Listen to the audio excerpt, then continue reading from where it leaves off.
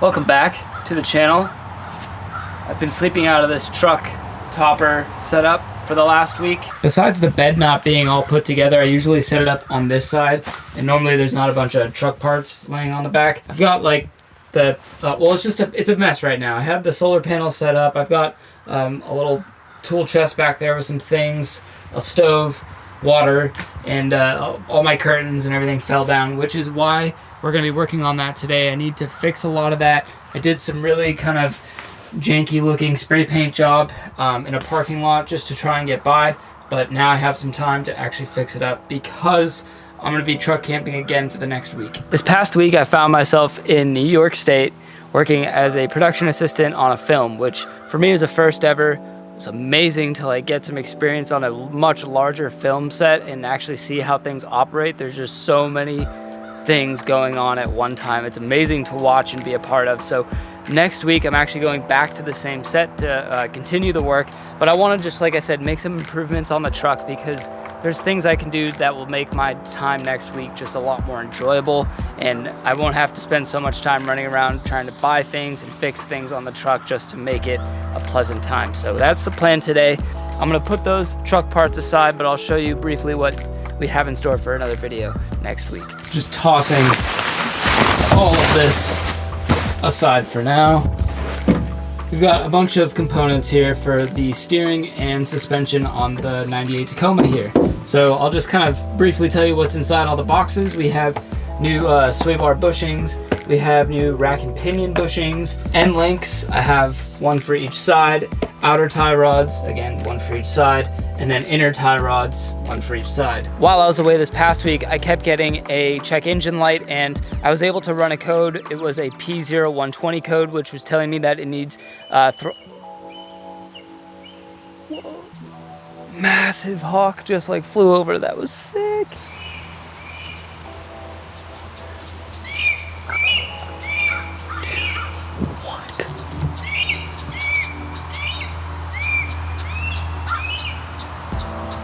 Oh, he's like right up on that right there. He's right up on that tree.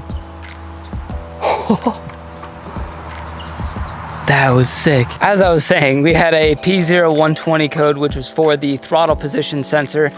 Pete, the guy that I bought this Tacoma from, actually already bought one, an OEM Toyota TPS. So I'm just gonna go ahead and throw that in today. It should be like 2 Phillips head screws. That's about it. And then we're gonna work on the curtains and the Reflectix that I have on the windows just to try and tidy that up, make that a little bit more manageable. All of my adhesive was like falling off the whole time because it's been 90 degrees, and inside that thing it probably gets even hotter.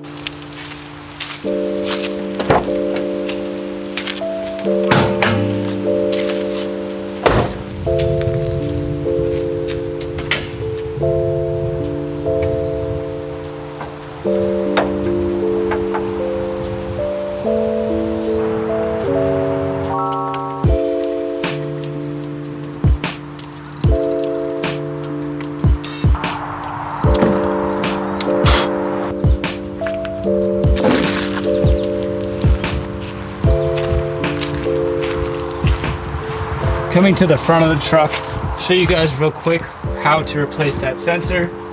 All you have to do is come over to this side. I thought it was easier to do it on this side. All you do is take out a Phillips head right there and one directly below it on the underside of the sensor. It's got a little connection right here that you have to unplug. That's it. Take it out, put the new one in, and we'll see if the check engine light comes back on.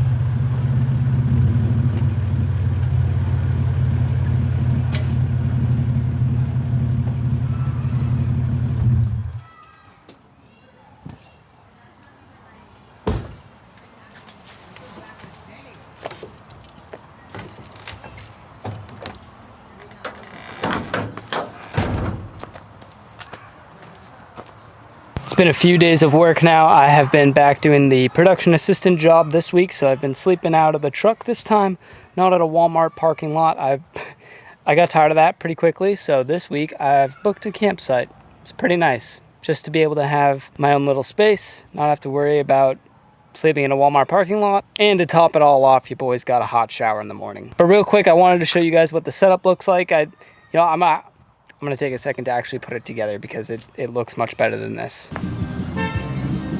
Okay, so since I last talked to you, the neighbors have gotten a little bit musical. So I'm sorry about the background noise, but I've put together the truck, and I'll show. I mean, it's not much, guys.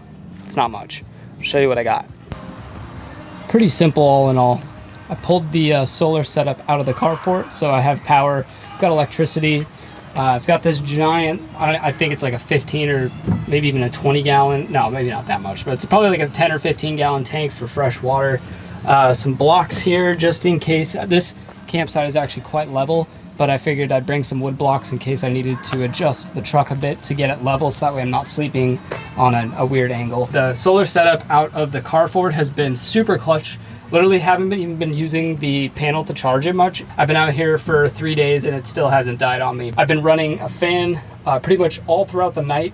I use it to recharge the lantern, charge my phone, my laptop, all the things. Here we've got the stove. You guys have seen that one burner before. Cooler, pretty obvious. The bed here is pretty simple. I've got some Reflectix down on the bottom just as a base layer, and then I've got an inflatable air mattress, camping mattress type thing. Sleeping bag. Don't really sleep in this much, more just on top of it. And then this blanket here. On the side here, I've added these, and Jenna helped sew these. So huge thank you to Jenna for the help on getting these set up before I had to leave. But I've used command strips and some hooks to hang a curtain rod, and then some homemade curtains. I actually have one for this back here too, but I just don't have it set up because I'm obviously outside the truck filming with you. And last but not least is the tool chest back there, which just has miscellaneous things, silverware, stuff for cooking, cleanup stuff, you know, all the little things that don't really have a home. That's where they go. That's really it, guys. This is how I've been living for the past almost 2 weeks now. It's been a huge journey with this truck already. I've slept more nights in it, I think, than I have slept at home since I picked it up. At this point, I'm not really sure where this video's at or even what the purpose of it is. I just wanted to give you guys an update on what I've had going on, because obviously the uploads have been minimal. The mosquitoes are crazy, and I just wanted to show you guys what I've been doing for the last 2 weeks. I think it's kind of crazy, so I wanted to share that with you guys. And if any of you are truck campers, let me know. Put it down in the comments. Give me some tips on this setup.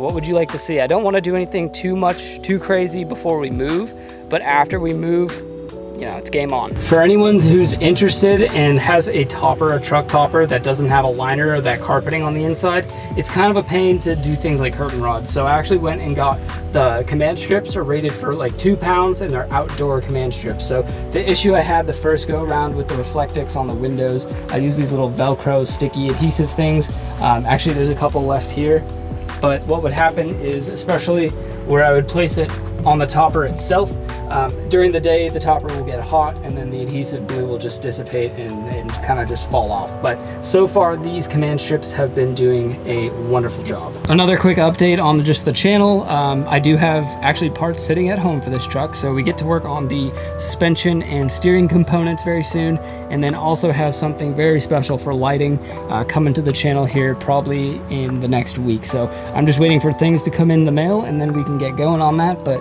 this is how the taco stands. I should call it home at this point, because this has been it, guys. I do want to thank you guys for being patient with the uploads. Obviously life's been crazy with picking up the new car, everything that happened with the Prelude, jumping right into getting ready for Jen and I's move, and then now this little side gig that has been keeping me busy in New York. So it's been all over the place. I've been all over the place. I'm sorry for that and not getting content out more consistently. I hope you guys are still enjoying it as it's coming out.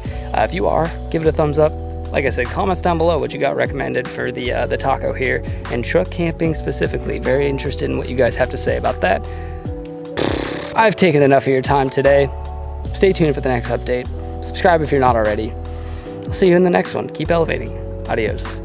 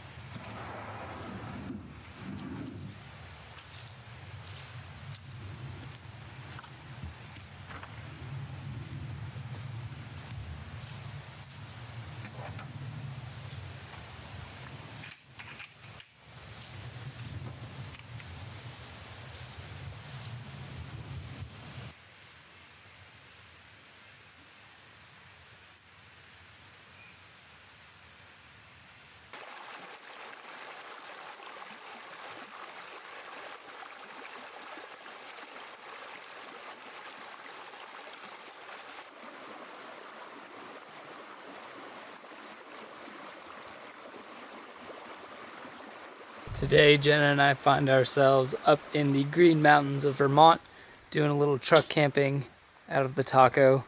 This is our little site. It's a primitive site, so we couldn't actually, you can't book sites here. It's basically a first come, first serve. No one runs the place, so you're kind of just up to managing ourselves. We've got our trash hanging up because we're in bear country. Got to be conscious of that. And the Tacoma is all kitted out right now.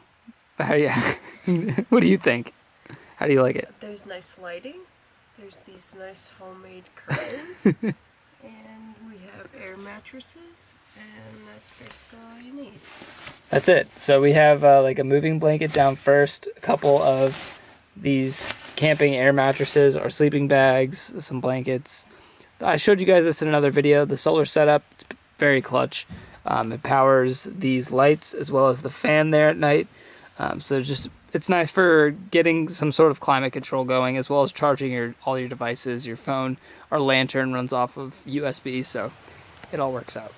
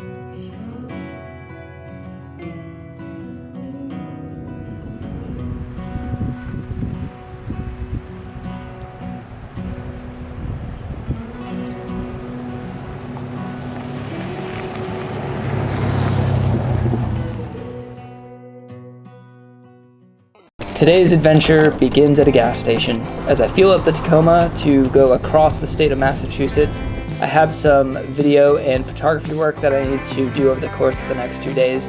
Figured tonight, do a little truck camping. The shoot went well. It was a lot of fun. Actually, I had a blast doing it. Now I'm off to the campground. I booked a campsite for the night, not too far from where I was shooting. So I'm about like 10 minutes away now. I'll probably be there in 10 minutes.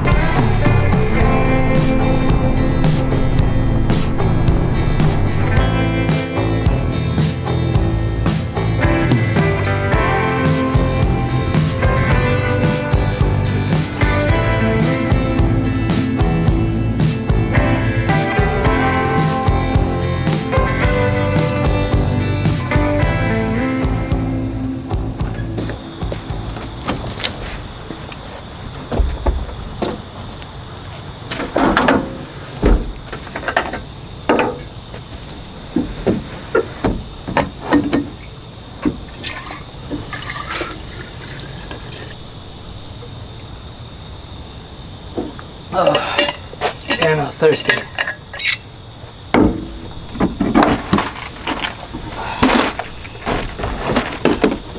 Alright.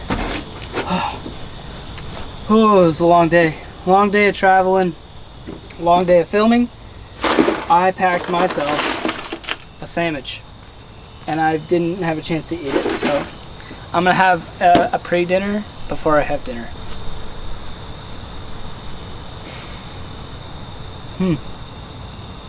That's really damn good. I'll give you guys a quick tour of the truck. If you're new here, this is my 1998 Tacoma. I'm not too sure what high cap topper is on here, but if you know, let me know, because I'd love to find out. But it's made for this truck.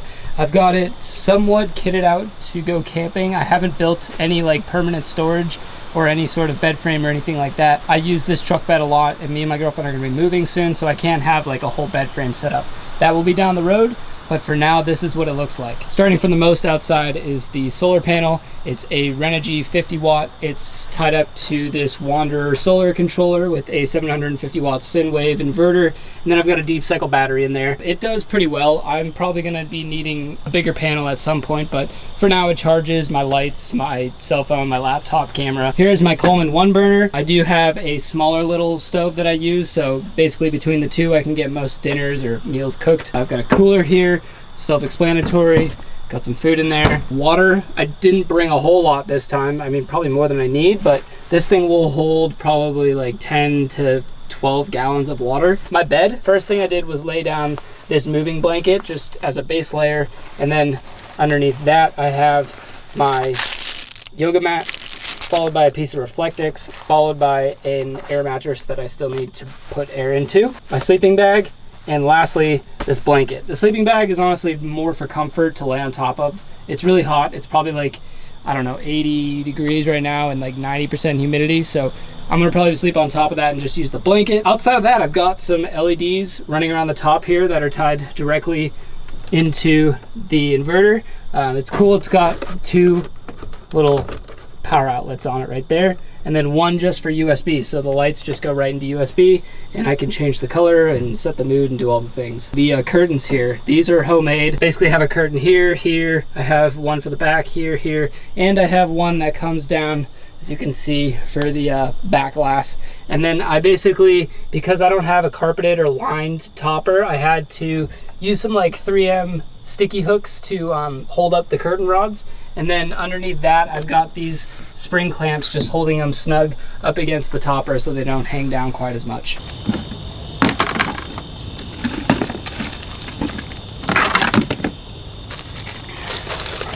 I'm gonna cook up some leftover kind of like Mexican chili that I have. I've got some brown rice that I'm gonna make. My idiot self forgot to bring a bigger pan. So I'm actually just gonna be cooking everything with this, unfortunately, which means I need to, well, only use one stove. No need for the second one. And I'm just gonna have to cook the rice first because that's gonna take the longest. And then we'll heat up the chili because it's already made. Should only take a few minutes to heat up.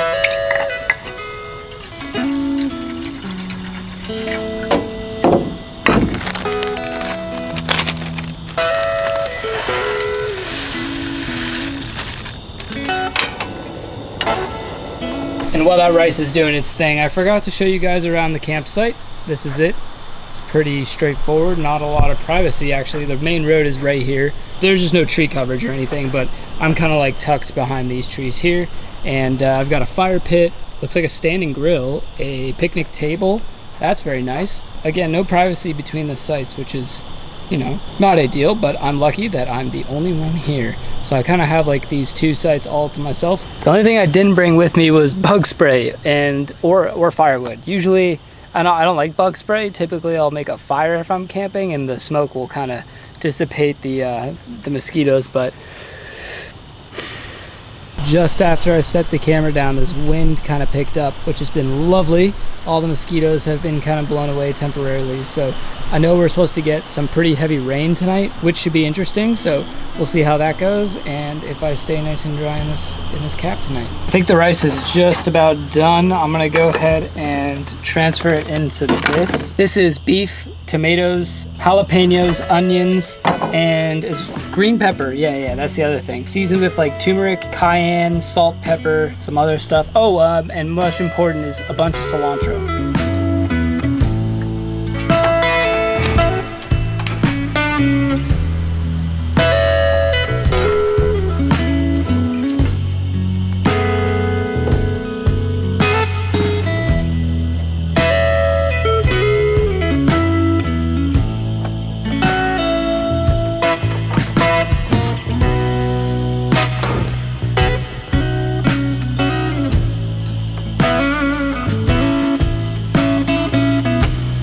Before I ate dinner, I was gonna set up my fan, which I'm gonna set aside for now because I was actually, you guys can't see it, but well, yeah, no, you guys can't see it. I actually set up a bug net, like a bug screen.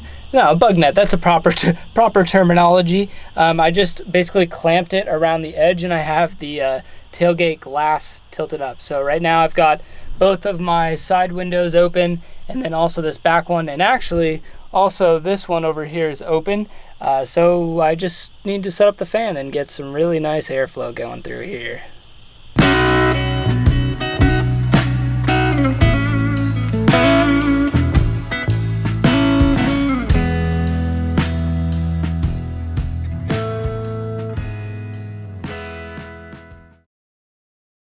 Good morning, folks. Yeah, it definitely rained quite a bit last night, but it sounded pretty nice out the topper.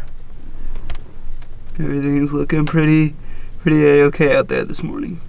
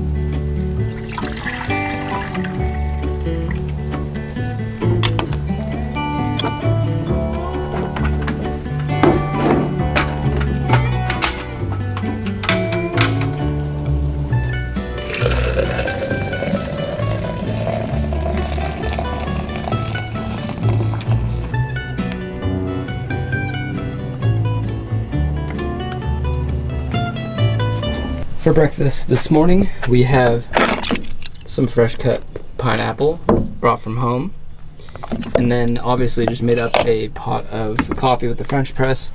And then over here I've got some oatmeal sitting. Jenna actually recently taught me that once you pour the water, don't touch it, just let it sit and chill, and then it gets really it just gets to be perfect oatmeal. Yeah. After breakfast, I gotta go ahead and get the Tacoma all put away, get the solar put back in, clean up from breakfast, and then I gotta head over to work. I'm gonna be doing, not video today, but photography. I've got some product shots I need to do, so once I get over to the warehouse, I need to get my backdrop set up, my lighting, and then it's just product shots at that point, so pretty easy, but I'm looking forward to this breakfast, and then I gotta kind of hightail it out of here, get over to work, and then hopefully later on get this Tacoma back home.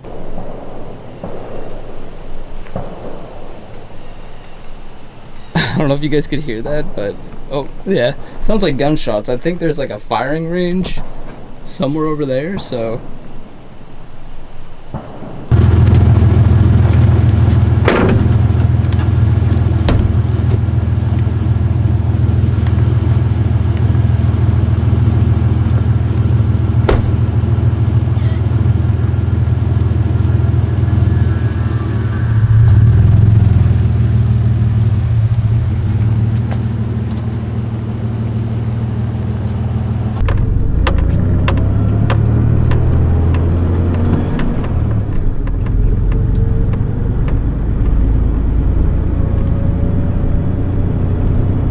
almost booked one of these sites up here by the water, but looking at the water, it's just covered in like algae and green, so that makes me think that it would have been extremely buggy over here.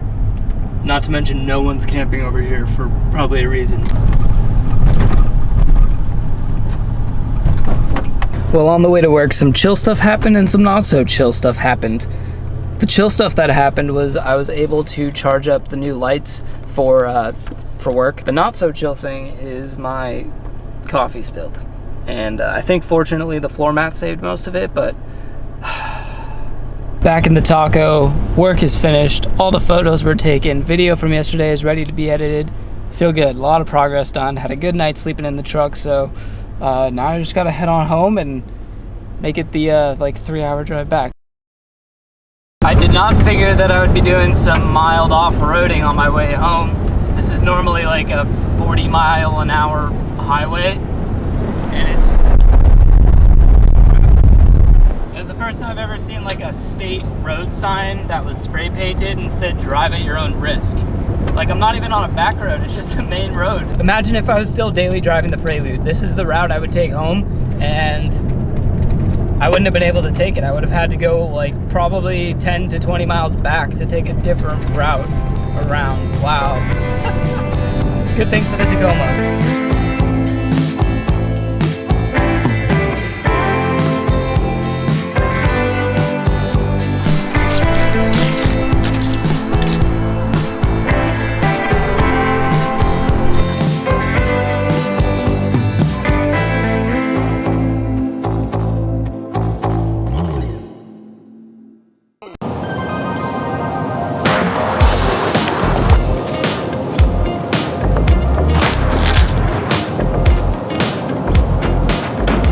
Ask for a better November day, so I'm gonna go truck camping while I kind of sit and think about what I'm gonna do with that Prelude. This is everything I'm bringing camping with me tonight. It's just a one-nighter out in the woods, and I gotta actually stop to get some water, but I've got my food and everything packed. And before I bring all this stuff inside, last time I was out camping, one of my curtains fell down. Well, the hooks came off, so I need to put on some new hooks, which is why I have the rubbing alcohol and rag. I'm gonna clean off the surfaces and get those remounted. Oh, this is awkward. Okay, stay.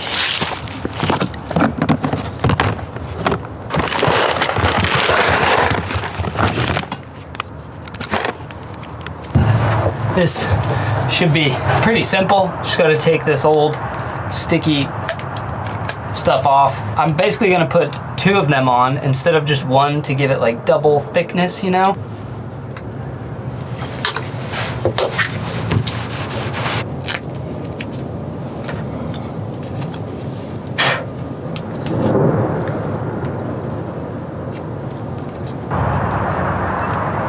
Oh no.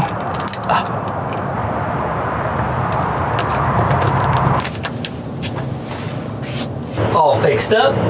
And now we have full curtains. Next I need to load up all this stuff, get it into the truck bed, and hightail it out of here. It's about almost 3 o'clock, so I've got quite a few hours left of daylight, but I've got quite a ways to drive and get out to the spot.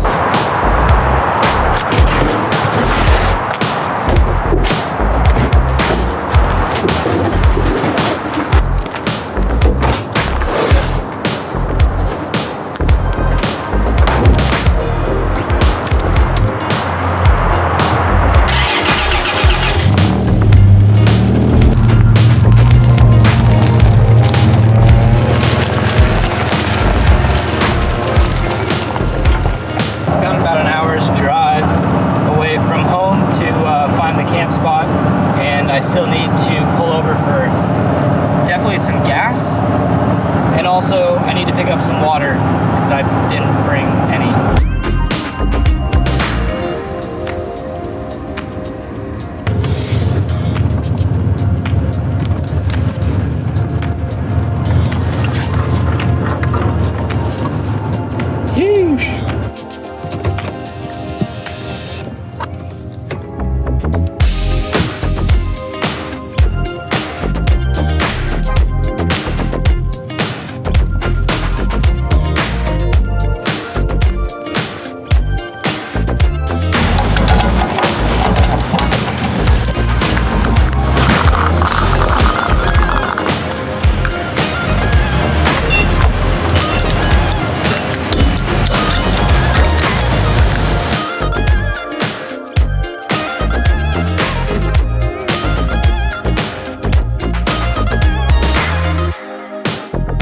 Those mountains way off in the distance, that's where we're going. I found the spot on iOverlander, seemed like it was pretty easily accessible, looked like a pretty good spot with a lookout, so we'll see when we get there. First gen Tacoma.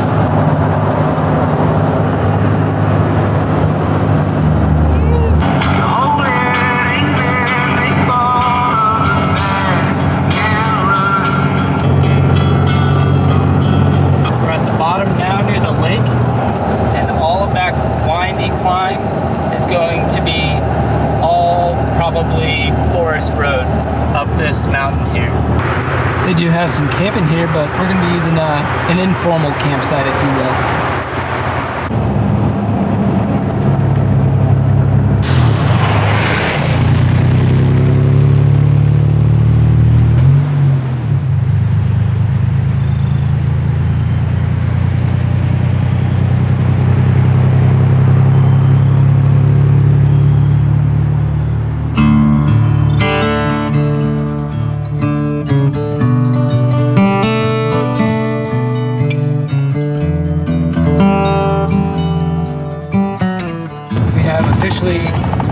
Come to the unpaved portion of the drive, which is about the last 2 miles to the campsite. Hopefully this guy in front of me is not going to the same place.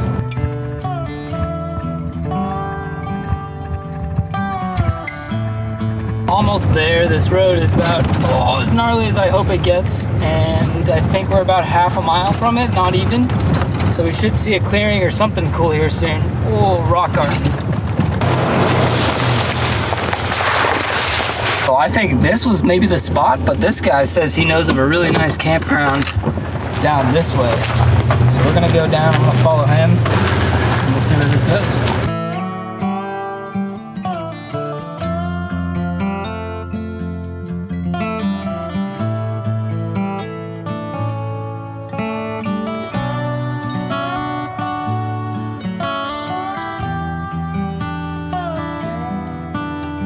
Southern hospitality is a thing. Take my word for it. Been here all of like 2 months and I've seen it over and over again. So just trying to pay it forward. Gets a little saucy here. I don't know if I'll need the 4-wheel.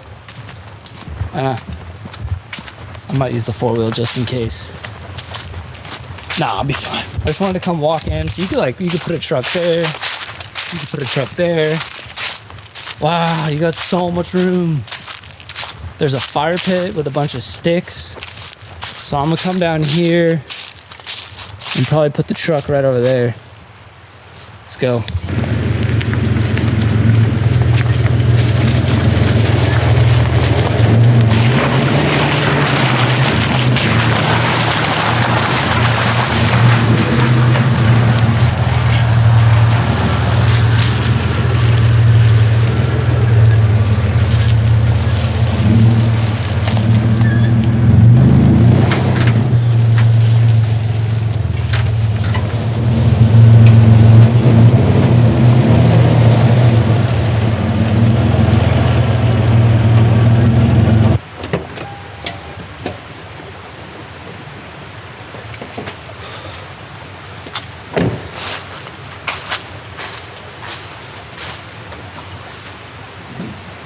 Figured before it gets too dark, get the bed all situated with the air mattress. So just rocking like a moving blanket, a little piece of Reflectix yoga mat, and then sleeping bag with my inflatable air mattress inside and a blanket. So pretty simple. I've got my stove with the 1 burner, which I'll actually need to break out here soon. Bunch of cooking supplies, various camping things. Camp chair, need to set that up. I just don't know if I want to set it up and have a fire around that fire ring. Or I did bring out my homemade wood stove. I made this out of a 50 caliber ammo can, and works pretty well. You do need to feed it quite a bit more than you would like a big fire like that, obviously, but I don't know, it's safe. And with all this dry brush around, I think it might be a good idea to just use this.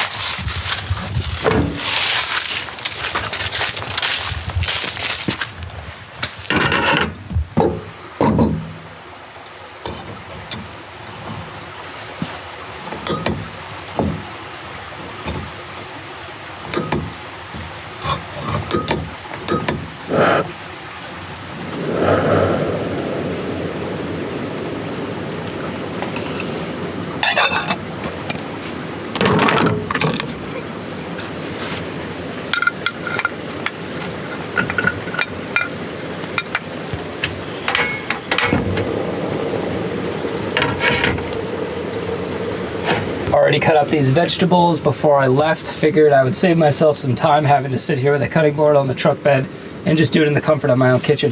So we've got some onions, some yellow bell pepper, tomato, and a little bit of jalapeno chopped in there. I've got the water boiling on this guy, preparing for some, how do you even say that?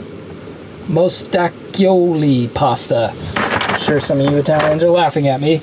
Olive oil to go with it, and in here I've got some chicken that's already cooked up that I'm gonna mix up all together with this tomato and ricotta pesto.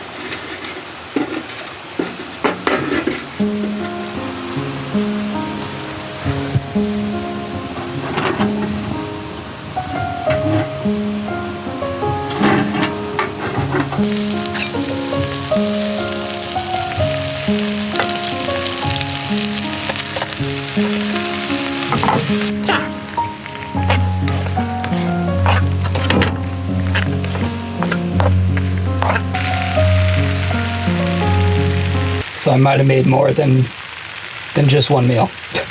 I'm gonna have to try this right now because this looks and smells too delicious. You know, if we're out in the woods out of the back of a truck bed, take my word for it, it's pretty good.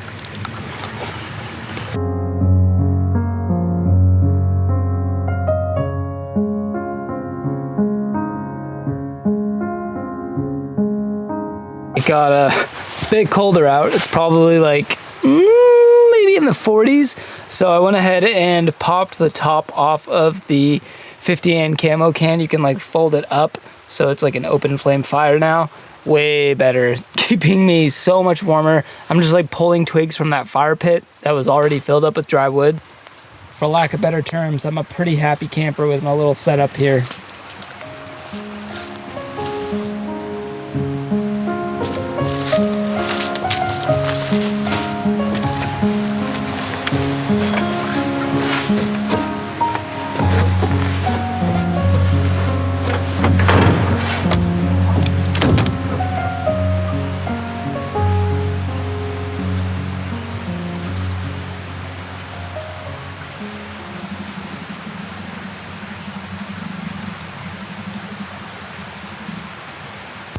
Oh, good morning, folks. That was a cold one. It felt like it was probably no more than... I had to have dipped into the 30s last night. It was so cold. My camera's fogging up.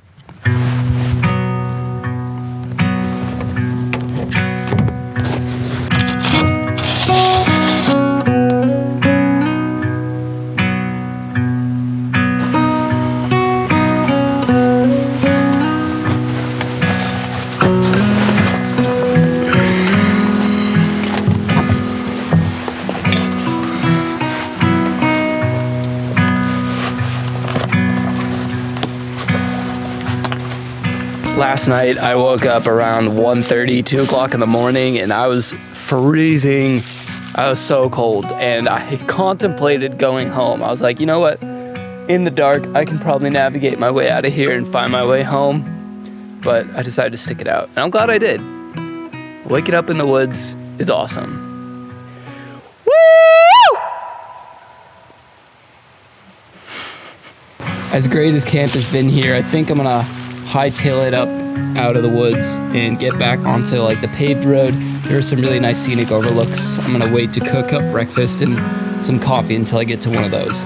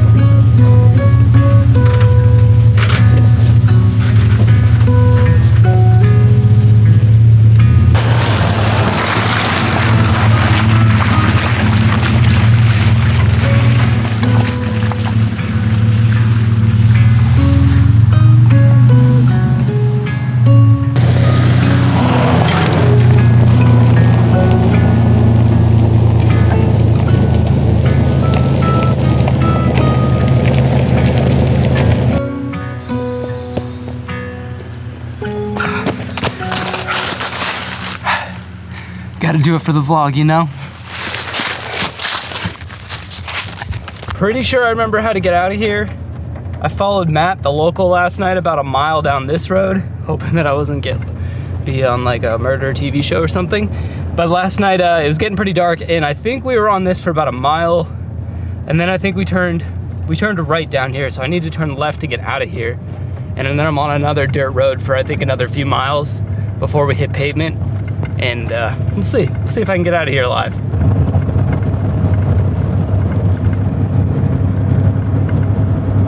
I forgot to mention yesterday that I'm in the Cherokee National Forest, which is about, I don't know, maybe an hour northeast of Chattanooga. So it's a good drive out. You know, actually half that drive was highway, half that drive was on this dirt road.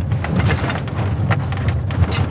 because of time spent and how slow you gotta go out here so you don't, you know, break your suspension. But whoo, get out, boys and girls, go explore. Okay, so I think I made it out. That's where I tried to go last night down there, and this is where I found Matt. It was right in this spot, which was, I think, where I was initially supposed to camp.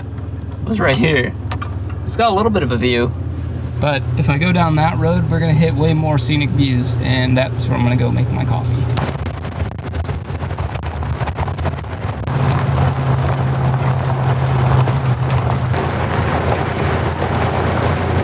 I remember this monument here. Oh, holy holes. I remember this monument here, and I'm pretty sure I need to go that way. What does that sign say? Breton Falls Trailhead. Yeah, I think I need to go that way. Yep, I think this will do just fine for breakfast. What a view. Oh my gosh. Wow. Just wow, Tennessee. Looks like everybody writes on these. Aww. Bunch of couples. This one's my favorite. Look at this view though. Oh my gosh. It's so much warmer out here, surprisingly, than in that little ravine that I was in.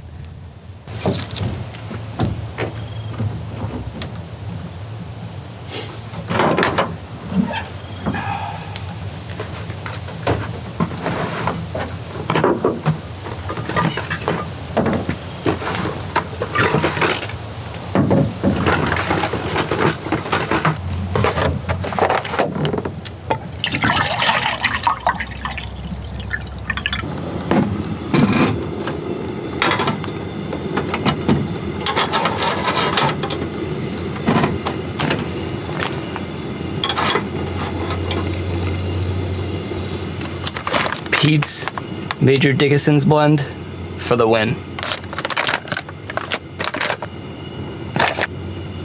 Make it extra strong this morning after a freezing cold night in the back of the truck. While we're waiting for the water and the coffee to boil, I'm gonna go ahead and just catch you guys up on the truck. If you're new here, this is my 1998 Toyota Tacoma. It's the 4-wheel drive SR5. It's got the 3.4 liter, obviously 5-speed. It kicks ass. It's pretty simple in the back. As you can tell, I've got this camper shell with a high topper on there, so I have lots and lots of headspace. I showed you guys the curtains, which are kind of falling down. Definitely need to come up with a better solution for this, but outside of that, it's just sleeping stuff. All of my camping gear, which includes like the cooler, the cooking supplies. Woo! 6 Sprinter van, the stove and everything. And then last night I did bring my wood stove. This is like an ammo can that I turned into a wood stove. It's useful, you know, it has its purposes sometimes. On setup, this is kind of how the truck looks when I go camping, and then when I turn the camera on, I usually make it look a lot nicer. But coming soon, I'm gonna be building out like an actual bed system in here with drawers that I can pull out instead of having to deal with all this. So if you guys have some videos you've seen, some good tips on that, if you've done it yourself, comment down below and let me know right now, and let's have a little chat. And what do you know, just like that, we've got boiling water. So go ahead and, oh, foggy. And now we make coffee. As I spill half of it onto my truck bed. Not a full cup, but I need a bigger pot.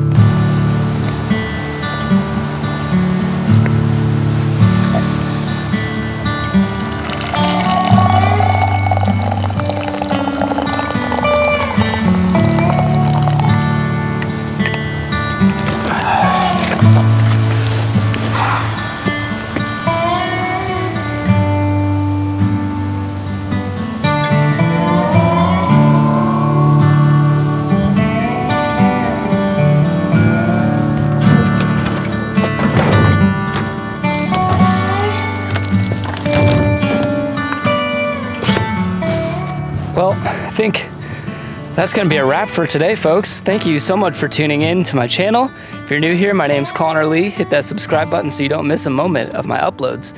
And little truck camping, Prelude stuff coming soon. Comment down below what you wanna see next. Give this video a thumbs up if you enjoyed it. And I will see you all next time. Keep elevating. Adios.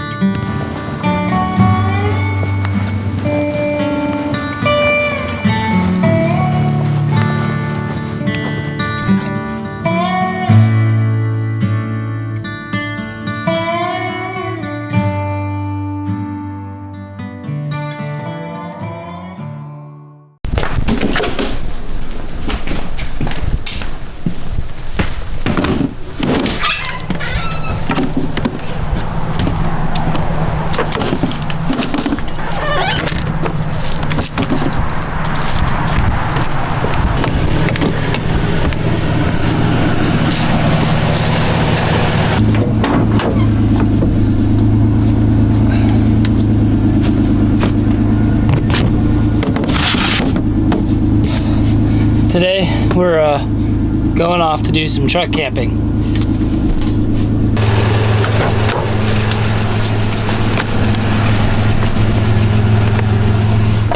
Today embarks a almost 2-week-long journey of some videography I'm going to be shooting in North Carolina, Georgia, as well as Florida. So I'll be gone on this trip. Tonight I plan on doing some camping. We're going to be hustling the old Walmart scheme tonight, so looking forward to that. I've got some food to cook up. Last night was Thanksgiving, so I've got some Thanksgiving leftovers, as you should, right? That's what you're supposed to do, is just eat all the leftovers. So I'm doing that today. I've got about an hour and 45-minute long trip to get to the first Walmart, where I'm gonna pick up some supplies and then heat up my food and eat. And then I'm gonna try and crush another hour at about 40 minutes to another Walmart. Well, I'll set up the old stealth camp in the back of the truck and get situated for the night.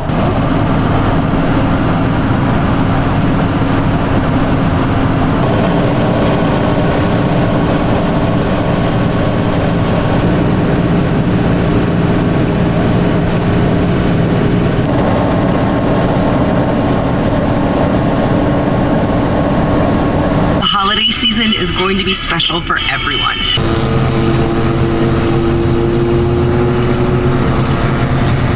I forgot to mention, it's Black Friday, so who knows what these Walmarts will be like, if there'll be a ton of people at them, but we're gonna get there. In the neighborhood, he's a mountain man.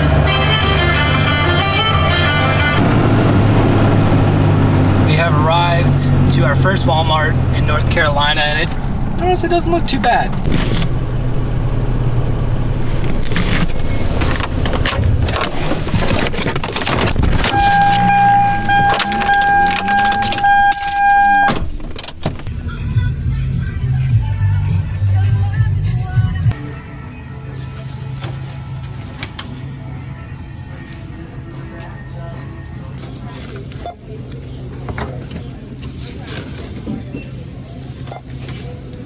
Got the water. I think I'm ready to, I'm hungry. I'm ready to cook. So I think I just want to go pull over to a different spot in this Walmart parking lot. So I'm like not right next to the store. Maybe go try and find a corner spot somewhere, you know, be a little inconspicuous while I'm cooking up this turkey dinner.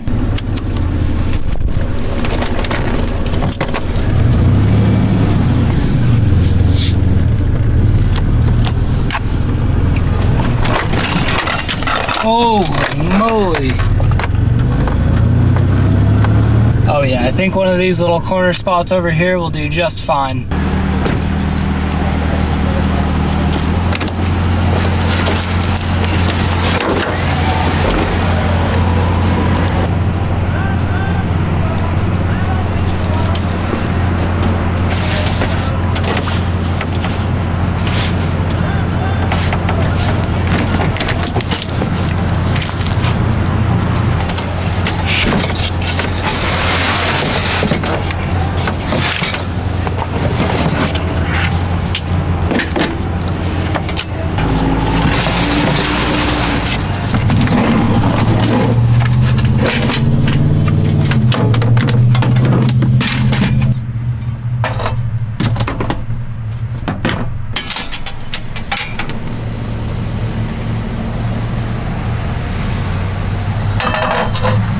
In here we have some leftover stuffing, mashed potatoes, and leftover turkey. I just picked up this new cast iron pan, which I've been super stoked to be cooking with.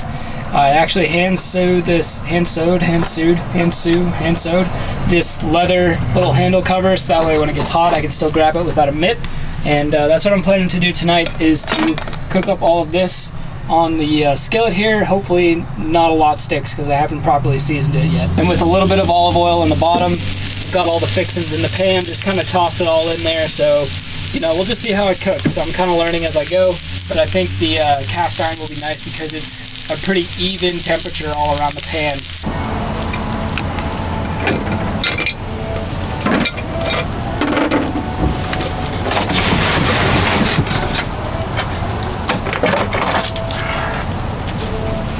A little bit of insight here. I'm traveling to pretty much like Raleigh-Durham, North Carolina for my first day of film work, and then after that I'll be traveling to Georgia outside of Atlanta. So it's a lot of travel, and this first trip was supposed to be 8 hours, and I figured I may as well break it up and do a little truck camping. I wasn't supposed to leave till tomorrow, do the 8 hours straight, and I thought that just sounds silly. Why not do a little truck camping? I've got this delicious leftovers from last night, and it'll get me halfway through this 8-hour drive. So I figured I'd take you along, do a little vlog, and show you guys the travels and the break-in on the new camper.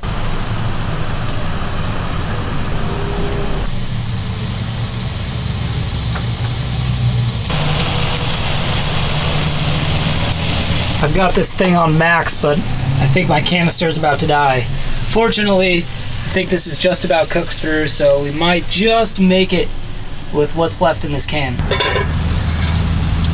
Should just about do it.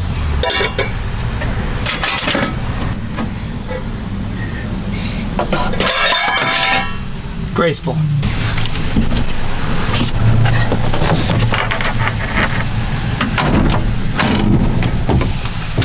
May as well conserve a little bit of heat here and make use of this nice little bench space I've got now to eat my food. Just for a little privacy while I eat, go ahead and drop this curtain down.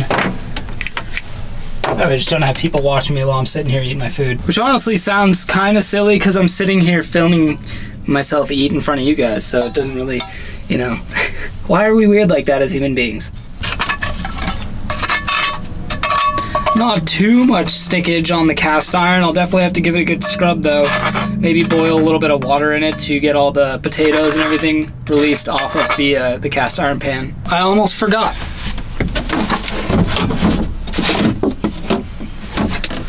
I brought myself a fresh baked roll. Well, freshly baked as of yesterday. So 1 roll to go with my dinner. And I also brought some cranberry sauce, but forgot that I don't have a can opener. Need one of those for these guys. So I'll have to wait on this cranberry sauce. Thanksgiving dinner part 2. Hope you guys enjoyed your Thanksgiving and ate some delicious food. What is that? Anyways.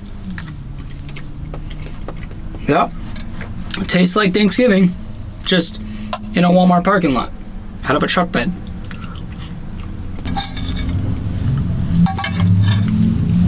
Finish him.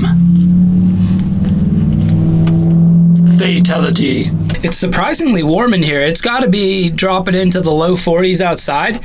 In here, I'm very comfortable and I don't have any heat source. I didn't cook inside of here. I think a lot of it has to do with the wood structure we built and put in. That probably insulates a lot. So in about an hour and a half, once I make it to my sleeping Walmart, I'm gonna go ahead and drop the rest of the curtains down, and that should honestly make it pretty warm in here.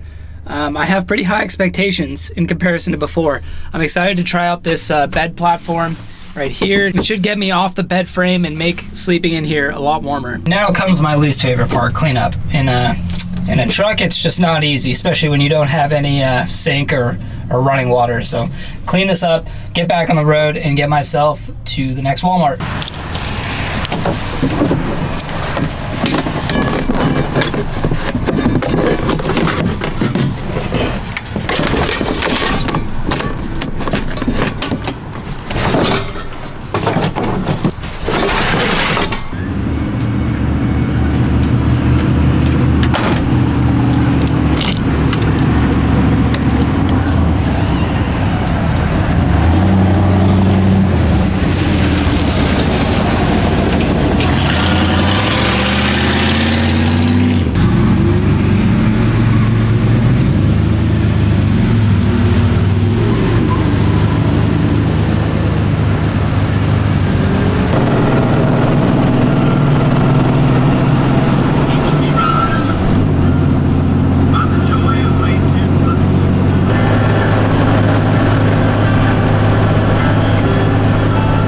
Just making it to Walmart now, and there's a Best Buy right next door.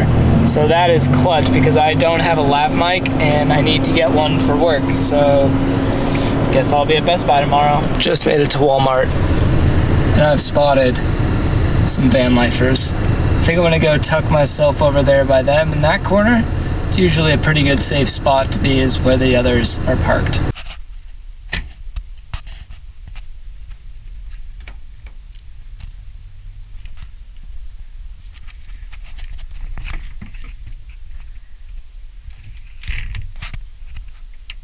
All bunkered in here. I've got all the curtains down, got my own little space now. It's a bit loud because I think it's a 24-hour Walmart, so there's gonna be like traffic possibly all night, but it's all right. What can you expect? It's free camping, and I'm just stopping for the night to travel. So I'm gonna hunker down here, maybe watch a movie, read a bit, and get settled in. I will update you guys if anything eventful happens, and I can now switch over to stealth mode. See you guys. Well, folks, it's the morning. It was so cold. It was like 27 degrees inside this truck bed last night. And there's frost all over the window. It definitely got down into the mid-20s last night. I mean, there's frost everywhere on all the windows. I just went inside Walmart, walked around, and warmed up for a bit, but wow, it is cold. I'm like 35 minutes outside of Asheville, North Carolina, so woke up in the mountains this morning and sure feels like it. I need to insulate the inside of this truck bed because it was so cold, man. But look at these mountains. Pretty dope. A little place to wake up. Let's start this truck up and get things warm.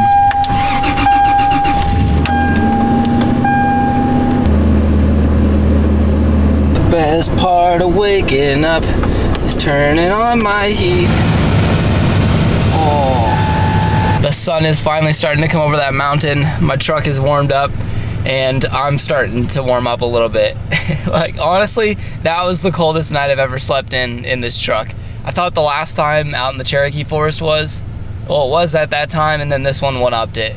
Unfortunately, the bed didn't, I mean, I'm sure it helped because it wasn't 25 degrees in the Cherokee forest, so I'm sure it helped, but I was still so cold. Like, I couldn't get my extremities, like my feet and toes, to get warm. Oh man, that was a cold one. I woke up at probably 4 o'clock, 4:30, tried to watch a movie again until, like, put myself back to sleep, fell asleep for maybe an hour, and then woke back up around 7, and here we are. So now I think I'm gonna warm up internally, and then I'm gonna maybe get a little bit more driving out of the way. Once I'm all warmed up here, I'm gonna head up towards Asheville. We're only about 20 minutes away, 25 minutes, so I'm gonna try and find a cool spot. We're up in the mountains, see if I can find somewhere neat to pull over, make some coffee and breakfast. Thanks for everything, Walmart. It's been a pleasure, but it's time to move on.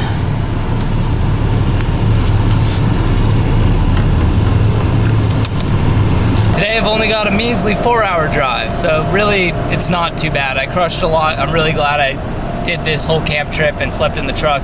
I'm excited to go make some coffee because I'm no longer using the French press out of the truck. I've got a, just like a old school cowboy coffee style container that you can boil the water in, and I'm gonna try that out. Apparently it makes the best coffee ever. Right now I'm just looking for a good spot to pull over.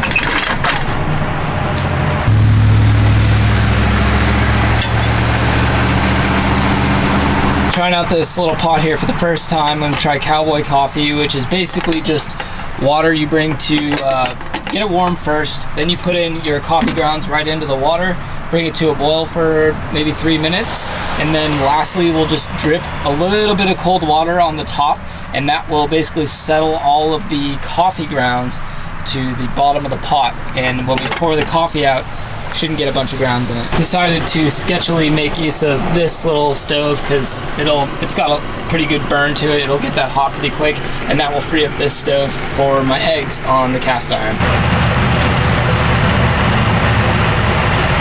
I really got to get some butter because I don't really want to use olive oil on everything like eggs. Don't really need olive oil for that. Butter would be much preferred, but we'll work with what we got.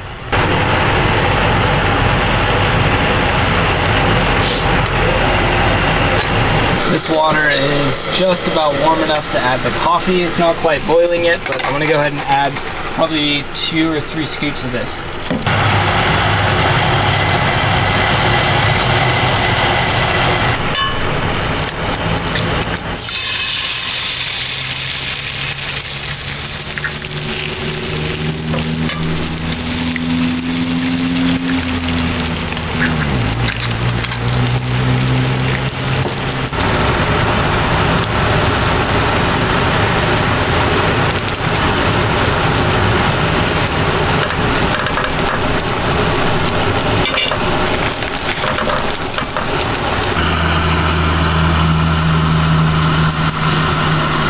Now that the coffee has kind of come to a rolling boil, we're going to let that go for about 3 minutes.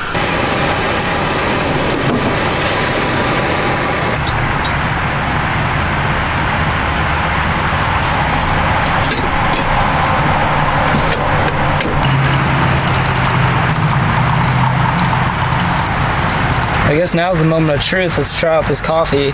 No grounds came out with it, so the cold water definitely worked.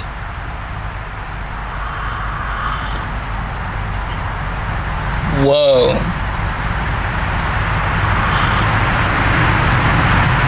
That is remarkably smooth. Wow.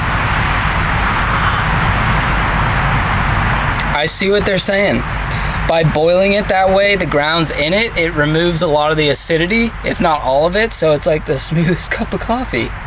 And that was just Folgers. That's amazing. I've got the eggs cooked up, just put them on a English muffin, call it breakfast.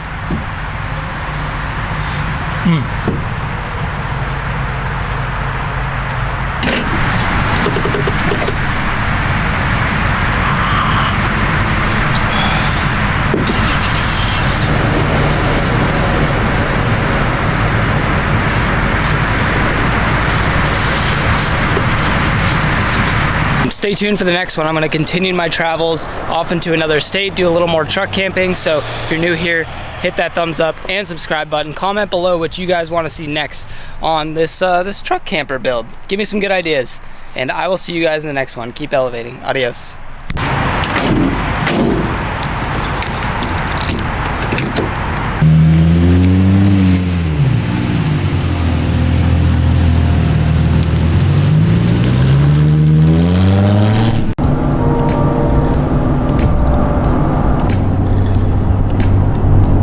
On my way to do a little truck camping tonight. I'm headed to a spot that's about 30 minutes from where I live.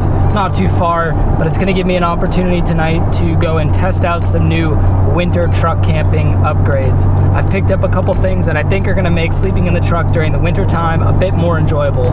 Tonight, I know we're supposed to get down into the 30s, so it'll be a good test of the new equipment.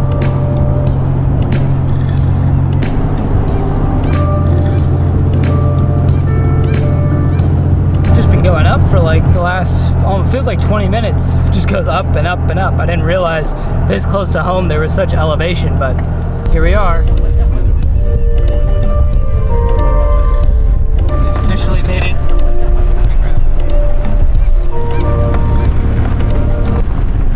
Only a minor delay here. Hopefully he'll let us pass him in a second. We got like 3 miles still to go on this road.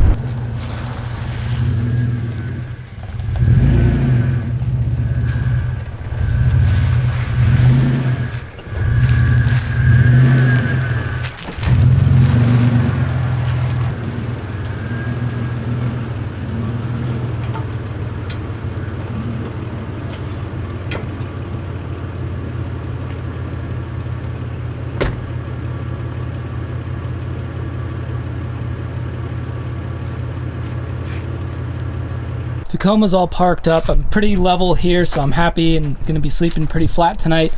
I've got a fire pit, which I wasn't anticipating, and there's even some really large logs on there that I can try and make do with. Oh, some trash too, lovely.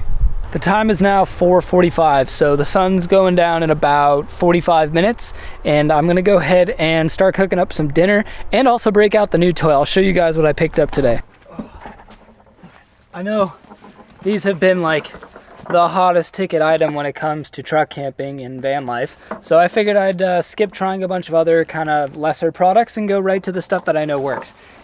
For anyone who hasn't seen this before, it's a Mr. Buddy heater. And because of that, I also had to go pick up some canisters of propane. So I have one new one for cooking, and then 2 of these big 1-pound canisters, and those are going to be used in the Mr. Buddy heater.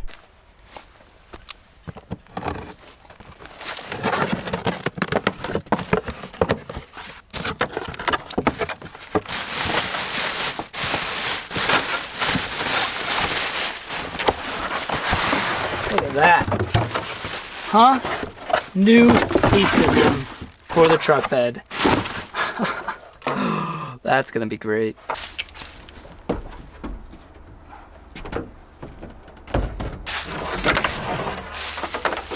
Before it gets too dark, I should show you the new addition as well to make winter sleeping a little bit better, and that is a mattress topper.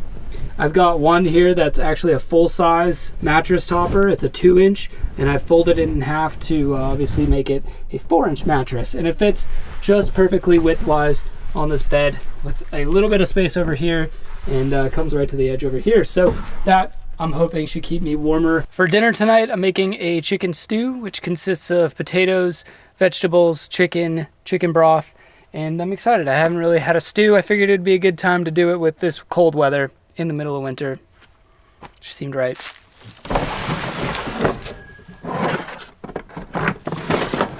Oh man, I need to clean my cast iron. Didn't do a good job last time. Oh, probably need a pot as well. I think the cooler needs to go somewhere else. It's taking up too much room. Also, don't think I brought a big enough pot, but we'll find out together. For this recipe, we're gonna need some chicken, potatoes, chicken broth, celery, 2 carrots, some thyme, some parsley, some flour, some butter, and a yee-haw fine southern beer. Cheers. I was gonna start this dinner, but I'm thinking I want to use that fire pit later, and I should go get some firewood that's laying around before it gets too dark to find it. So, I'll be back.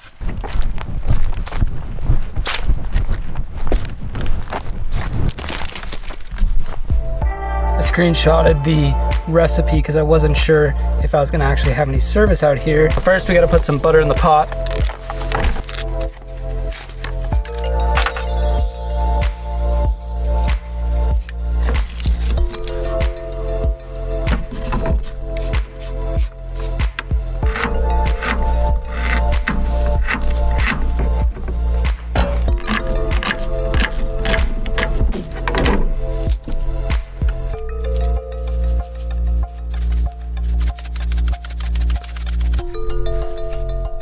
Veggies, the butter, and the seasoning in. Go ahead and get this guy rolling. I really gotta get a butcher knife too, because you can see my cuts like aren't going all the way through. Just a bit annoying, and it's because I'm using the wrong knife here. All right, so the veggies are pretty fragrant now, so I'm gonna go ahead and add about a tablespoon of flour. Should be good there. Then we'll go ahead and add the chicken and potatoes.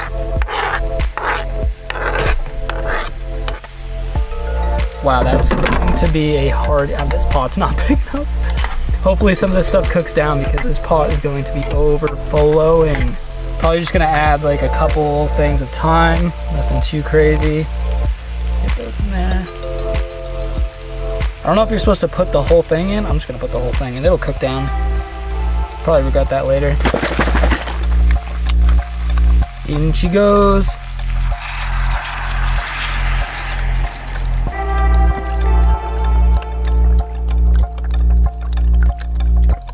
Yes, sir. That should be it right there.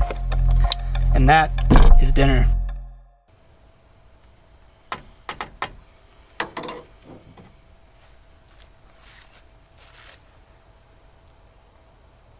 Now that the sun is starting to set behind the tree line, it's definitely getting a lot cooler out. These December days are honestly pretty enjoyable so far. It's been like a nice break from the heat that we moved into Tennessee with, and now it's just this really awesome camping weather. It's not super cold like it is up north up in Mass, but I'm thoroughly enjoying it.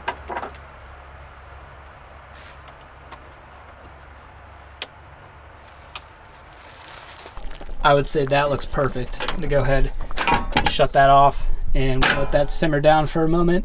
Probably gonna hop into the truck bed and eat dinner, and then afterwards I might hop out, make that fire. Got the stew. Be very careful. Just put that, where am I gonna put that? There's nowhere in here to put that.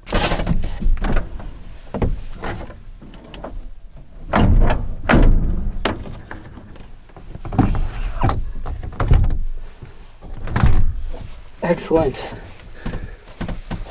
Home sweet home.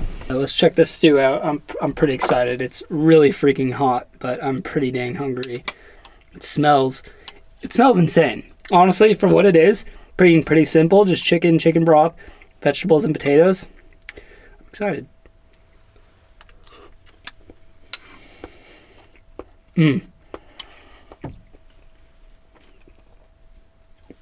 I should have taken the stems off the thyme.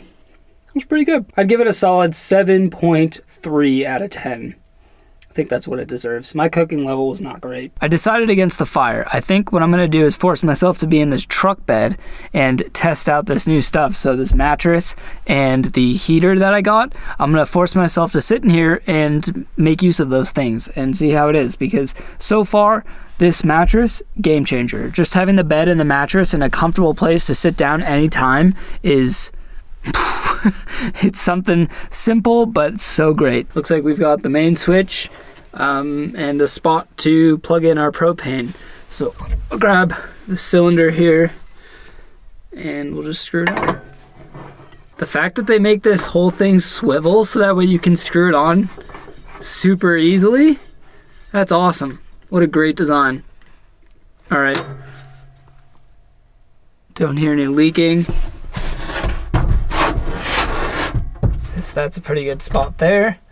So it looks like you push down to ignite it, hold it for 30 seconds, and put it on the correct setting. All right, pretty straightforward. Okay, it's lit. I'm gonna keep holding it. There it goes. I did go ahead and open up this back glass. So this is fresh air all right here. And wow, this thing heats up the space so fast. I'm only gonna have to run this thing for maybe 2 to 3 minutes at a time, otherwise it's gonna get too hot in here. So that's amazing. I thought it was gonna like rip through propane, and time will tell. This is great. This is luxury camping right here. After only a couple minutes, this thing, it's already heated up the entire car. I'm gonna go ahead and shut that off, and it is so toasty in here. I can't believe I wasn't using this before. This is amazing. Now I have to say it because there are two safety things. One I'm actually messing up on. So one, you need to make sure that you open up some sort of ventilation, whether that's a window, a screened window, or if you have one of those roof vents, that's a great option too. But you need to have some sort of fresh air coming into the canopy, otherwise it's going to use up all of the oxygen in the space, and that could lead to carbon monoxide poisoning. So to prevent that, you definitely want to try and use a carbon monoxide detector. This little Mr. Heater Buddy actually does have an internal shutoff where if it detects too much carbon monoxide, it will shut off. You should really also have a secondary one, and I left it at home, I'm sorry to say, in my rush to get out here, but I'm definitely going to be bringing it every time from here on out. And I'm also not going to be using this while I'm sleeping, for sure. I'm going to be running this happily for only a couple minutes at a time, and I'll make sure that I have my ventilation going on so we're never really at risk. One great thing about having this solar setup in here is that I can charge up my camera, and I need to do that pretty often when it's cold out because these, come on now. Seriously? There we go. Sony batteries die pretty quick in the cold, so it's good to either have a lot of them or be able to charge them. And seeing as they're pretty expensive, I only have a few and I need to figure out a way to charge them. So the solar setup is clutch for that. I can just plug right in. I can even keep recording while it's charging. We only get to come here once a week. That's not very much. You're right. I'll try harder. Try. I really will. I'm kind of like a princess. Oh, yes. I'm ready for bed. That stew and that movie just knocked me out. So it's 10:30 now. Wake up in the morning, get things rolling with some breakfast and some coffee. But wow, it is so comfy in here with that new heater and this mattress. I'm just like, I could fall asleep so easily.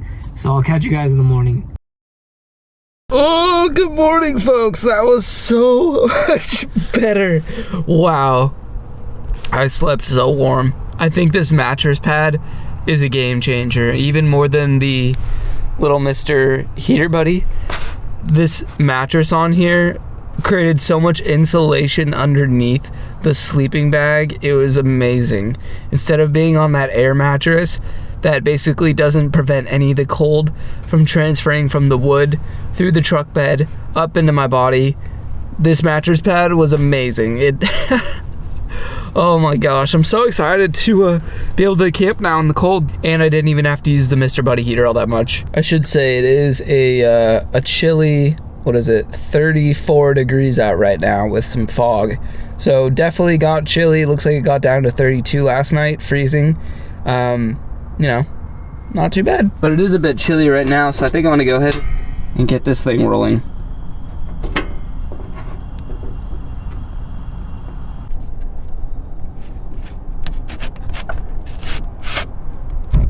So much condensation in here though tonight.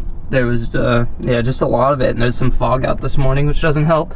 And this thing does not produce dry heat, unlike a wood stove or like a wood burning anything that would dry out the area that it's heating. This doesn't necessarily do that because it's like a gas heat.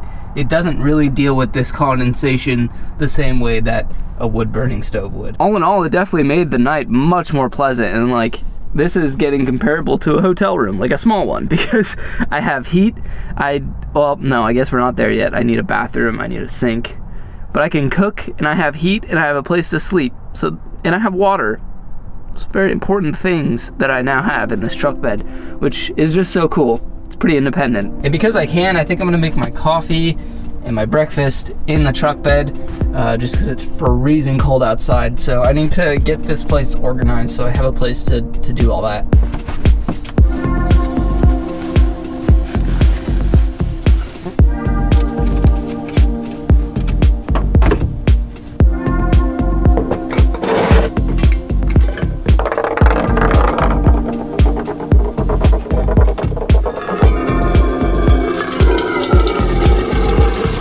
Go ahead and get the water going for the coffee. Just like that. I've left open a little crack here, get some good ventilation going while we're cooking inside the truck. For next time, I definitely need to make a mental note to bring the CO2 monitor, and I also want to bring out my little temperature gauge so I can tell how warm it is in here and what the humidity's at. Not to make a difference, but just to know. I think it'd be cool. Good old Folgers. Need I don't know, maybe like, all I have is a fork that's clean. Yeah, that works. I'll do like 5 or 6 forks worth of coffee grounds. Coffee looks ready. It's been boiling for a bit. Go ahead and shut her down. Now you have to dribble some cold water on top, and that will allow the coffee grounds to settle down to the bottom.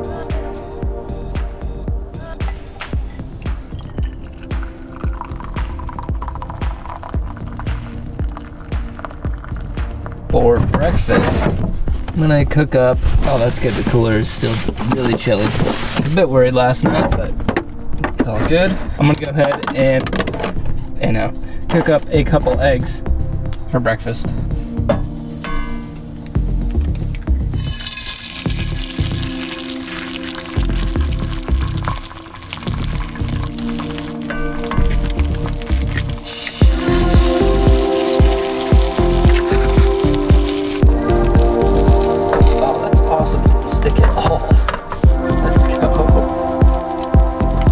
Broke the yoke though. Pretty stoked. Great success camp trip. That was really comfortable. The new upgrades definitely helped. I was surprised more at how much the mattress helped me more than the space heater did, which you would think quite the opposite. Or maybe I'm not giving enough credit to the space heater, but I mean, I didn't run it at all while I slept.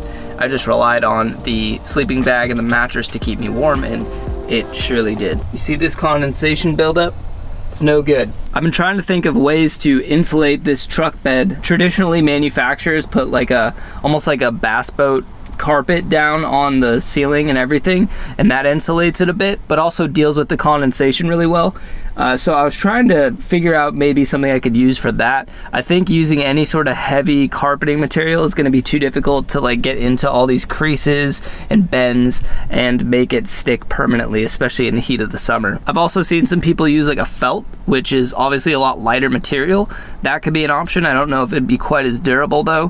And then I was also wondering, like, what if, for those who are familiar, what if I flocked it? Would that possibly give me the same benefit? Because I'm not really looking to insulate, because it's not going to do much because it's still touching the fiberglass itself. In order to insulate, you'd have to create a barrier. But I think flocking it might be kind of cool. Let me know down in the comments if you have some experience with this stuff and if it could possibly be applicable for this truck bed situation. When one hand is holding the camera and you need two hands. Oh, okay, this might be disastrous.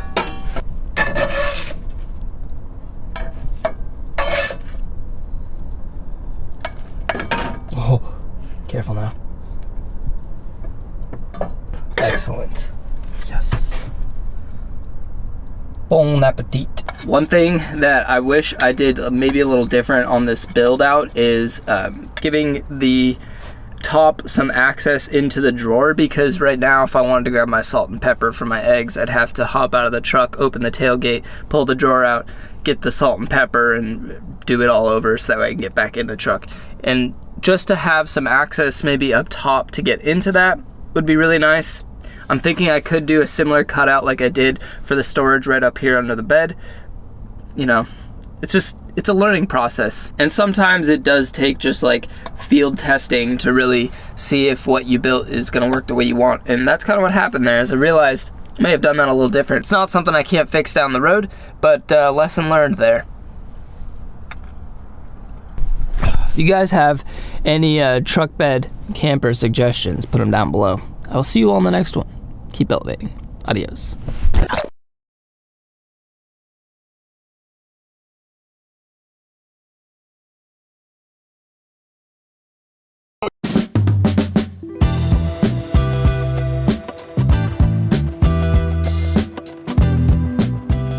As promised, we're out here in the forest doing a little truck camping. I was hoping for a little bit of snow, but as you can tell, all we have is rain and mud. It is supposed to chill down tonight, so if this precipitation continues, that might turn into a little bit of snow. This little primitive campground here, I don't know how many spots it has. It's looking pretty empty right now, except it's gonna be me and this bus. I'm gonna go, I don't know, check out and see how far back this goes and how secluded it might get. The spot's looking pretty good. Quite a lot of trees you gotta navigate around in here. But makes it part of the fun.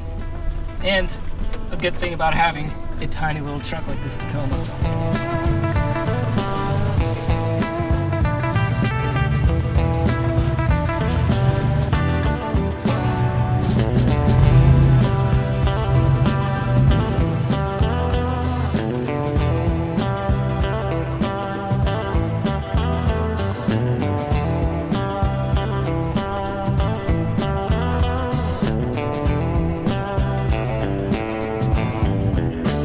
Bad little spot if you ask me. Got plenty of space here. Obviously it's kind of the off season, so there's not a lot of people here at the moment, but I think this will do just nice for the night. It's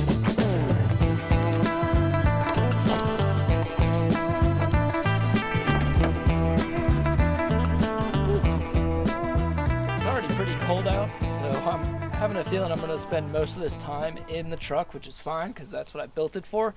And we got the Mr. Buddy heater to keep us warm. Let's see, it's currently 30, and tonight it's supposed to get down to a bit, oh my gosh, it's gonna get down to 12 degrees. The bus over there definitely has the right idea. They've got the wood stove burning, or at least some sort of exhaust. I'm assuming that's a wood stove in their bus, and I think that's the plan. It's just hang out in here. I've got all my food. I can pretty much cook it all inside of the truck. Yeah, I don't really need to get out for much. So I guess let's hop in and get things kind of situated. The mud is already an issue. I'm gonna try not to get my tailgate covered and stuff. Yeah, I don't know how that's gonna happen. Be able to kick them off here. Question is, where am I gonna leave them? Because they're covered in mud. I don't know. On the ground for now. Always bring a little pair of slippers or something. Cooler. You know, I think the move here is going to be maybe give myself a bunch of counter space. No, I think I'm going to leave the floor down for now.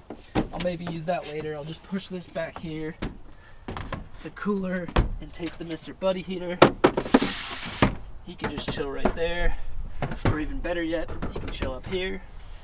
Alright, we've already got more space. One thing I could use is like a coat rack, but I guess there's no real good place for it.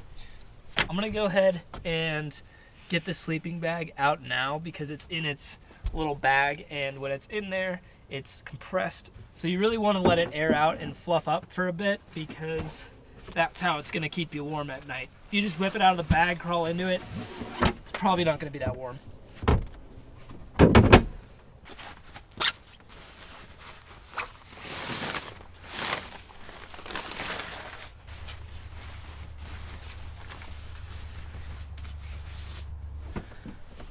I will say I'm a little nervous about the cold. I knew it was going to get down to the teens. I thought the high teens. 12 degrees is a bit chilly, but I mean, that's what I got the Mr. Buddy heater for, so we're really going to be testing it out tonight, boys and girls.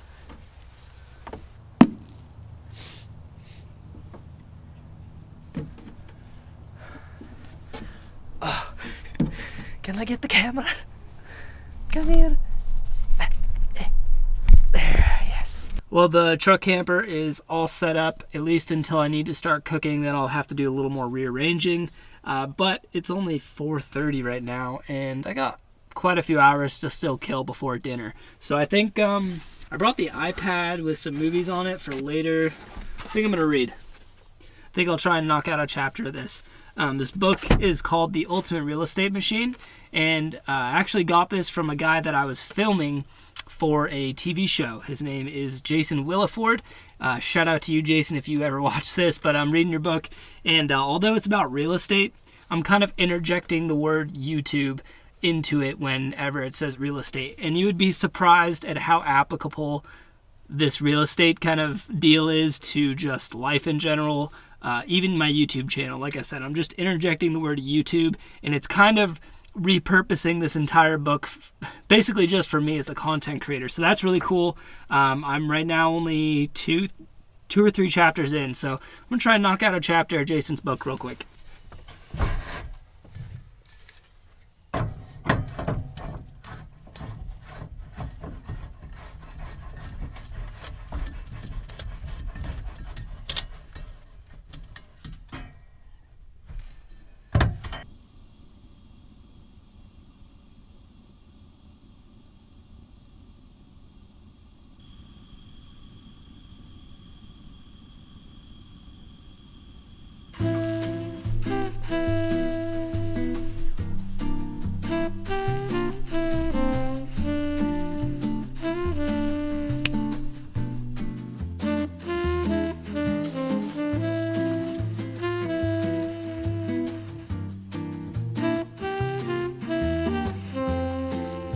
I was just coming over here doing a little exploring out by the curtains. Lift up this little guy. No, that is not chill. Big old spider's nest there, and one right there on the underneath the other curtain. Dude, I sleep right here. I don't need you sleeping right above me. I gotta deal with this right now. I gotta break out a whole roll of toilet paper just to get rid of you guys. Come on now.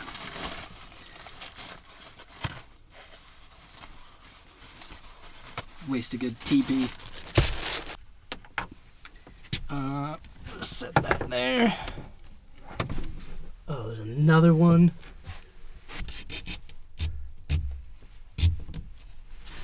Oh, I don't want you to run away, dude. No. I'm gonna have to kill him with the knife first, cause fuck that running around in here. That's gonna be a no from me, dog. I don't even think there's anything in that one. Probably the same spider. Sorry, you've been evicted.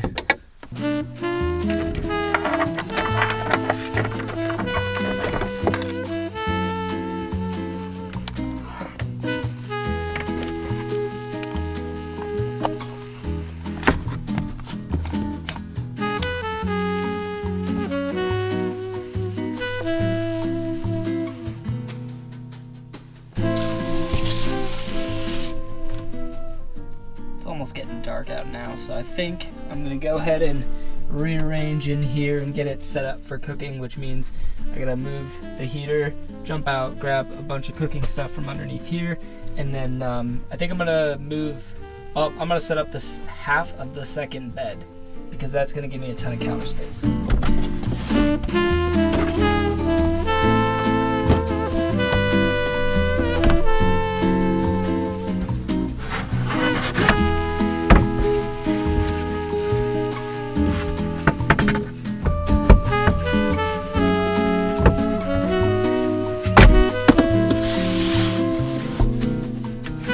My battery pack powering my lights is already down to 20%. It's only been running for maybe 15 minutes. I'll run it till it turns off, and then we'll use the lantern, I suppose. But for now, I'm gonna go ahead and start getting dinner set up. I just grabbed everything I think I need out of the drawer, the kitchen, if you will. And I'm gonna go ahead and grab everything out now and try and set this up. I did set up this extra, or half of the second bed, because that way it gives me still leg room, place for the heater, and I have a large place to cook now along with this countertop here.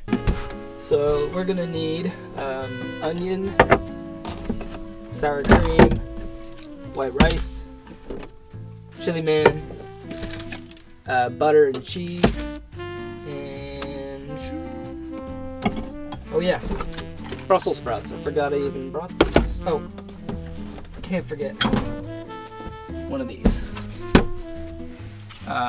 It's gonna be the dankful.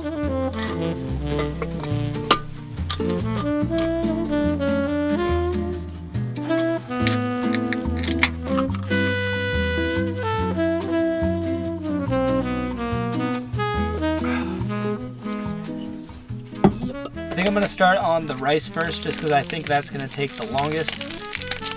And I'll go ahead and probably just put all of this in a pot. Yeah, it might be a little more than we need, but we'll see.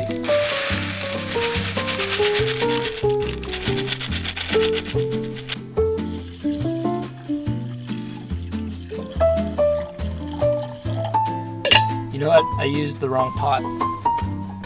It's got to go in this one because this is the one I have an actual lid for. Oh.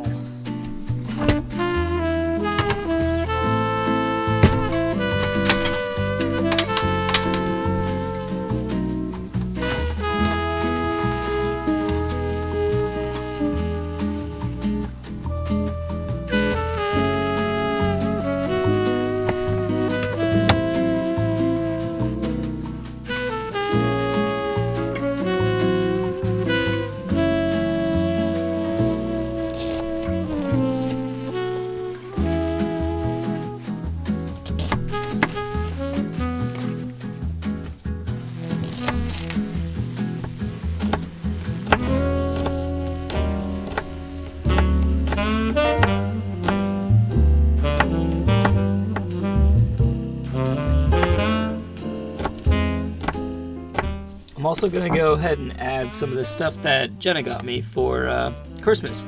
And it's from the Berkshires, where we used to live. It's called Rolling Rock Salt. And it's basically got just a ton of different ingredients in it. I mean, peppercorn, onion, garlic, salt, mustard seed, celery, carrots, bell peppers. There's just a whole plethora of stuff in here. I haven't tried it yet.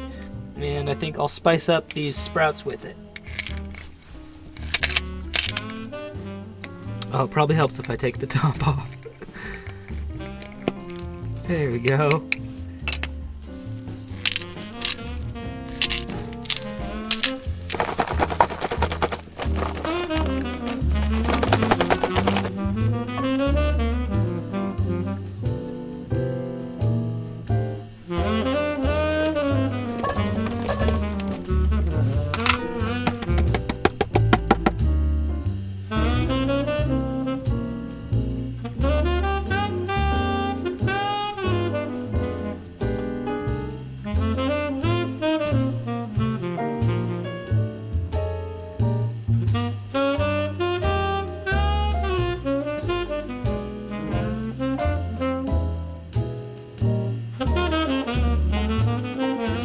Just when I thought I didn't have a lid for that pot. Of course I do. I have this pan here. That just so happens to fit perfectly. That looks like some like Star Wars crazy backdrop. I just opened the tailgate to make sure all this moisture from cooking makes its way out because I don't want it sitting in here. I can deal with the cold for now, but I've got the rice back on just to kind of get rid of that water a bit faster, and the chili over here just chilling. And then I've also got the sprouts underneath the sleeping bag, keeping them really nice and warm so I don't have to reheat them.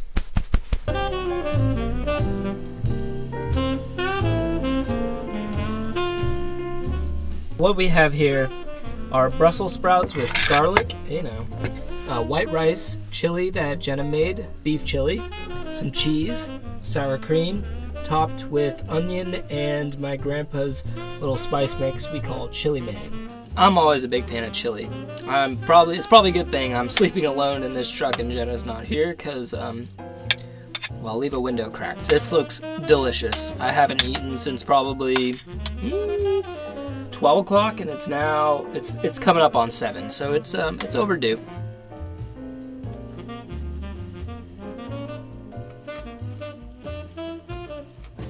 Wow.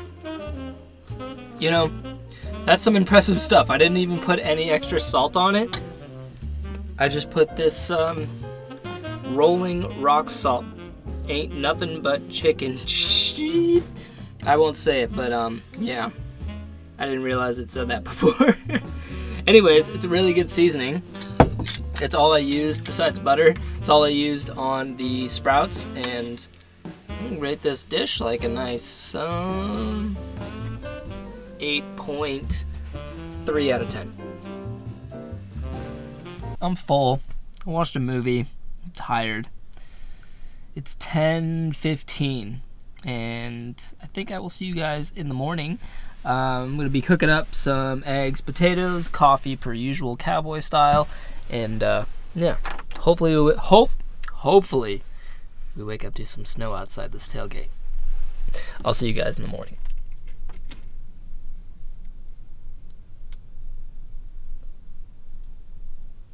I just woke up to turn on the heater. It's 4 in the morning, and I checked the temperature. It's down to 16 degrees. It's definitely pretty chilly, and it was definitely starting to get really cold in here. But the sleeping bag is doing the most hard work right now and keeping me warm. But I figured I'd wake up anyways, just turn on this heater buddy and let the whole space heat up for a minute. Yeah, I'm gonna go back to sleep for another few hours, but 16 degrees, it's pretty chilly.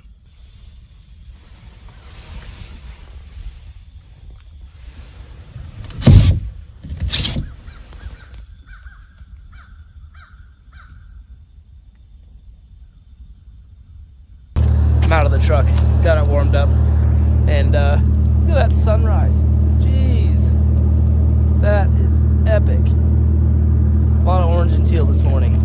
Last night was pretty damn cold, a lot of condensation up in there, so you know, survived. But I think I'm just gonna head out early this morning. I'm gonna skip the breakfast. It's about 12 degrees out.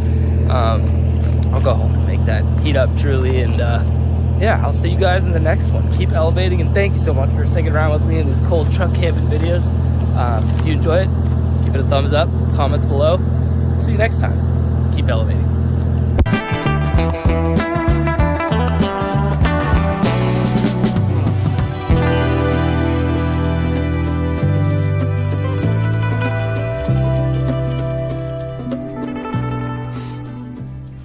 Well, folks, welcome back to the channel. We are in Kentucky, I think, or we're in northern Tennessee. I'm not sure. We're right on that border between northern Tennessee and the southern border of Kentucky. We're out doing the Kentucky Adventure Tour in reverse. So we're doing the loop counterclockwise. I'm out here with a bunch of other people, probably about 20 other cars, possibly 25 other cars. We just aired down the tires to about 20 PSI to get the drive a little bit better. Pretty nice spot though.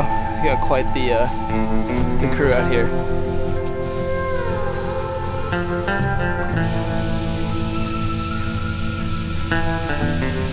kind of fill you in, we're on a 3-day trip. It's 2 nights out here in the, I'm not even sure what this actual forest is called, but we're on the Kentucky Adventure Tour. It's actually a 900-mile loop. It's like 6,000 acres of trails that you can 4x4 on. We're gonna be wheeling for most of today until we find whatever campsite they have picked out for the night. And then Jen and I went ahead and packed up some gourmet, if I may say so myself, dinners for the next 2 nights. So we're excited to cook and do a little truck camping out of the back of the Tacoma.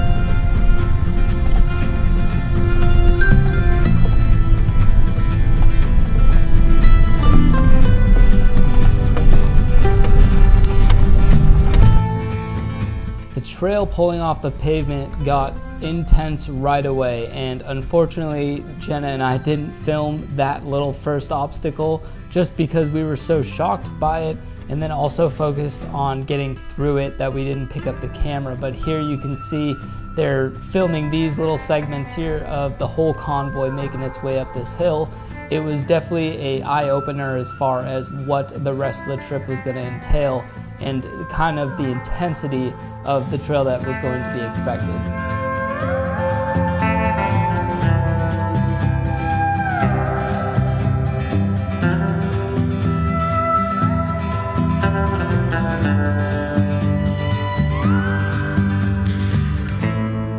Because this was my first time out, I was really focused on following the guy in front of me. So as we were going through these mud pits here, you know, I'm just following his line and trying to make sure I'm staying on throttle.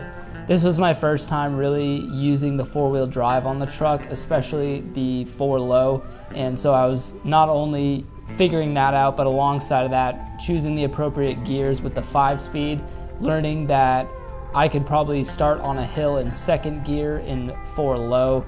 Was pretty crucial. And then also being able to put it in 1st gear just coming down a hill and not having to use the brakes as much was just such an incredible experience with the truck. So here, you know, I'm popping it back into 1st gear without using the brakes so I don't slide on the wet leaves or mud into the guy in front of me.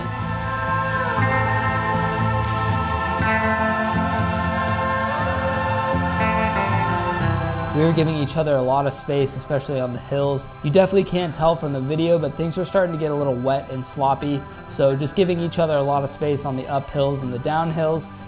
You know, here just trying to get over some trees that had fallen down that were loose. So trying to stay on throttle and make sure I don't get hung up on anything like that. But man, I really can't explain how intense this trail was. And I wish we had the camera rolling at some of the more intense parts, but just such a learning experience for me in this Tacoma and learning its capabilities and how to honestly just drive it better in these wheeling and off-road circumstances. One of the sketchiest portions of the trail riding was definitely maneuvering around some of the sharp hairpin turns, where oftentimes we'd have a 100-foot cliff on our right side or our left side. So if you don't stay on throttle, you're likely going to slip off that edge. And not that I felt that we were in any life danger, but you know, you definitely get a little bit scared at moments like that, and you want to just keep on throttle and keep the truck in an appropriate kind of angle and making sure you can pull out of the obstacle, you know, safely. This is definitely eye-opening and a whole new ball game for me. I'm not gonna lie, I'm quite nervous about taking the truck on this, but I'm kind of in it. I'm not sure how much longer we are gonna be on this trail today or when we're gonna stop for lunch. I know right now we're kind of trying to navigate around a truck that's coming the opposite direction. We have like 20 cars, so we're trying to navigate on this tiny 1-lane. There's not much room to pull off anywhere.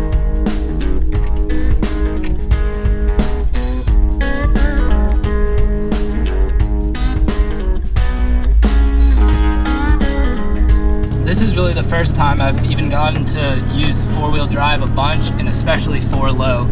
So right now I've been in 4-low between 2nd and 1st gear. Haven't really needed 3rd yet, but so far 1st and 2nd's been pretty nice and smooth sailing. Slow crawling. Right now I'm in 1st gear.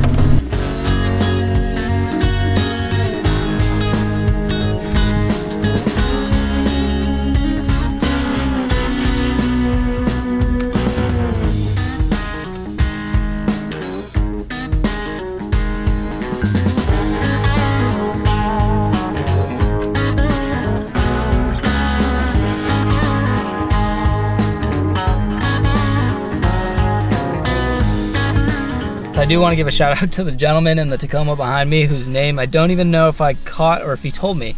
So I'll have to go and catch up with him later. But this is obviously my first time out overlanding, if you will, use that terminology, off-roading, wheeling, that sort of thing. And I tried to come as prepared as possible. So I don't have like a ton of recovery gear. I got the fire extinguisher. I feel like that's beneficial. But I also had my walkie, which is MIA. Thank you. This one that we used for our road trip when Jen and I moved down to Tennessee. Can't seem to get these working, but the guy in the Tacoma behind me was nice enough to loan me his. This one's really rad. And yeah, it's been a lifesaver. So far, the community, East Tennessee Overlander, has been pretty chill. I like the organization. Comms are good, people are good. The vehicles are pretty tight too.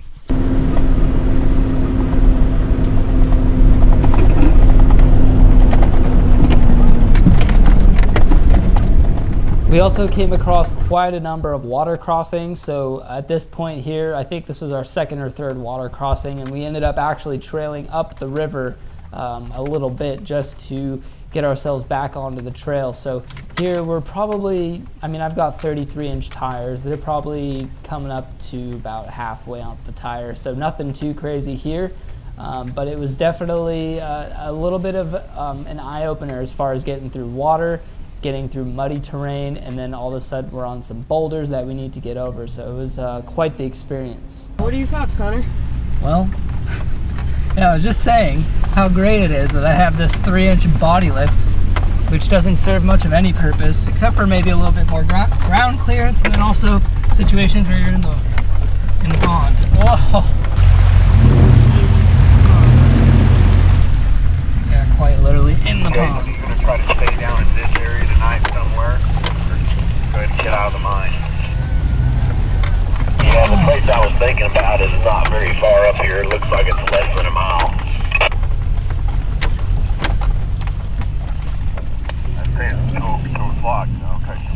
So much of this trip was just spent trying to focus on the guy in front of me. You know, a lot of these folks have been wheeling for a lot longer than I have. This was my first time out besides getting out on some forest roads. So I was putting the truck to quite a new level that I was comfortable with or even new. And again, here I kind of held back and watched that Land Rover get through this little water segment here because it does get extremely deep and we get on a little bit of a tilt right about there. And just knowing where to put the wheels and tires was very crucial to get us up and through this, you know, just all the water that we were coming across. It was not expected, but it was a lot of fun. I can't explain how cool it was to put this truck through just such different environments that I'm, you know, used to. It was truly remarkable. Look out for you, buddy. Thank you much. That was tight. Camp is all set up. Tacoma's muddy and parked. And Jen and I are about to start ripping on some, well, tell them, what are we cooking?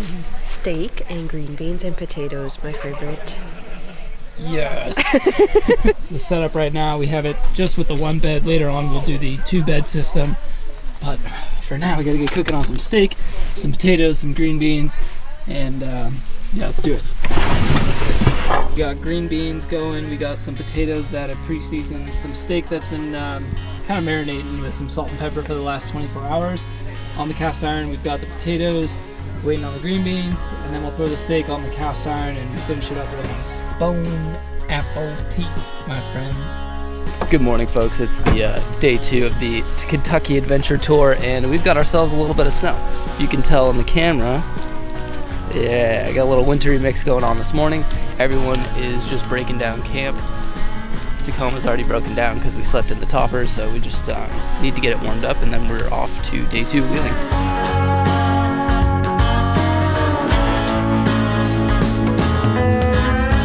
Got everybody broken down from camp, and now we're just trying to get everyone out of the woods here, which is kind of a process, especially when you got trucks with trailers on the back. But yeah, this is one of my favorites on this trip so far. It's an old Land Rover Discovery 2. He's got it like bedlined with this sand colored bedliner. It looks freaking awesome. So hopefully we'll be behind him again a little bit today and I can follow his line. But this snow is going to be a little interesting. It's definitely going to make things slick, and apparently the trail's gonna be a little bit harder than it was yesterday. On the second day here is another water crossing with a little bit of snow on the ground. So the guy behind me actually got some footage of the Tacoma getting across this little water pass. And you can see the truck bouncing around. And again, the camera doesn't do it justice, but Jen and I were just flopping around our seats in there while we were kind of just making our way over these small boulders and things, and trying to line up the best lines possible to make a decent drive. And as we started getting up more into the elevation, the snow started sticking a lot more and created just a different driving experience than the first day. We thought it was slippery then, and now it was quite a new level of slippage, and just having to change up the driving habits to make sure that you're on throttle, getting up the hill, and you're not going to slide back into the guy behind you, and you're definitely not going to slide forward into the guy in front of you. So it was just a challenge, but so much fun, and I got to learn so much from all the guys around me.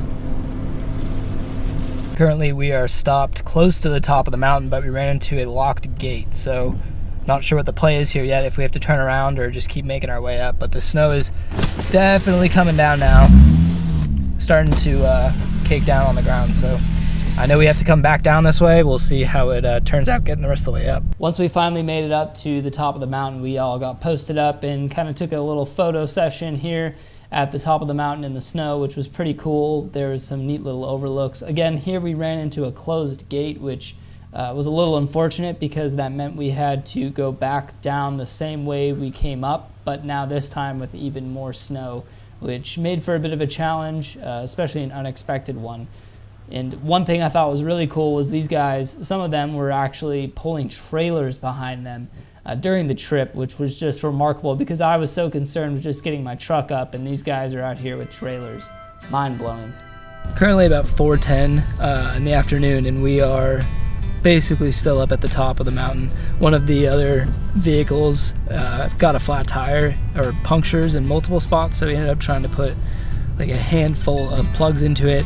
They all kind of popped out at once, and now we're back to kind of square one with that. So we'll see kind of how long it takes to get that vehicle rolling. Not sure if anyone has a spare.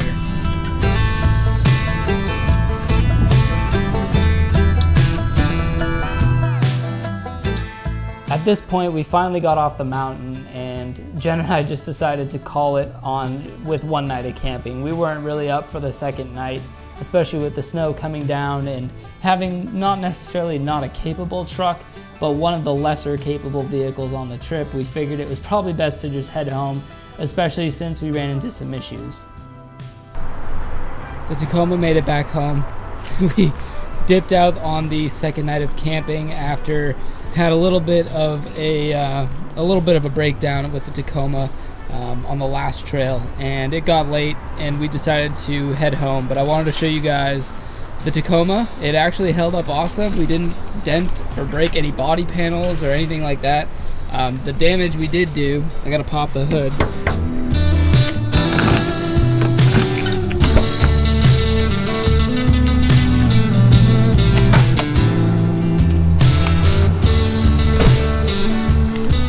The whole 3.4 liter is pretty muddy right now, and I don't know if I can show you guys, but the fan, yeah, I don't know if it can pick it up down there, but it is in shreds. The blades themselves broke off into quite a number of pieces, so it causes this really bad idle vibration. So I went ahead and ordered a new fan, but that was honestly the only bad thing that happened with the truck on the entire trip. Pretty sure that radiator fan is original, and it's very brittle, so it was bound to happen, and unfortunately it's not a very expensive fix, so I'm grateful for that. But when it happened, Jen and I were heading through a mud pit, and so I was keeping on throttle, and then at the very end there was a rock that was submerged underwater, so we popped up pretty quick and hard on it, and then I think just that, maybe that hit, that vibration might have like broken the very brittle plastic fan, honestly, or it could have been the rush of water, maybe a pebble or something flew up into it. One of the other guys made a good point. He's like, you're lucky that the blade plastic, when it broke, didn't come flying into your radiator hose and cause a leak, and he's sure right about that. We definitely got lucky. So in the next video I'm definitely going to be fixing that up, and Yeah guys, that was just such a fun time. If you enjoyed watching this one, it's a little different, doing a little bit of narration on this. If you enjoyed it, give it a thumbs up, comment below if you want to see some more wheeling, and I will see you guys in the next one. Keep elevating. Adios.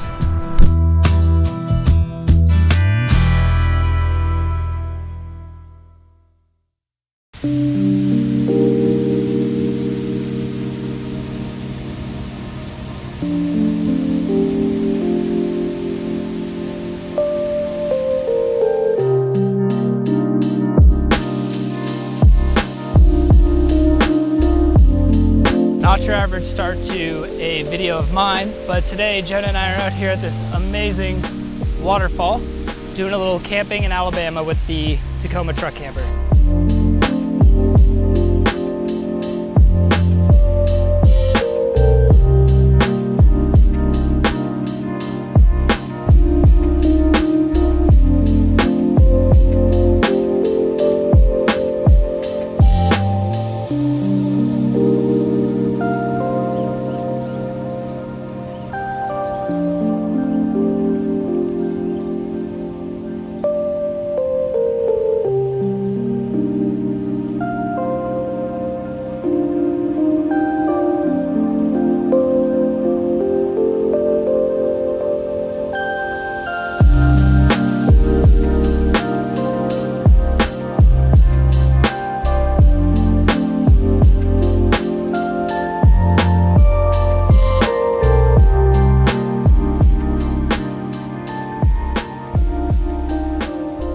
Campsite, Jen and I decided to head on down to Alabama with the Tacoma truck camper and do a little camping. We are at a paid-for campsite because we couldn't really find too many primitive spots in the area, so we ended up actually finding this campground. We got arguably the best site in the place right in front of the lake. We started off today's video down at the Waterfall, which is literally a half-mile trail right across from the campground, so it was super convenient and way more than we were expecting, I think, at the Waterfall, so that was really cool. Later on today, we've got plans for some chicken teriyaki for dinner. We're gonna make a fire, try and do a little cooking on the fire as well, and we'll see how it goes.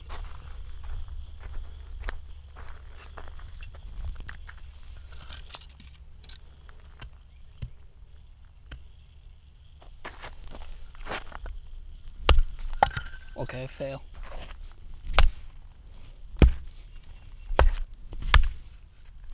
Wowee. Okay. But I gotta split at least one on camera.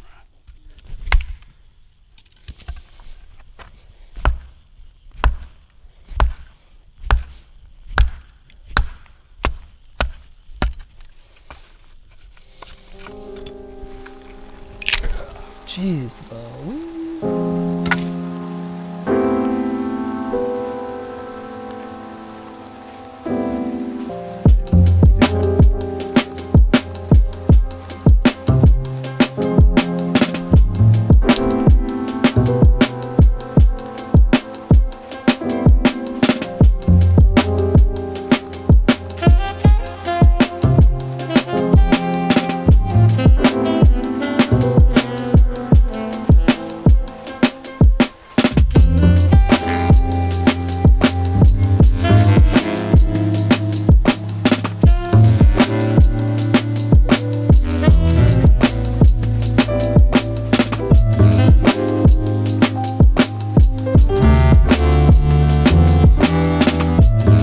Plan here is to cook the chicken and the vegetables most of the way over the fire, or the coals, not so much the fire, and then we're going to move it to a cast iron skillet, put some more teriyaki sauce on it, and we'll mix it all up in there, finish cooking it off, and then put it over some white rice.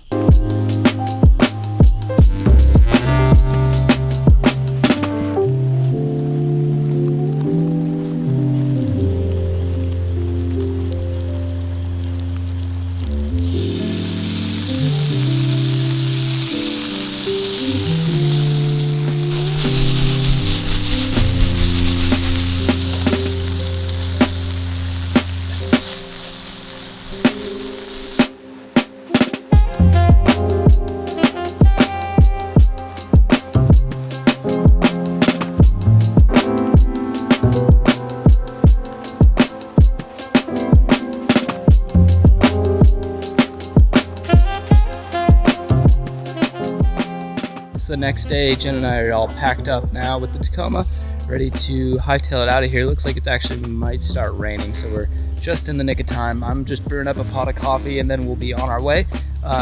Hopefully be doing some more truck camping here very soon. If you guys have some recommendations on modifications for the truck camper, or maybe some meals you want to see me cook, put it down in the comments. Otherwise, as always guys, thank you so much for watching this video. Give it a thumbs up if you enjoyed it. I'll see you next time. Keep elevating. Adios.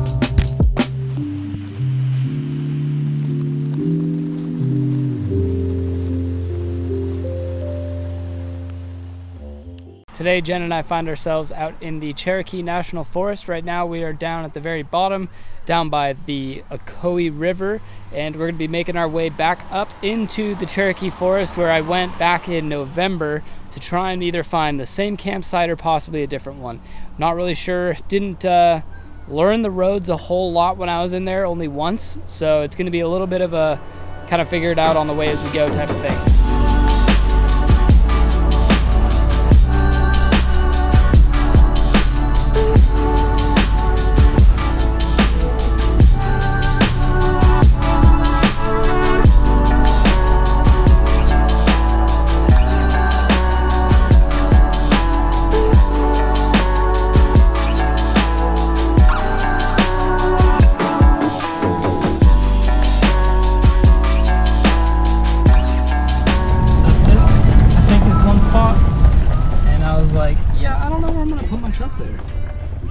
I think you can crawl up there to something, but that's not where I left it.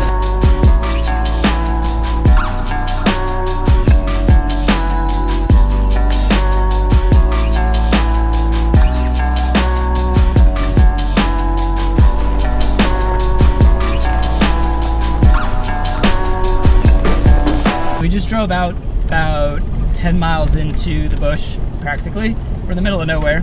And I was trying to go to this campsite that I went to last time. I'll throw a little clip in from that here. Wow, you got so much room. There's a fire pit. I'm gonna come down here and probably put the truck right over there.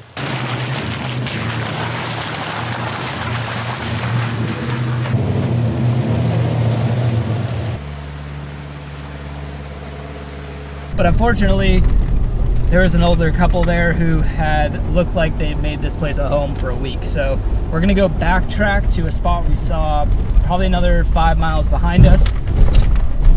And we're gonna see if we can't make that work, because it was a pretty sweet view spot. Found a spot that we went to first and didn't really look like it was a whole lot going on here, but check out the view. So we've got this one little spot all to ourselves. Got the truck here. We've got the Tacoma parked up for the night. It's awfully level, so we're going to be sleeping nice and flat. And we've got the whole place to ourselves.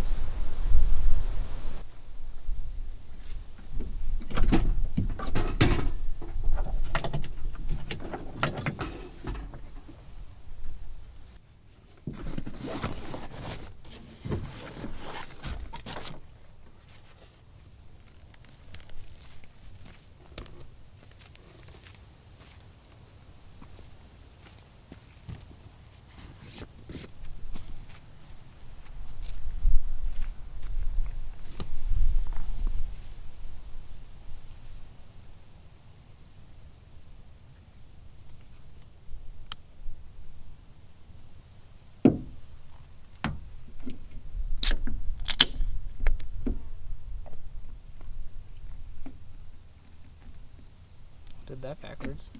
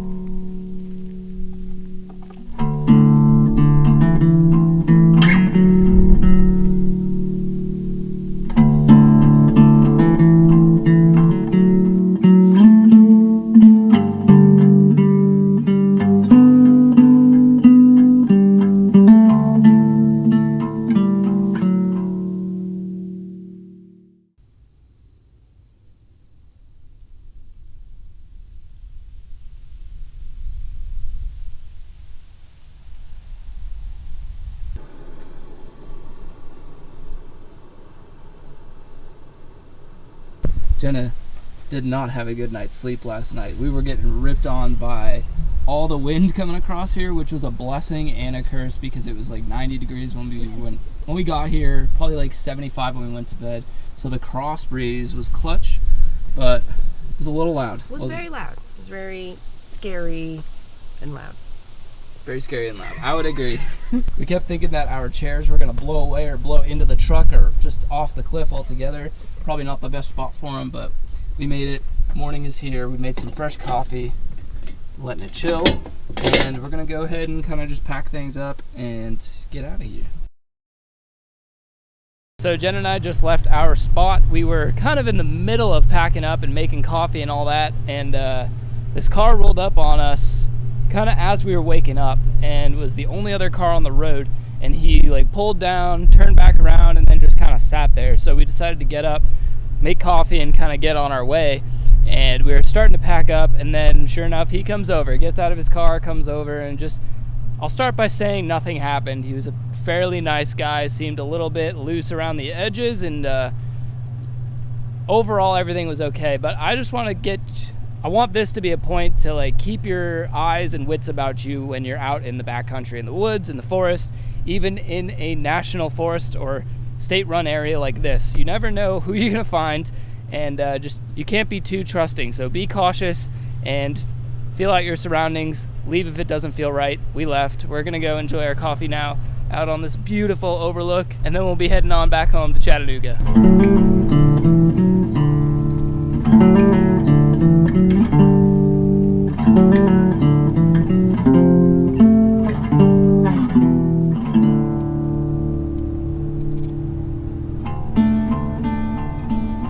We made it back home. It was a really awesome camping trip. We ended up with a really great spot that I didn't even know was there. So it was really fun trying to just adventure to go find a spot, and it actually worked out pretty nicely for us. In regards to that guy that showed up this morning, like I said, nothing bad happened. He was just a little off, and it was just a weird situation that we were the only people there and he was just kind of sitting there. So we decided to pack up and go and just move along, and like I said, everything turned out all right. So be safe out there, my friends. Be cautious of your surroundings. And if you enjoyed this video, give it a thumbs up. Comments below what you want to see next time. Hit that subscribe button if you're new here. Keep elevating. Adios.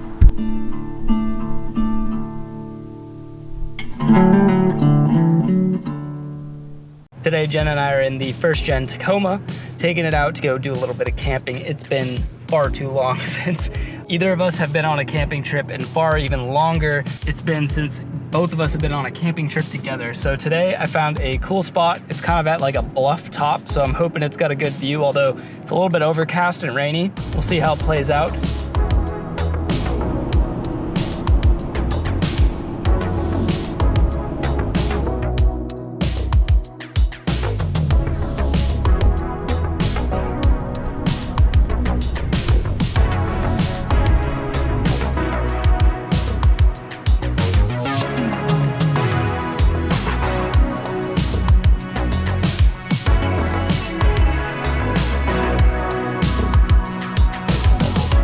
Got the Tacoma all parked up.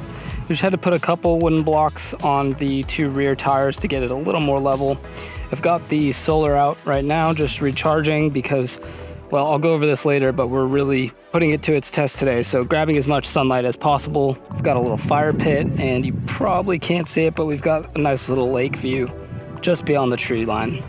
So I had this idea to put up an awning, mainly because it was downpouring when we left. It's now much sunnier. But I was thinking, how am I gonna make a jerry rig awning with a tarp and no roof rack to tie it off to? I got these old, really janky Amazon camera light stands that I'm gonna be using to hopefully hold this part of the canopy or the awning, and then I'm gonna use weights on the top of the roof to hold the tarp. And I've got these little alligator clamps that I'm gonna use to just clamp these off just like that.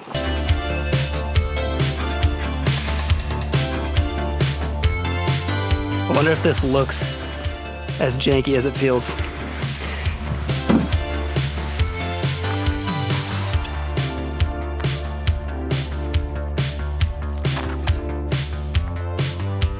All right, and then may need to center it a bit better, but I think it's gonna work out. I'll just have to tie off these weights to the bottom. That's what I was missing.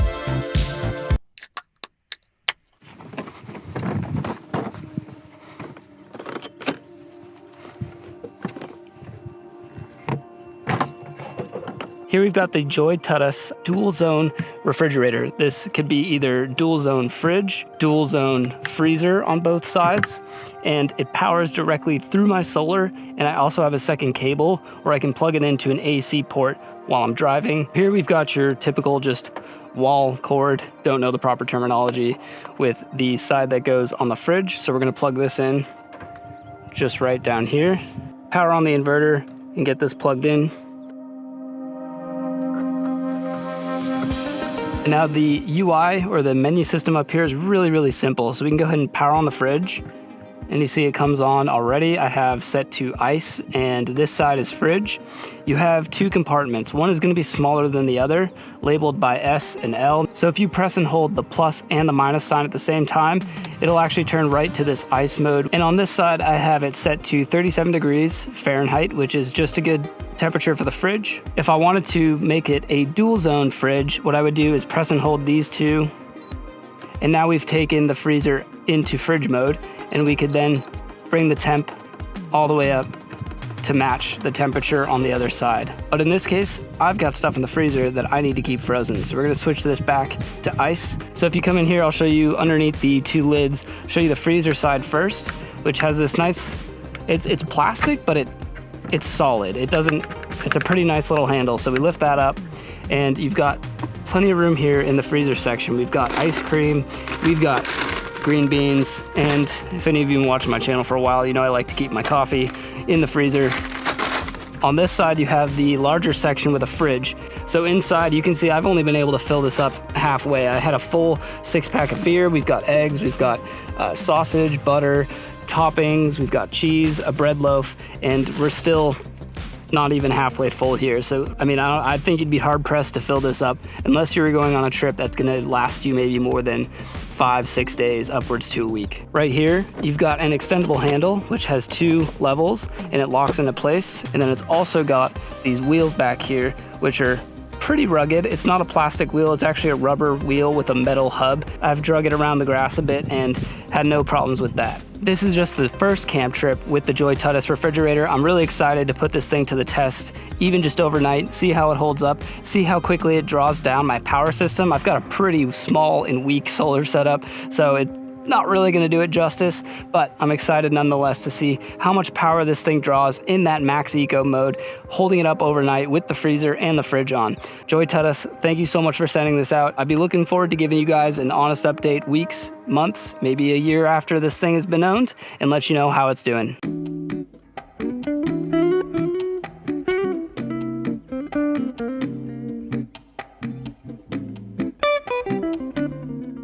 For anybody new here, this is my 1998 Toyota Tacoma. It's a 4-wheel drive, 5-speed manual. It's my favorite vehicle at the moment. Prelude in a close second, only really because it's up on jack stands and I never get to drive it. But this is the adventure vehicle. This is the camping rig. It's seen quite a few different renditions. Holy massive hole in the ground. It's seen quite a few modifications and renditions of the camper, but I'll give you a quick tour. And by the way, this is how my janky awning came out, but it works. You know, we had a little wind roll through and it didn't budge. So inside we have a wooden build out of, a little camper platform, bed platform. In here I have the whole kitchen system.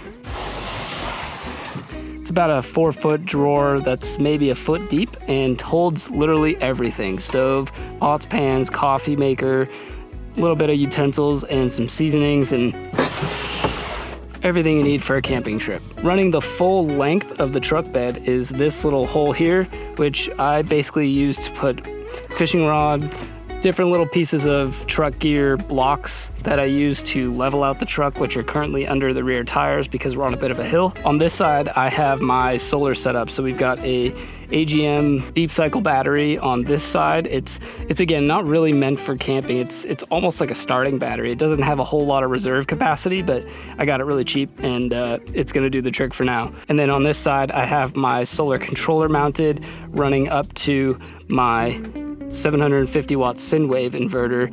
Then these cables run all the way out to the actual solar panel, which is only a 50 watt Renogy panel. If you guys are into DIY projects, I have a whole video series on building out this wooden section of the camper. I also have a multi-video series where I restored this camper shell. This thing was in rough shape when I got it. I ended up adding insulation to the inside as well as a carpet lining, and then retinted the windows, paint matched the camper shell to the truck, so now it looks almost flawless. The company that painted it actually took a raw reading from the truck and measured the paint color with its age. So they didn't just use the paint code, they actually took a device, measured the paint color on the truck. With, you know, the oxidation, sunlight, it fades over time. So what they did was match the camper shell paint directly to this aged first gen Tacoma paint. So this thing has been an absolute blast to camp out of. It really ticks a couple boxes off for me because I love camping, but I also love DIY projects and making things my own. So this has allowed me to really get creative with this space and basically create the ultimate camping vehicle for what I and Jenna need on our trips.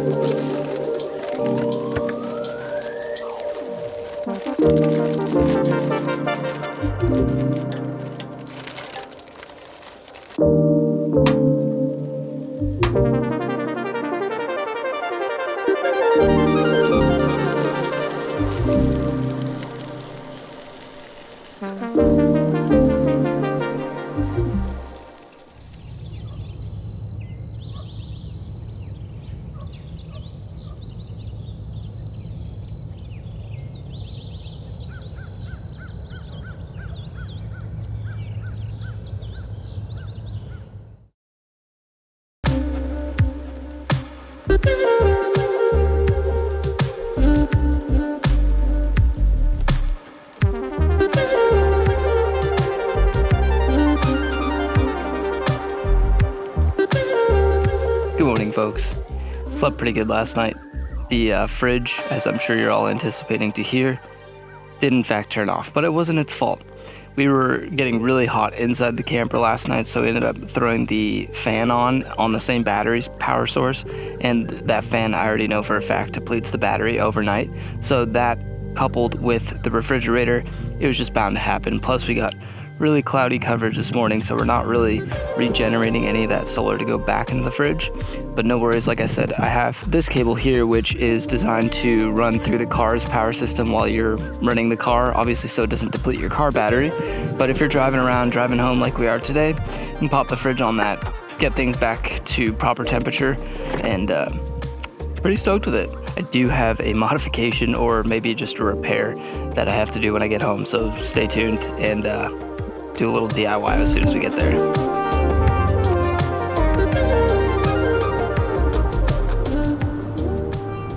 Back home from the camping trip, and I gotta fix my door handle. This thing just keeps breaking. This is like the second time I've had to replace this one on this side. So I have yet again a new door handle for the interior. I'm gonna go ahead and throw on. It's super easy, but I figured I'd show you guys just in case I haven't, or if you missed it in the past. Here we go. Dorman part number right there for you. Pause the screen, take note. Let's get this installed. One screw right in the middle, Phillips head. Just gonna take that out. And then you just wanna take the handle and push it forward, and then it should come out like that along with our little broken piece. And once you've got it unhinged from these little hooks here, you're gonna pull this enough to release the cable. Right there is the little L cable that you need to release from the handle. So we can toss this broken piece away, and we've got our new one ready to be installed. Leave a comment down below. How long do you think this one's gonna last? Days, weeks, months, years? Super easy job. Took me all of 2 minutes. And we've got a new working door handle. Thank you guys so much for tuning in to this episode. I hope you guys enjoyed a little bit of break from the car repairs and maintenance and doing a little bit of camping.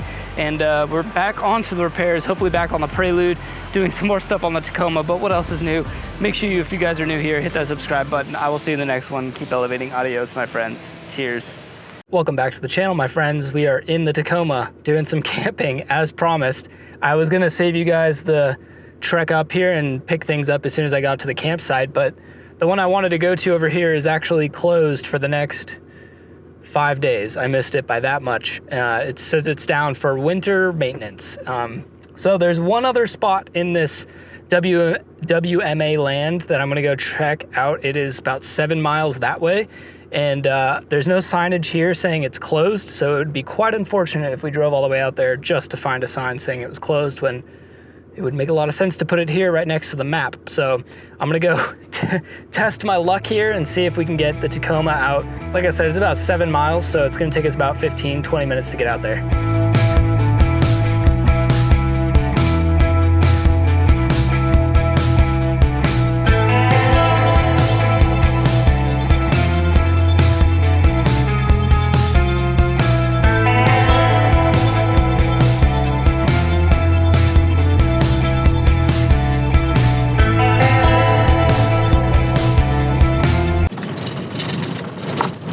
I didn't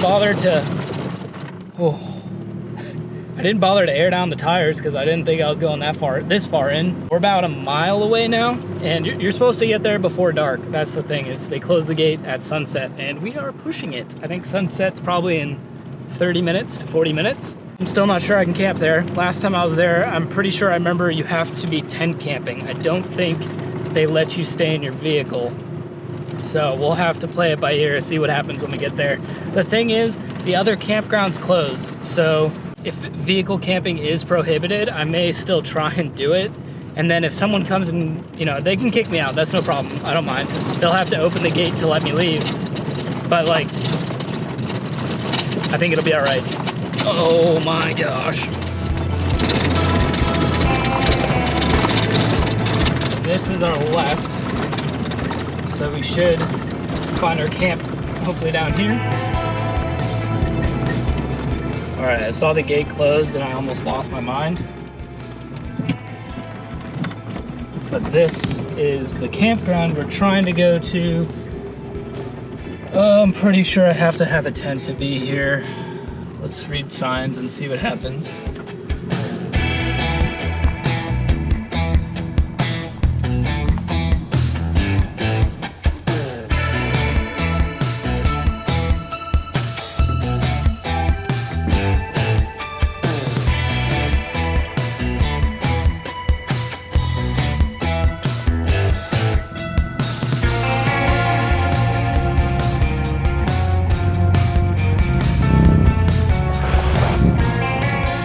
I managed to get the truck parked. It's definitely not quite level. I put some blocks underneath, or 1 block under the rear and 2 blocks under the front.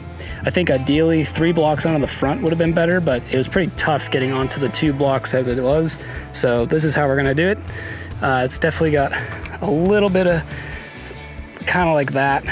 And the nose is definitely down, but you know what, beggars can't be choosers. So yeah, we're at camp. Let's go ahead and get comfy until someone tells us to leave.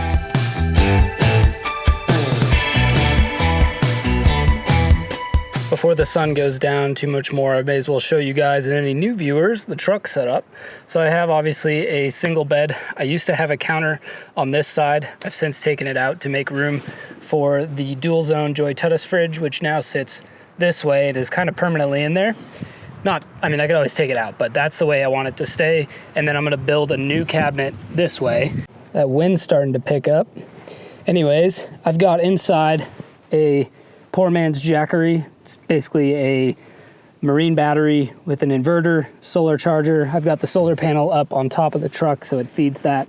And I run the dual zone fridge off of it. I also picked up this today. It's a 7-gallon water container. And the reason this is so key is this is going to determine the size of the new counter, because it's probably the biggest thing, unless I end up getting like a big jackery or something. This is probably going to be the biggest thing that's going to have to fit in that new cabinet. So I wanted to get that so that way I could see where the new cabinet needs to be. And if you guys are catching my drift or smelling what I'm stepping in, the route for this is actually going to be to do a sink with a gray water runoff, but it's going to be fed from this 7-gallon freshwater tank here. So I'll have this basically set up as a counter and a sink right above it with a water pump to run water from the tank into the sink, and you guys pretty much get that. So that's where the plan. Oh, and I've got the Mr. Buddy heater. I definitely don't think I'll need it tonight. It's about 55, 60 degrees out right now, but you never know. Always keep it handy. And then of course a truck bed camper setup would not be a real truck bed camper setup without a ginormous drawer, which essentially holds the entire kitchen. I have probably way more stuff in here that I need, but we are not going to talk about that. That's the kitchen. And I've got some storage over here that runs the full length, so I can put like a fishing pole, which I have in there. And that's kind of the setup for now, guys. I wanted to give you an update with the new water tank, the new battery setup, the old countertop totally removed. This is how we're looking in the back of the 1998 Toyota Tacoma. I did bring some firewood, and it looks like there is a fire pit down yonder, actually not far from the truck, although it is a bit windy. I don't know if I want to, we'll see if the wind dies down. I'm going to be cooking up some dinner tonight. I'm making a Italian beautiful meal. I will show you guys in a little bit.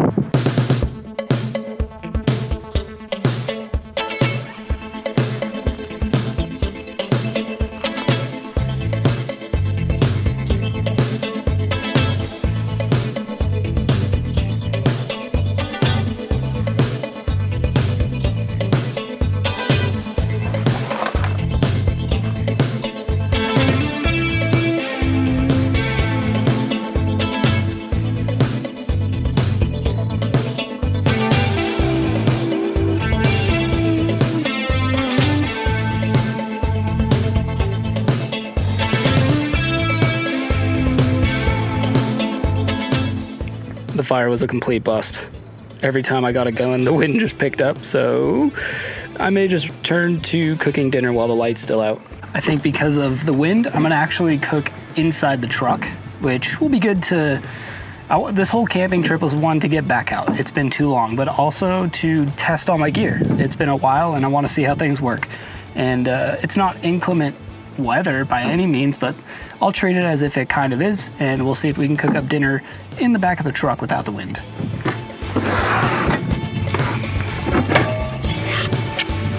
I'm in the truck bed now with everything I need to cook the dinner. It's very key, guys. If you're gonna cook inside the truck camper, at least with my setup, you better make sure you have everything. Otherwise, you're gonna have to open the tailgate, open the lift glass, hop out, pull out that drawer, grab what you need, put it all back in, hop in the truck. So I really try and grab everything I'm gonna need to cook the meal. Which brings me to my next problem is it's really dark in here. The sun's going down. I don't have a lantern. The only thing I have is this little jar full of an LED strip that I've put in there to hopefully make a little homemade lantern. The bad news is it's turned on to red, and I don't think the brightness is all the way up. And the app, freaking technology, the app that I need to change the color and the brightness, uninstalled from my phone. And so I can't reinstall it because I don't have service. So I'm gonna try and install it while I'm cooking dinner and see if it downloads somehow. And then here's the other problem. I used to have a spot right here to put my stove. Now I don't. So I can't really sit on the bed. I guess I could put the stove on the floor. That's a possibility. Or I could put a little pad down and sit here and then move the mattress and cook on top of the bed. Stove. I don't know where I'm gonna put you.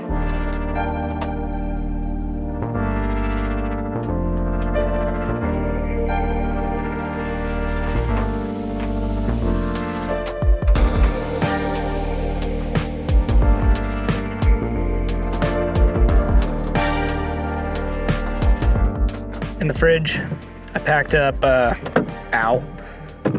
2 meals. So we've got dinner, breakfast for tomorrow,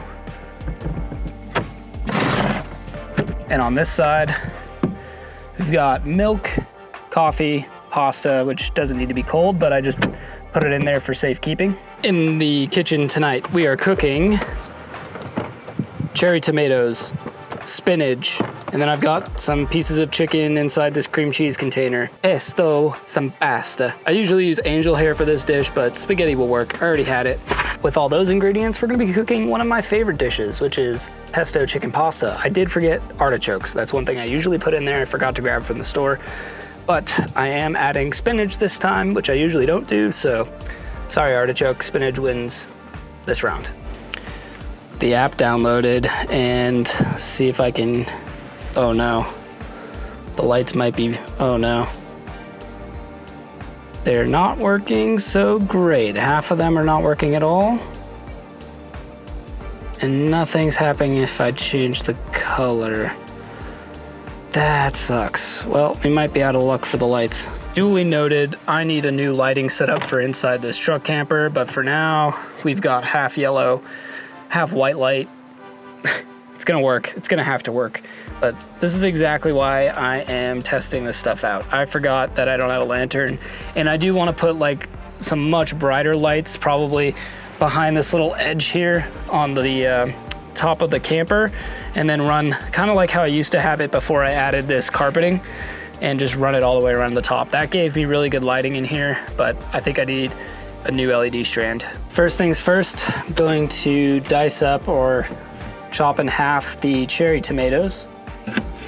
And then I've also got 2 cloves of garlic I want to throw in there.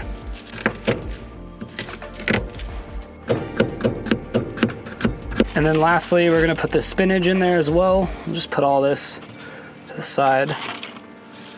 I'm trying to be extremely clean here as I go because of the limited space. So cut up the chicken, clean the knife, clean the cutting board, put it all away.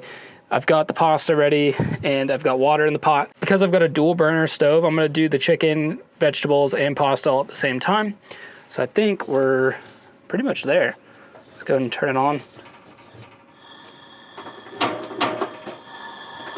There we go. Nice. And I've got the window open on this side. Wow, look at that view. I've got the window open there and the tailgate open, but the lift glass down just to help with the wind, which is still ripping, but flames seem to be doing all right.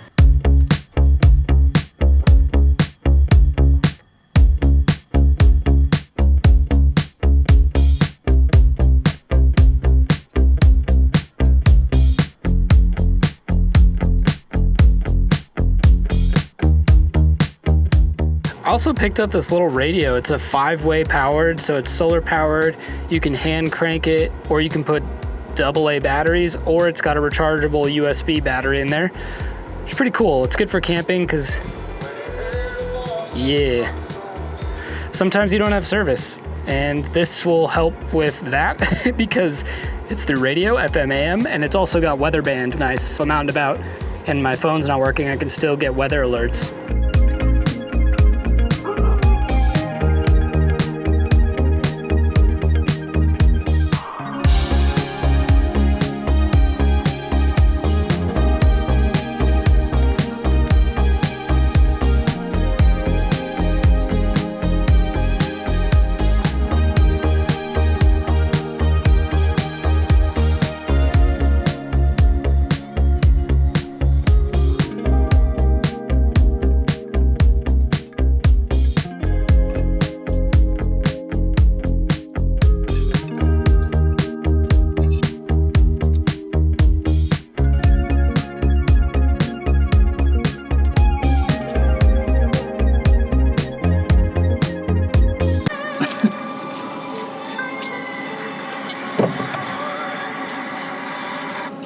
So I'm watching Blades of Glory with obviously Will Ferrell, and I just realized the beginning when he's a kid ice skating, they're playing the same song that him and Step Brothers, but they sang at the Catalina wine mixer, Porvati, or I forget the name of it, but it's just funny. Will Ferrell, different movies, same song, definitely on purpose. Love to see little stuff like that.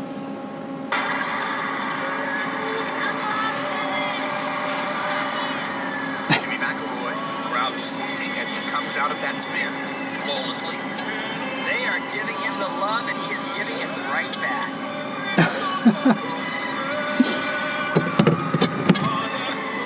Another thing I'm thinking, I need to reduce the height of that drawer so I can drop the bed down, because it's just a little bit cramped in here now.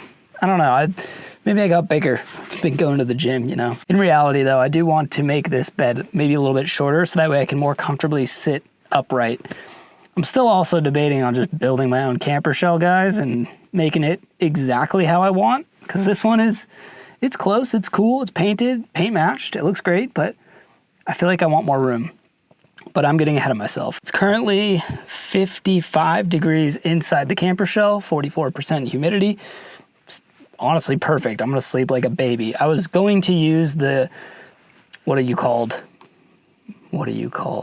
Mr. Buddy heater, because I haven't used it since I've put this insulation in the truck camper, and I do want to test it out. But honestly, with the temps tonight, I don't think I'm going to turn it on. I will probably turn it on first thing in the morning, assuming we don't get kicked out of here.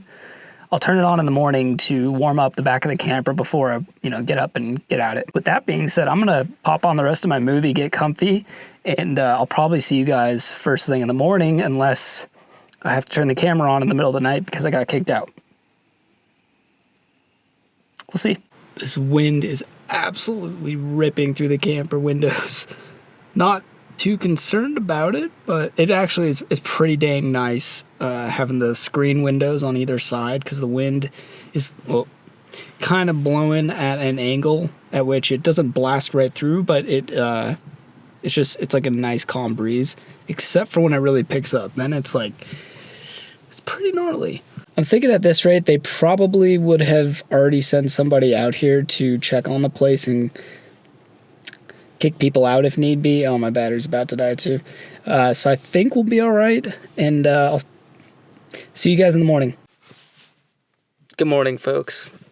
Just got woken up by the neighbor's dog. Like, camping neighbor. There's a guy sleeping up on this hill up here, and he's got the massivest Great Dane who just woke up the entire forest. So it is, shoot, I actually forgot I'm an hour behind. It's 8:48. I gotta get on the move. I almost forgot to tell you guys, I'm camping because I'm kind of on my way down to do some travel for work. So I'm on my way to the airport. I gotta make moves, actually. It's 9. So, yee-hoo! 48 degrees inside the camper shell. Not too bad, actually. Humidity is at 94%. That's probably good.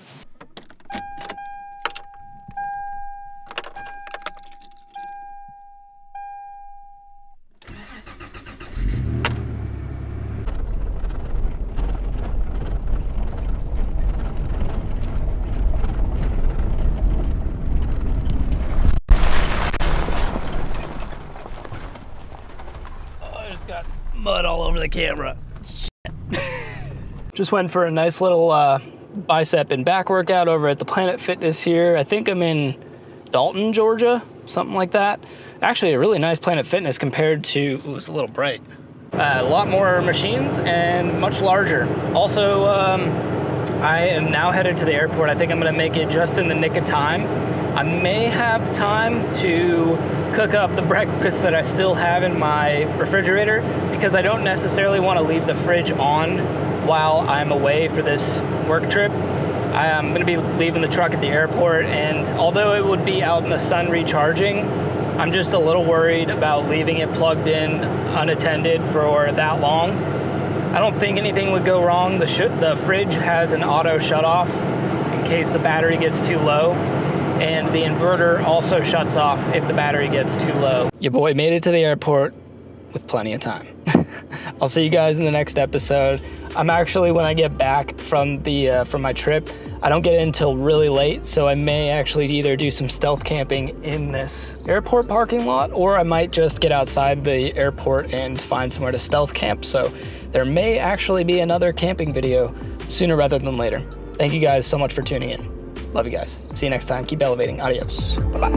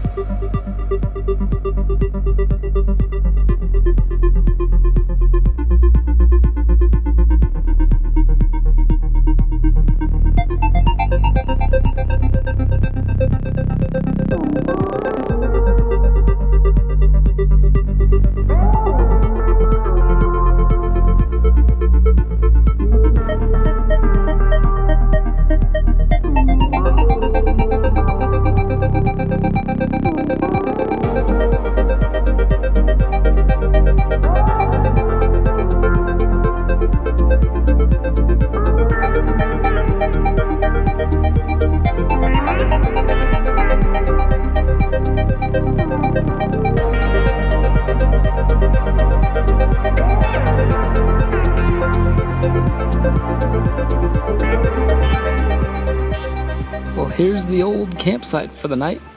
It's about 4 p.m. now. Just got here for check-in and had to rearrange the back of the truck. Just did it off camera because it's hot out. I just wanted to get it done and set up, but went ahead and moved the fridge to the front and pushed the battery to the back and then hooked up the fan for later. So right now I have the fan and the fridge running on the marine battery in there. And I went ahead and pre-cooled this so it doesn't have to work so hard to get down to temp. So hopefully that will help that battery last a bit longer. And then I have something special for the sleeping setup tonight, which I'll go ahead and show you guys. But I figured first, I've got like lakefront access. So I wanted to walk down here and see what this looks like. I already know that I'm gonna be grabbing a trash bag here shortly because the awesome folks of the world and Earth have left me some goodies because they just can't be bothered to clean up after themselves. But check this out. We've got lakefront property for the night. And I did bring a fishing pole, so we're gonna be doing some fishing later. And I gotta Google it because I know the Tennessee River is not the best thing to swim in, but I think I might go swimming because it's like a good 90 degrees outside. But I think we'll maybe wait out. I'll wait out a little bit, cool down, and throw my worm and dangle it in the water and see if we can get some bass or maybe some smallmouth, some crappie. Not sure. I haven't had much luck fishing this water in the last week, but we'll give it a shot. I know none of my viewers would do this stuff, but guys, pack it out for the lazy people of this planet. Just grab yourself an extra bag, trash bag, and pack it out for them.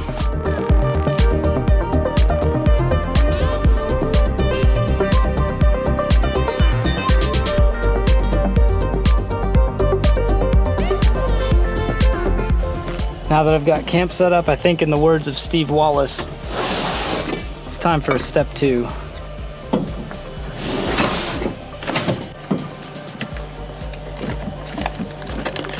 Today, in the Joy Titus, I've got Good People IPA. Never tried it before. The old Walmart special.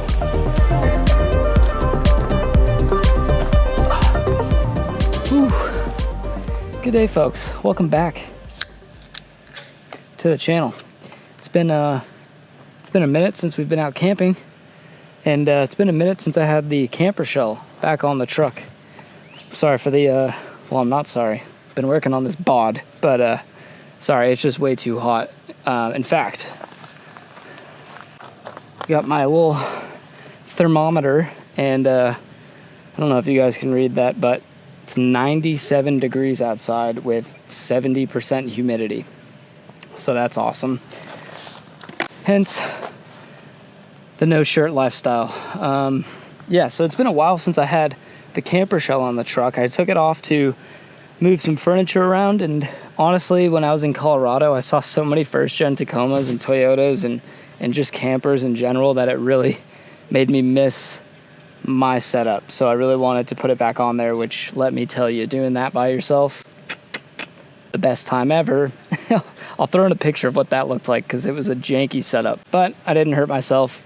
Got the camper shell back on. All the wood is back in except for the counter side, just because I haven't really figured out a good way to fit the fridge in the back along with the poor man's jackery setup along with the counter. So I just left the counter out, and it leaves me with some more space in there. And honestly, I can kind of work on top of the fridge, which is pretty nice. So cheers, folks. But the plan tonight is to do some fishing. Hopefully catch something. The last few times I've been out, I've caught one fish in the last, I think, 5 times out on the Yak, fishing this kind of same general area.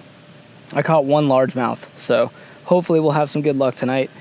And then I've got a new meal that I've not tried. I actually saw it on one of another buddy, YouTube, not my buddy, but a guy I like to watch on YouTube, Fishing More. He made this chicken kind of like coleslaw wrap the other day, and I just thought that looked so good. So I think the plan is to cook the chicken early, put it back in the fridge to chill. Because it's so hot, I wanted to eat something kind of cold. So that's the plan tonight, is we're going to do cold chicken wraps with like a coleslaw inside. It should be the best. And then I did bring some wood for a fire. weather is not really suggesting that I make one. However, if the bugs get bad, I may make a fire just to kind of push away the mosquitoes and stuff. And we'll see how it goes. So, cheers, friends. It's good to see you again. Miss you guys. So, let's go ahead and get some stuff organized here. I want to go ahead and make this bed. Also, let me know, guys, how's the audio in here with this carpeting and insulation? I feel like it's been so long since I did a camping video. I don't even remember if I've done one with the insulated camper shell now. So let me know. Does it sound good? Any worse? Any better? But I have something to review today. Give an honest opinion on. These guys sent me out. Let me figure out how to get it out of here. It actually fits perfectly in this little nook, but Hasley Ventura sent me out a new mattress to go camping with, and I'm extremely excited about it. So one, I love the fact that it comes in this duffel and I can just fit it all underneath the bed. Secondly, it's the little things. Normally with duffels, they, stop there and you gotta kind of like finagle your way in. They just added the extra zipper, which makes it so much easier to just slide in and out and pack it up. So it comes with 2 buckles to keep it secure, and they do have 2 different sizes. I went with more of the twin mattress size, which fits just about perfect for this Tacoma, and then they do have one that would actually fit the entire width of this bed, or the truck bed, I should say. And it comes with USB-C cable, and then a couple attachments for if you wanted to use the pump to fill up something else. Like I have an inflatable kayak, so I was thinking I could fill up my inflatable kayak with the pump that is incorporated into this. So just, 2 birds, 1 stone. What I also like about this thing is it's got foam in it. And if you remember my old, that's backwards. In my old camper setup, or the old bed setup, I basically took a 4-inch piece of foam and used that to sleep on. And it was okay. One of my biggest drawdowns with it was the fact that if I slept on, I'm a side sleeper, and I could feel the wood underneath. So by the time I woke up, like my shoulder, my hip was kind of aching. Didn't work out great, but this has foam in it. I would guess probably about a 1-inch, maybe 2-inch piece of foam. It is deflated, so it's got this cool pump in here, which you can, like I said, remove and charge it. Where is it? Charge it. And then you can also inflate and deflate. And so, like I was saying, I could use this on a various number of items, like my inflatable kayak. But pop that back in there. I made sure I fully charged it. You also have a little release valve here to empty it out, or if you needed to manually inflate it, like let's say this died for some reason and you needed a way to inflate it or deflate it, that's the way to do it. But you basically just flick of a switch and it will inflate in about a minute. So let's go ahead and rock it.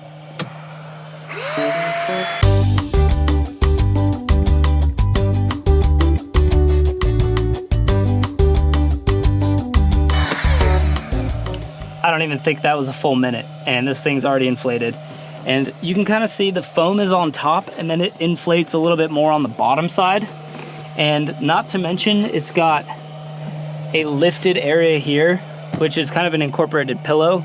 Very nice. It is just a hair long for this truck, but I've noticed it fits quite comfortably once I close the tailgate.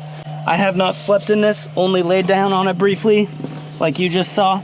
So tonight, and then more importantly tomorrow morning, we're gonna do a full review on it and see if it really lives up to the test. So the time is just about 5:30. I'm gonna go ahead and start on the chicken because I want to, like I said, get that cooked and then give it also time to cool back down because I don't want to eat hot chicken later. Just gotta remember where I put it. Don't even tell me I forgot it. I got it. Okay, so we're gonna cook the chicken first and then put it back in the fridge to cool down. So we're gonna need a cast iron. I'm gonna bring some salt and pepper out. I also grabbed some Cajun seasoning or Creole seasoning, Tony Chicheries. I'm sure some of you guys are laughing at me, but I got some more spicy Creole seasoning that I'm gonna put on there. And then we're gonna need probably some utensils and definitely a stove.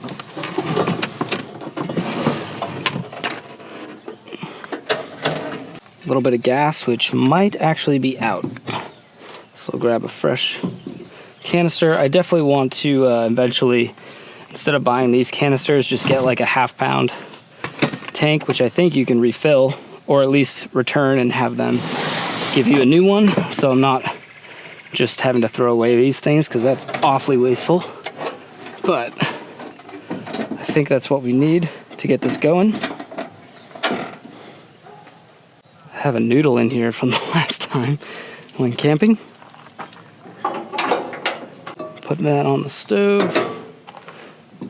I'm pretty sure this is empty, but we'll see what we can get out of it, if anything. Also, I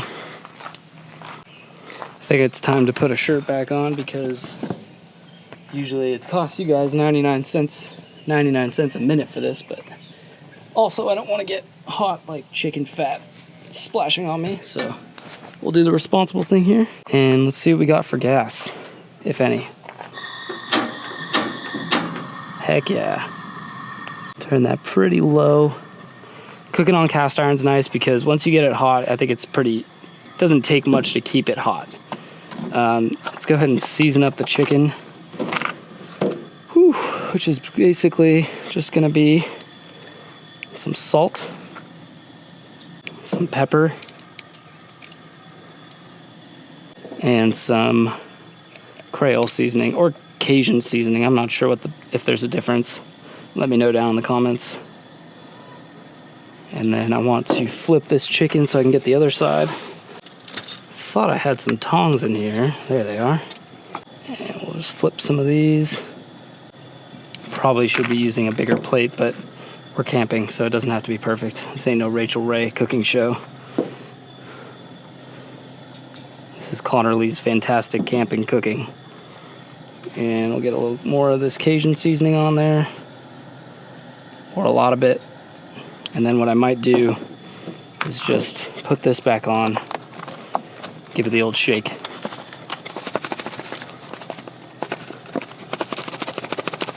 Heck yeah. Let's see how we're looking. Decent. Oh, decent. And this pan is probably already, yeah, it's like already pretty dang hot. I forgot to grab some cooking oil. So let me make some room here. Definitely one thing I still have to sort out with this camper shell is where I put my stove and all that, because it's kind of a challenge to get to things like the drawer if you forget something. I think I usually put this guy on top of there, or maybe not. Just try and shimmy this over. And we got a little bit of oil, just to hopefully help with the stickage. I have a feeling this is gonna take no time at all to cook. Oh, I can instantly smell that seasoning. That's delicious. And because I don't want to overcook this, I'm thinking I'll just maybe do like that number and let it kind of contain its steam and hopefully not dry out the chicken as much. All right, folks, I'm gonna pop into the old fridge, and we're gonna need some, oh, hard to do with one hand, tortillas. I grabbed some white sauce. There you go, for anybody who's interested. And I think, oh, last but not least, we're gonna need some super blend coleslaw. The time has come, folks. So we're gonna start with, I think I'm gonna make 2 of these, because, you know, bulking season. It's always bulking season for this dude. Set them up side by side. These bugs are quite annoying. Lay on some chicken. Oh, that's how the chicken turned out. Perfect, in my opinion. Humble. I'm gonna put a little bit of chicken in there. A little bit of chicken in there. That should be good. Maybe one more. Whoa, maybe one more piece. Okay, maybe one more piece. Put some on there.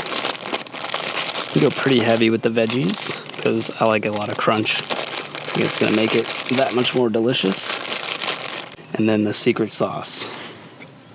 I've never tried this. This did not come recommended, but I figure it's gonna be delicious.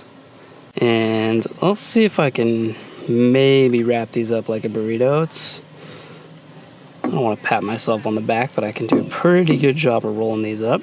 Close her up on one end, and boom, camping dinner is served. Time to grub down. It is currently 7:18, prime time for fishing. So right after I slug these, I've already got the fishing pole out, ready to go. And I think the plan is, it's still really hot, so I'm gonna wade out there into the water, cast the reel. If I don't catch anything, I'll at least be cooling down. So it's kind of a win-win, but hopefully, fingers crossed, we catch something.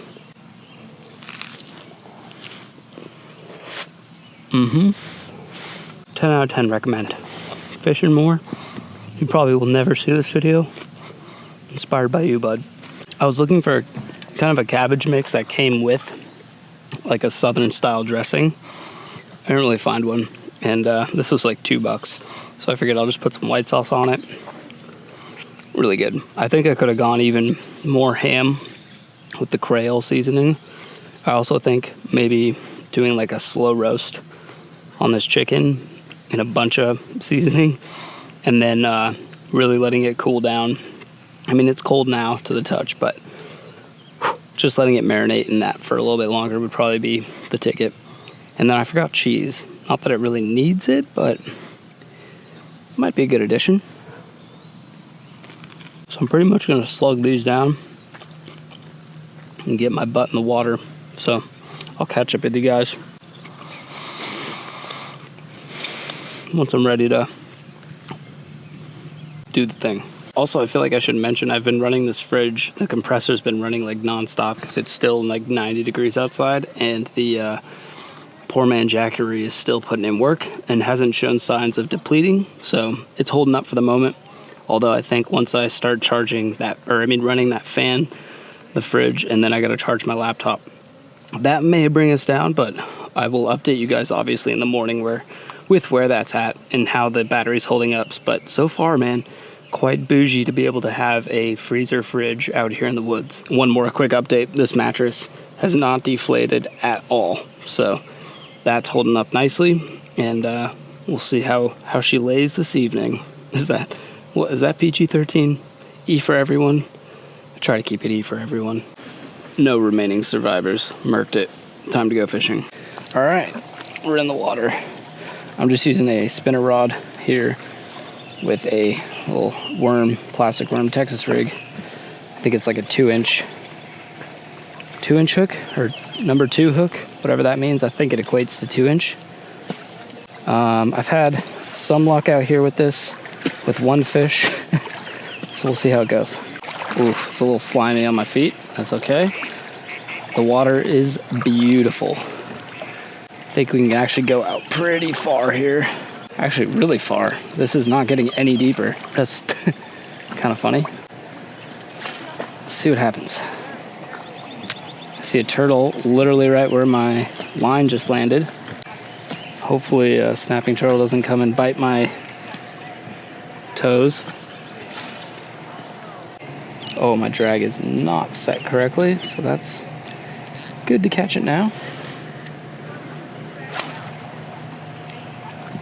Also, if you guys have any, I'm using a fluorocarbon line, 10 pound, and I think the line I bought was old or something, because I took all the precautions to try and make sure that it wouldn't rat's nest on me, and guess what?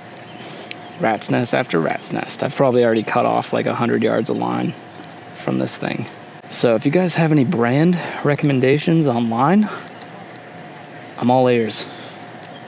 I was using a braided line before, and that I just didn't really love how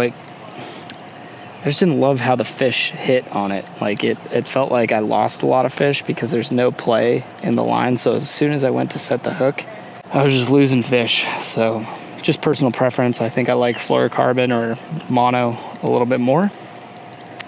Also, I think I've tried just about every variation in this bay. I'll let the line sink. I've tried that, dragging it along the bottom and like tug, let it sit, reel a bit, tug, reel a bit. I just can't seem to get the rhyme or reason. And I actually went into a bait and tackle shop nearby here today to see if I'm just doing something wrong, like if the bass just use it or like a different type of lure. And the lady there was just telling me that no one has been catching fish for the last like week. So I'm just telling myself it's not just me, just an ego boost.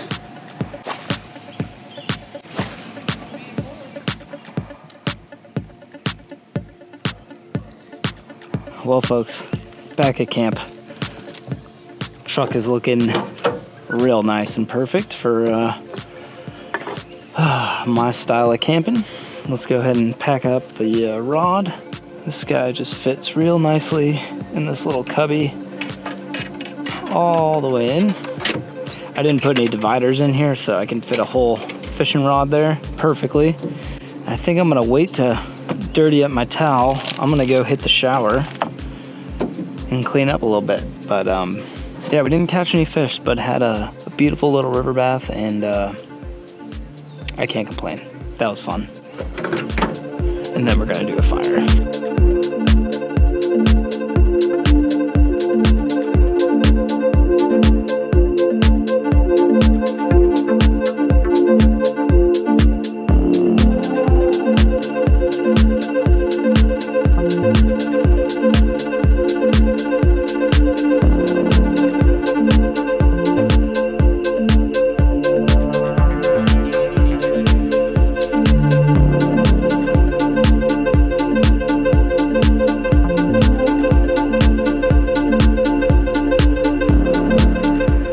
Folks, we are tucked in to the camper shell. It has been a long time since I have slept in here, and it's nice. I added these removable little dome lights. They're just held on with some magnetic strips up to the top, which works out pretty nice, and I've got a remote control so I can change the color temperature, which is cool. And then I can also turn them down, turn them back up.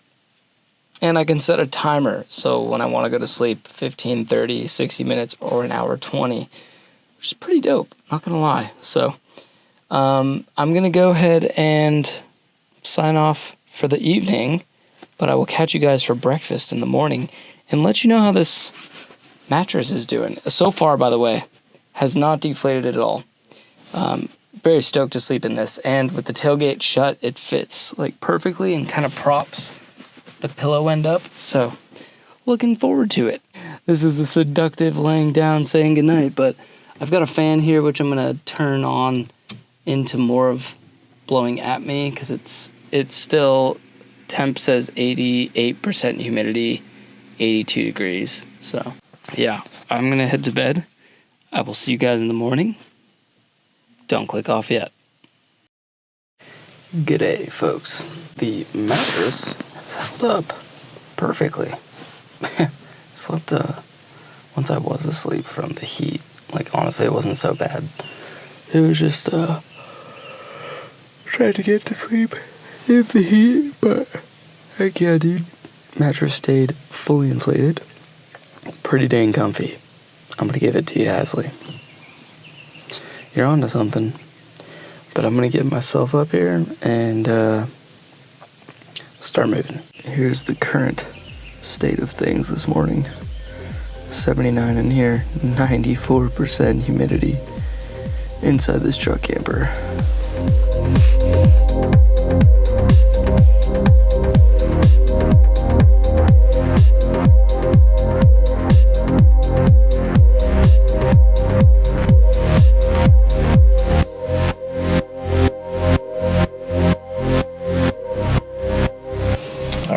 So now we're down to the Hasley mattress.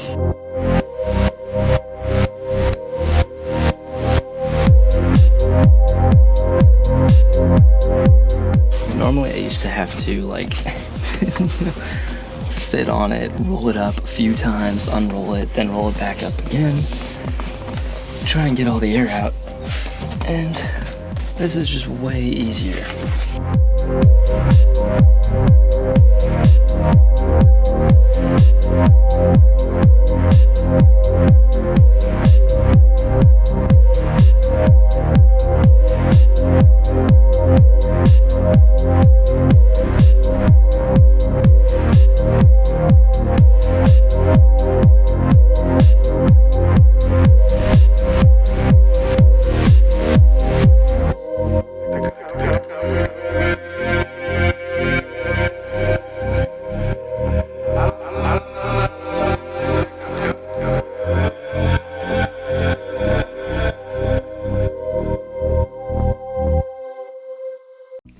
Welcome back to the channel, my friends. We're going truck camping tonight, doing a little informal truck camping. We're not going to a campground.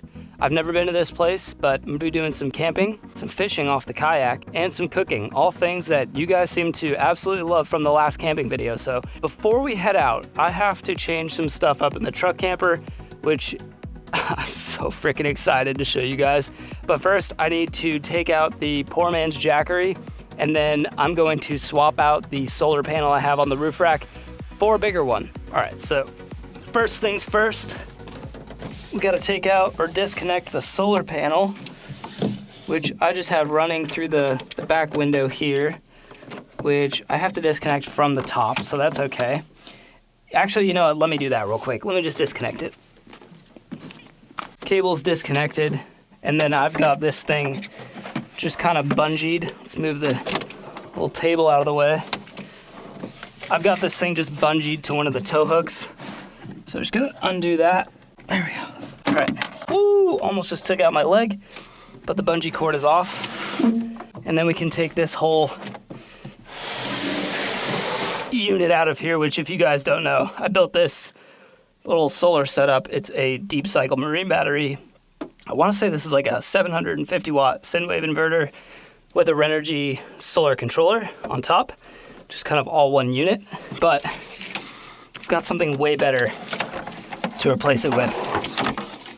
So up here I have zip tied basically to the roof rack is a 50 watt Renogy solar panel, which has honestly done me pretty good for a long time, but I knew 50 watts was definitely underpowered, and it took a long time to recharge that deep cycle battery. So it's time to go to a bigger panel. This should be the last one, and this should just come right off. Heck yeah, dude. So this is the Harbor Freight Special, just a 100 watt Thunderbolt solar panel. It's 100 watts, so it's not quite literally twice the size of the old one, but it's twice the solar power. Comes with some pre-drilled holes here for mounting, I suppose. But what I need to do, same thing I did on the last one, I'm gonna drill a hole on top here, and then I'm also gonna add a third hole on both sides. Just that way I have it zip tied in 6 different places. So now with the 6 holes drilled, before I actually zip tie it onto the roof rack, I want to add some of this like electrical, I think it's called conduit. It's the proper term. I just want to wrap it up in this so that way, one, you don't see like the red wire from the top of the truck, because I don't think that's very pleasantly aesthetics. So I'm just going to run this in here to kind of seal that up a bit. So now with our cable all neatly wrapped up, it's looking good. I think it's ready to get zip tied to the roof rack. Solar panel is freaking installed, guys. So much nicer, and I just realized when I'm driving, this is gonna basically act as a sunshade. I can still pop the sunroof, which is really nice, but it also acts as a sunshade and blocks the entire sunroof now. Whereas before, the old panel still let a bunch of sun in. So that I was thinking about tinting this glass, but I don't need to anymore. It's a double win. B's and G's, we have one of the most exciting moments of this truck bed camper. We've got a power station. No more poor man's power bank. All that rig can get pulled out, which I already did. And we have this unit now, which encompasses everything that was on that thing, but better and all in one. So this is the Anker Solex C1000. It is a power bank that comes with your typical wall outlets. It's got regular USB, USB-C, car socket, and I believe it's about 1,056 watt hours. So it's such a massive improvement over that marine battery that I was using, which could maybe get my fridge, and if I was running my fan, in this hot weather, I have to run a fan, it's too hot in there, it would maybe last 12 to 14 hours. If I was only running the fan, I could maybe get like 24 hours out of that. This is not only going to be a much bigger battery and will last me a lot longer, but it's more efficiently charging, as well as now I have a bigger solar panel to keep it powered up, which I'm just super excited for. I'm gonna definitely go more in depth on this thing once we get to the campsite and show you guys all the features. And there's some hidden stuff on this that I gotta show you, which I'm super excited about. But I just wanted to, put this thing in the truck. I'm so excited. And it's plug and play. We can route this right to the solar panel, start charging it, and keeping the fridge cool while we drive out to the campsite. So without further ado, guys, the new baby is going in the truck. Oh, it's so nice. I'm gonna get it hooked up to the solar. Oh, before I forget, or maybe I should show you this later. I'll show you this later. So I've got the 12-volt fridge dual zone running, which is great. I've just got the fridge plugged into the Solex, and we're at 99% battery power, taking in 93 watts of solar, and it's saying about 10 minutes to recharge this thing up to 100% with 93 watts coming in. So I will keep you guys posted on how this goes through the night. I actually grabbed 2 fans because I think I might get away with 2 fans plus a fridge. I don't know, we're just gonna push this thing to the limits. And then for dinner, I'm actually gonna try hooking up an appliance to this that I use all the time and see if it will handle it. And then also, I had a little bit of a confusion moment. This thing was at 100% when I plugged the fridge in, and I had the solar hooked up, but it wasn't taking in any solar power, so I thought there was an issue. But as soon as it dropped to 99%, that's when it started to begin solar charging. So I think that's how it has to go, is it won't take any charge while it's at 100%, but as soon as it drops below that, it'll start accepting either solar charging or an outlet charge from, like, your typical home outlet. All right, so I'm gonna start loading up this thing. Like I said, we're going fishing later, so I'm gonna bring my tackle, which I'll just try and slide back in there. I might have to hop in to do that. I'm also bringing my little DIY ammo can wood stove. I'm gonna be packing in some wood, maybe have a little fire tonight. Let's see, I think that should be fine. Let me see if I can maybe wedge this. You know what? Maybe I'll put this in the cab of the truck. Fishing pole is in the truck. I've got the bungee cord ready to go. So now, just gotta put the kayak in here, and then we're off to go camping. Just put that up there. As you can see, I have a different kayak than the inflatable, so I'll be explaining that one later. That'll be a good story. How do I normally do this? Why am I drawing a blank? Just like this.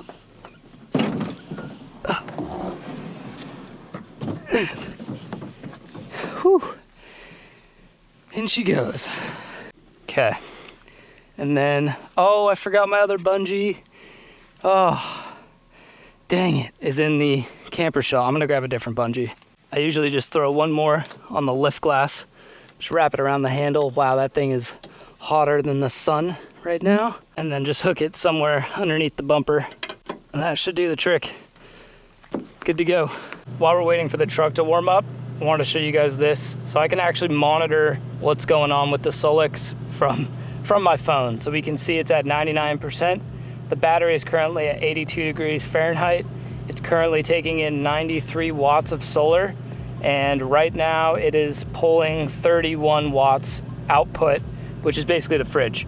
And I can do things like turn on, well, actually I wanna wait to show you guys that feature until later, but you can change all sorts of stuff on here. There's a whole settings menu that you can go through and tweak stuff. So pretty dang cool. So stoked to have this over my little poor man battery bank.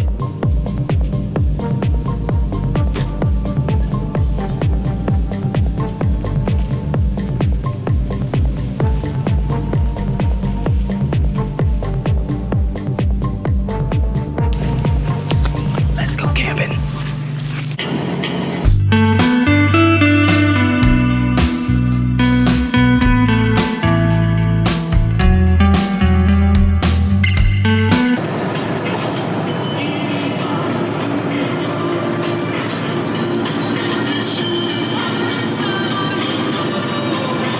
We have officially made it to camp.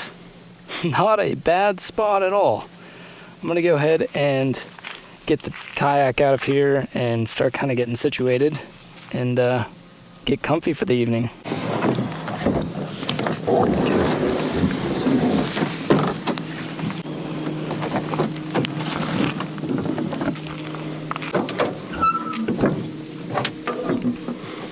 Getting the bed all situated, so I just pumped up, inflated the Hasley mattress, and I picked up, where'd it go? I picked up I guess it's technically a sleeping bag liner, but I'm gonna see if it will fit over this, because last time I basically tried to take my sleeping bag and put it over it, which worked, but it was a really, really tight fit, and it's like probably 90 degrees outside right now, give or take.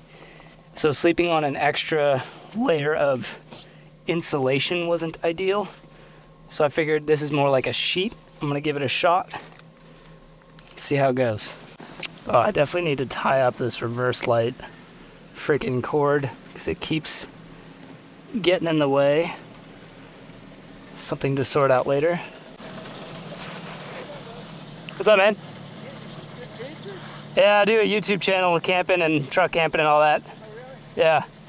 The joint for come my son had got one. You don't want to hear that yet. Yeah, I try and keep it in good shape. I bought him with his valve and the pole. I'd try to be close to that. It's a 98, but same generation, same body. Yeah. It gives us nice, what he got. But not he uses it for farm use. Good deal, man. They're nice trucks, aren't they? I love it. Take it easy, man. Always love getting some appreciation for the taco. It's like that guy, he just drove all the way down here just to check out the truck. That's pretty cool. For a split second, you know, I've never been here, so for a split second I was like, okay, what's this guy gonna do? What are we gonna talk about? I figured it was the camera. He just wanted to say what's up about the truck. I'm here for it. All right, so this is actually gonna work out really nicely. Heck yeah. Where's the bottom? Nice, dude. Now we have a little bed sheet that fits perfect on the Hasley mattress. And then got a little pillow because I forgot my nice pillow. And then I'm just gonna use this kind of comforter thing tonight. And that should do the trick. I'm just gonna fold it up so it's looking photogenic in here, real nice.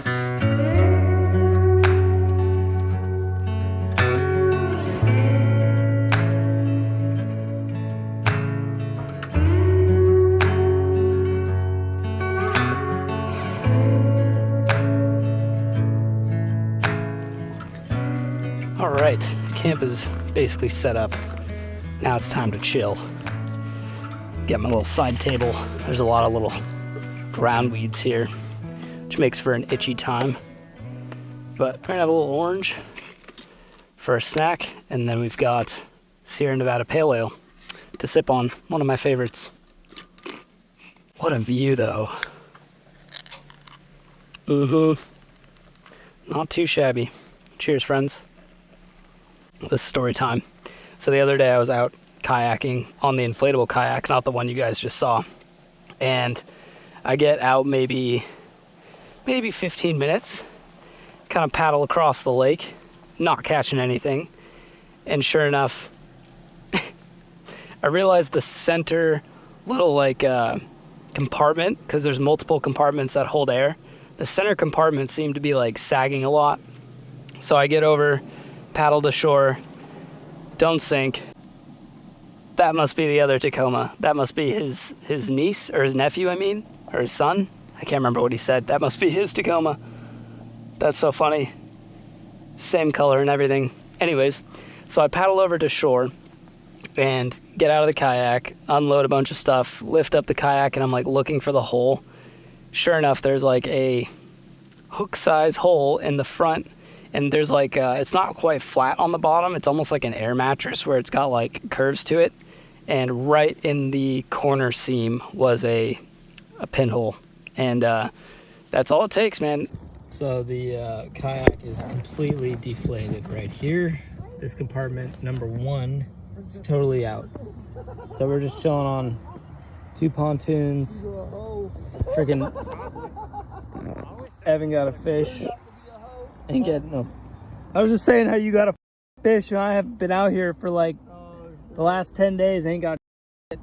I had that kayak for probably, I don't know, 8 years, something like that. Caught a lot of fish off of it.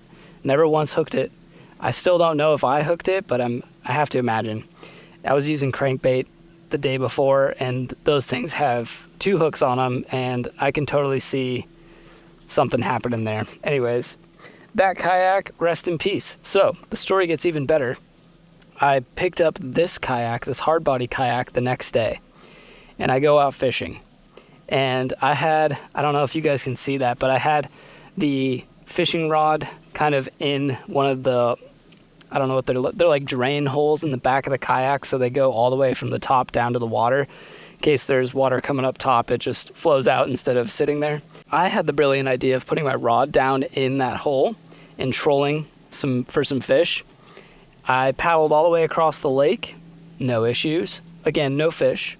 And fished out there for a little bit, just casting, and the sun was starting to go down, so I decided basically I was going to head back and start to fish the area that I had started in. And about, I don't know, maybe 100 yards into the paddle, I was trolling a line. I turned back, my fishing pole's just gone. Whole rod, the reel, the bait. I set the drag out really easy and light, so that way if a fish, jumped on it, it was just going to spool out and not rip my rod out. So I honestly don't think I had a fish on. I just think that me paddling and rocking the boat, I lost the whole thing, guys. So 2 days in a row, lost the kayak, lost a whole rod and reel that I had for years. My dad actually got it for me, so it was kind of unfortunate, really unfortunate. And I paddled back because it was a cork handled rod, and I was hoping that maybe by chance it was floating. No luck. So ended up getting a new kayak, ended up getting a new rod at Bass Pro, and just put on an old reel that I have because I didn't want to spend extra money that I didn't need to. So we got a whole new setup now. I'm excited to go. I've already fished with it, caught some fish, so I got the skunk out of the boat, and I'm excited to go hit up this water.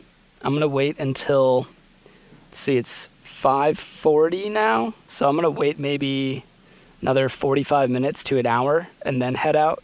Hopefully this wind will calm down. It's not terrible, but I'm also not trying to get just blown around the water the whole time. So that's the plan. We're gonna cook up some Mexican tonight. I'm gonna try cooking with a rice cooker and use it on the Anchor Solix and see if it will hold up to it. So that's the plan. But for now, I'm just gonna sit back and enjoy this view in the Sierra Nevada. So in order to buy myself some more time out fishing, I think I'm gonna start dinner now. It is 6 o'clock, 6:01. The rice is what's gonna take a while.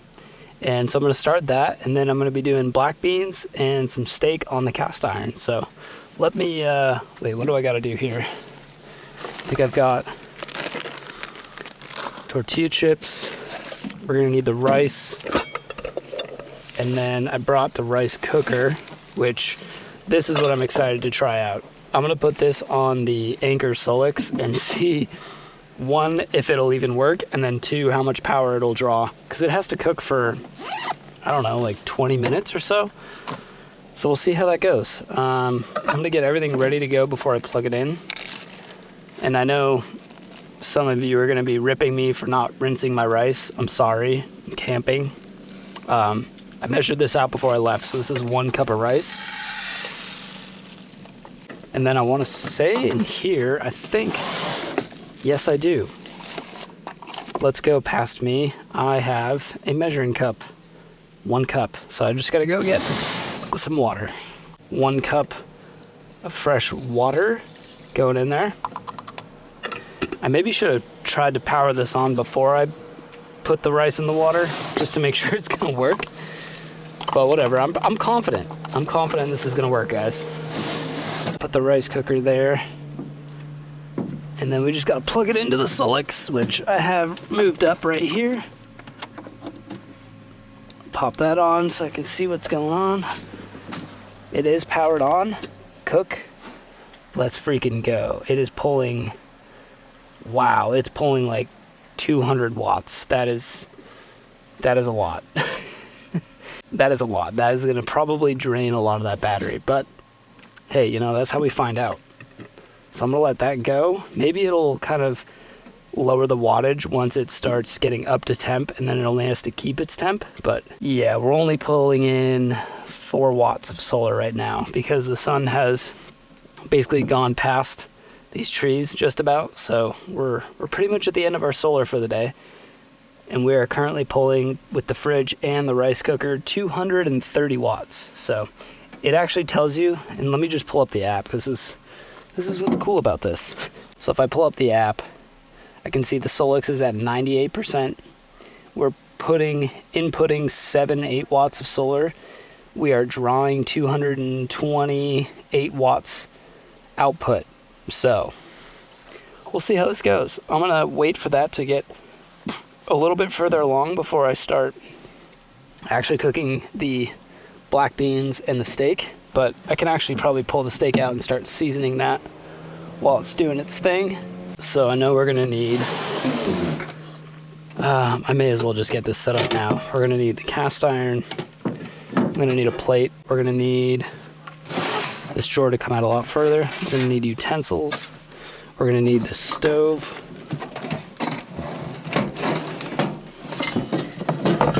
Things like unit. Oh, behemoth. And then I think this is the can I was working on in the last camping video. So we'll try and keep it in order here. I'm gonna grab a little bit of oil, some salt and pepper, and I think, oh, we're gonna need this pot for the beans. I think that's it. Famous last words. Get this steak ready to rock. Which is leaking all over this bag. That's lovely. Grab ourselves a knife. Cut this bad boy open. Voila. I mean, it's not the most expensive. It's actually probably the cheapest steak I could buy at the store.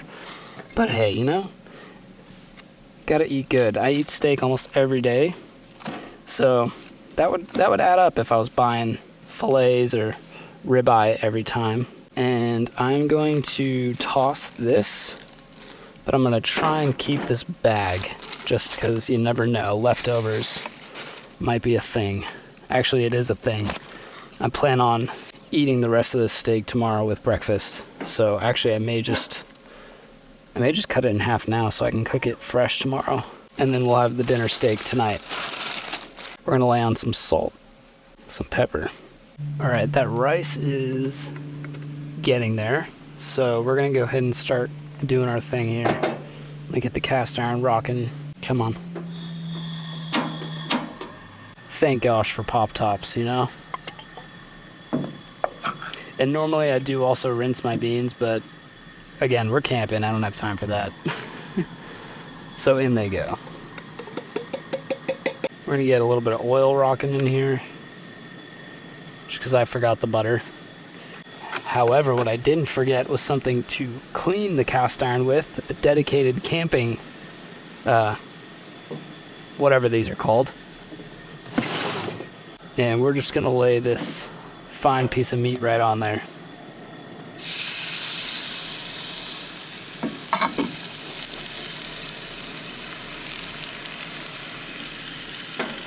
The rice is done, heck yeah. So I'm gonna actually go ahead and There's no way for me to unplug it.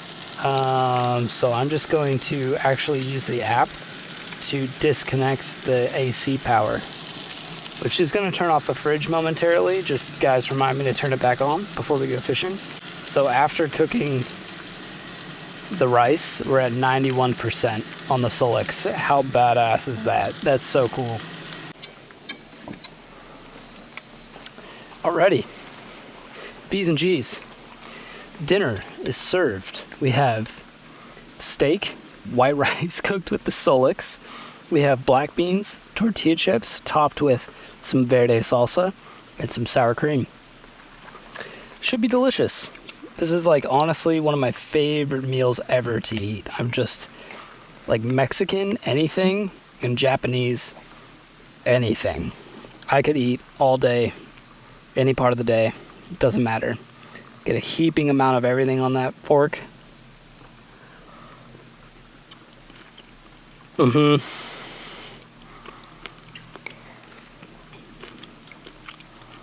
Trust me. Ready for this? We're gonna do tortilla chip with steak and then all the toppings. Yes, sir.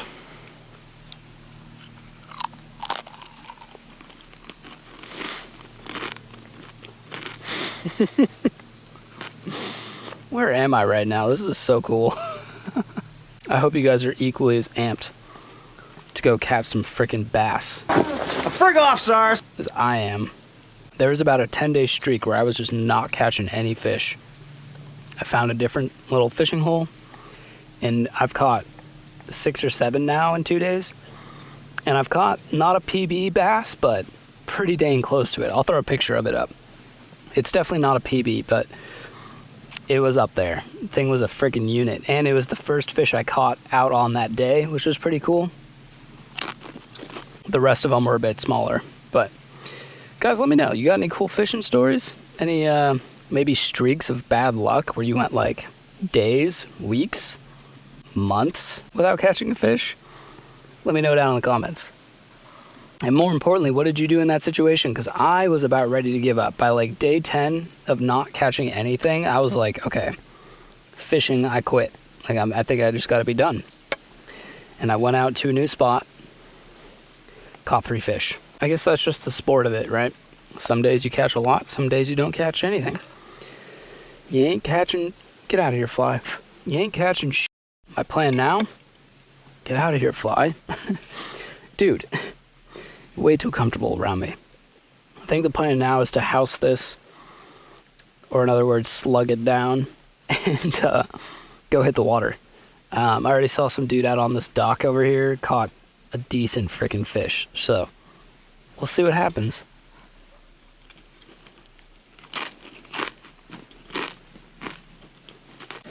So I'm just gonna go ahead and cinch the crate to the back with a couple of bungees. Just basically holds the anchor and my fishing gear.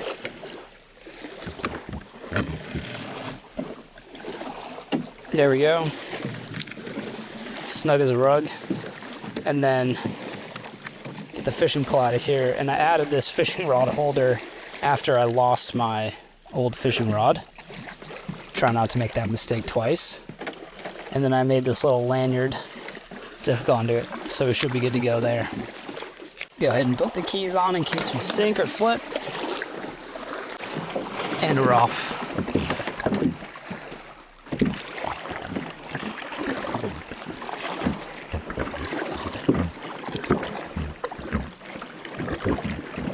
It is definitely a little bit more rocky than I'm comfortable with. Doesn't even seem as windy as it is rocky, so we'll see how this goes. I think my plan is to stay fairly close to shore. So I'll fish maybe like along these trees here. Hopefully this angle works. I'm doing the wide angle on the GoPro this time to hopefully get a little bit more in frame. Oh my gosh, this is pretty brutal. We'll see how long we last out here. So today, I mean, I've had good luck with it recently. We're gonna try it out on this body of water, but it's just a Texas rig with a plastic worm. Currently using the Yamamoto with like a number 2 hook. So we'll see how this goes. Also, I appreciate all you guys' comments on the last video referencing better line and what to use and all that. Kind of wondering that if I were to head that way, maybe it would mellow out. I may just try and troll this line and see what happens, and then try and paddle on that way. So we'll just toss this behind us. Let out some drag, nice and loose, beautiful. And so we don't lose the rod, put it in the rod holder, lasso it down. We're off.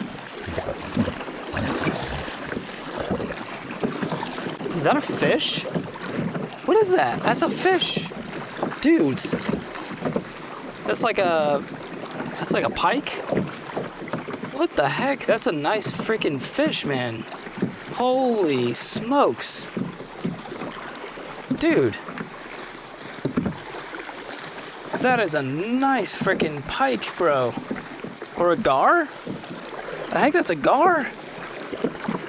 I've never even caught one of those, let alone seen one. I don't know if you could hear that, probably not, but when I hit him with the paddle, or not hit him, when I moved him with the paddle, I could feel how tough the scales were on that thing. That's crazy. I've never seen a gar. Yeah, if I caught a gar, I honestly not even sure what to do with it. I presume they have teeth. I don't know, man. This is pretty rough.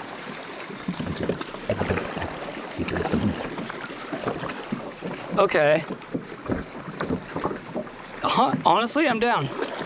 I'm gonna fish this little section here just to get out of this freaking crazy water.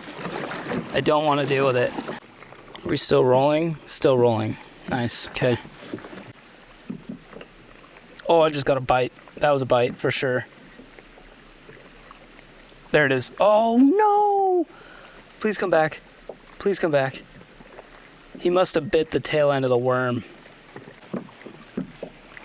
Oh, I saw him jump right there. Put the line right beyond him. That was another bite. I don't know if these are just like really small fish. Let me check my hook real quick, because that's the second time that happened. Maybe I have it too sunk in here. No, it's not sunk in at all. All right, we're just not having the right luck yet. We'll get him.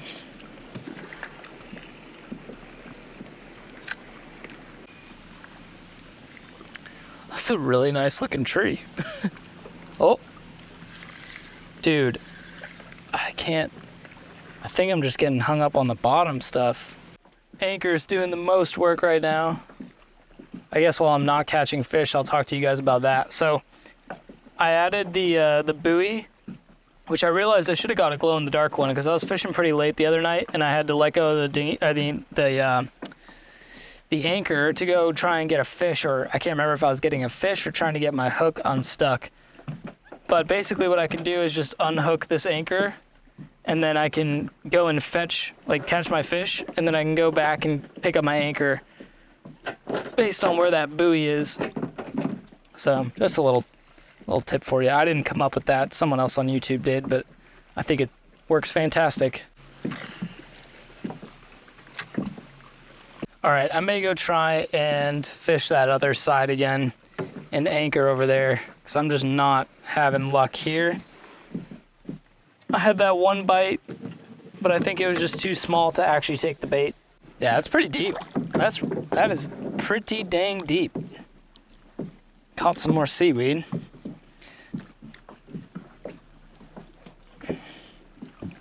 Get out of here. Get out of here. Bruh, if I have to tell you one more time. Come on. Frick off. Here, look, Randy, see that? Frick off,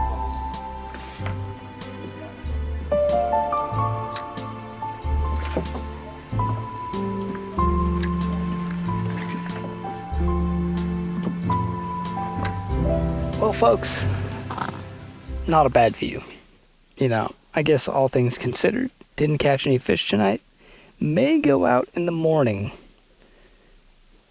at the early dusk of dawn. Is that the right terminology? I may just go fish off the dock in the morning. You know, sit in this chair, enjoy the sunrise, and see if I can't catch some fish. But also, I'm thinking this may be a 2-day camping trip. The Solix is still like 81%, and we have all day tomorrow with full coverage, or no coverage of trees. So we should be getting plenty of solar all day. So that thing will probably be at 100% again for tomorrow night, which is just awesome. It was really my goal with this truck camper setup, was to be able to go out and charge camera gear, charge my laptop, and now I have a new laptop that I can actually edit off of, because before that I was working off of like a 2011 MacBook Pro, and it was, let me tell you. So now I have a laptop I can actually edit on and install the latest version of Adobe Premiere, which is great. However, you know, makes me kind of want to stay out here longer, which is awesome. So who knows, this may turn into a 2-day camping trip.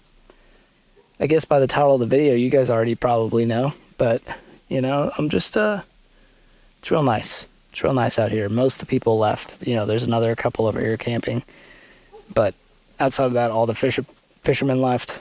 It's just, it's pretty chill. So I'm thinking I may break out the laptop and do some work, some client work, and then probably get this fire going here.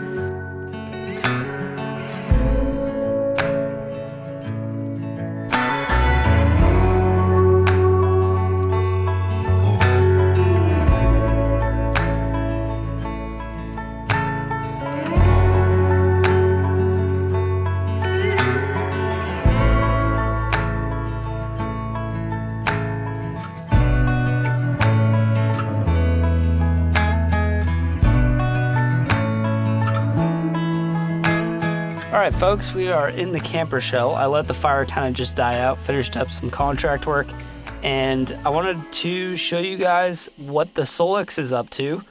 It's been a full day of operation, and have had the fridge on it the whole time since starting this video, so it's been running for at least 7 hours now. I've also ran this fan a few times. I've charged my phone. I have also done the rice cooker, which was a massive load. I think it was like 220 watts of requirement, or needed 220 watts to run for about 20-25 minutes. After all that, we're at 75%. It's so good, man. I don't really, obviously we're not getting any solar right now because it's nighttime.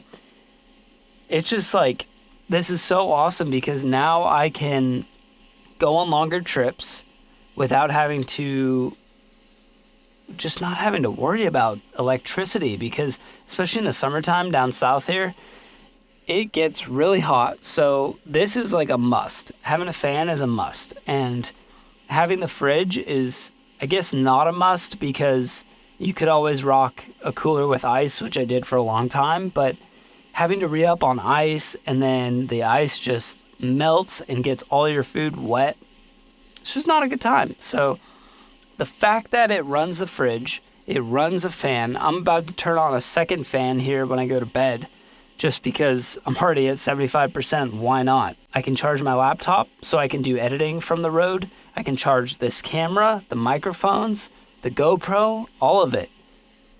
I'm just so stoked. I can't tell you how pumped I am to have this. I mean, the next upgrade is going to be possibly a bigger camper shell. Like, I want to have it, I don't know, I just want to redo things. I feel like I'm not maximizing space. That's where I'm at. But the Anchor Solix is so nice. I feel like I've done that too many times in this video. So Nice. But yeah, I'm going to watch an old Western and get myself all tuckered out here, and I will catch up with you guys in a little bit. It's practically midnight. I'm pretty wiped. about like 20 minutes ago or so, dude rolled in his truck and then pulled up to the boat ramp and immediately shut off his lights, which was just a wee bit sketchy. I think all he's doing is bait fishing with some big nets, so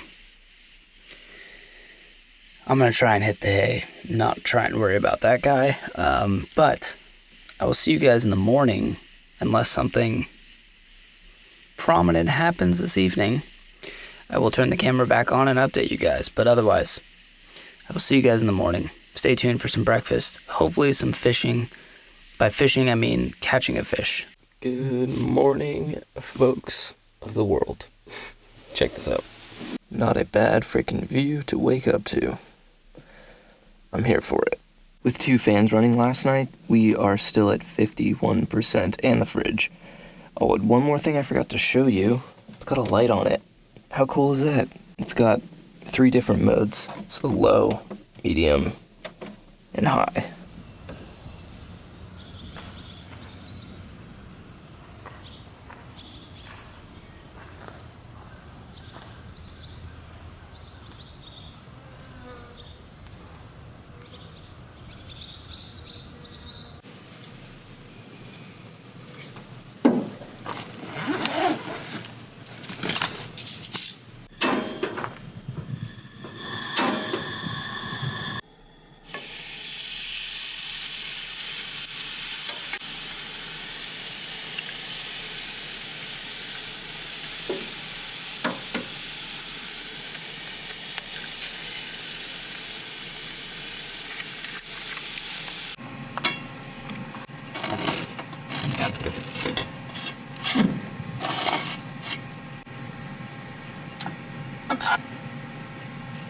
Boys and girls, I have a delicious steak and eggs breakfast with toast with cream cheese, veggie, some kimchi, and guess what I forgot at home? Freaking coffee.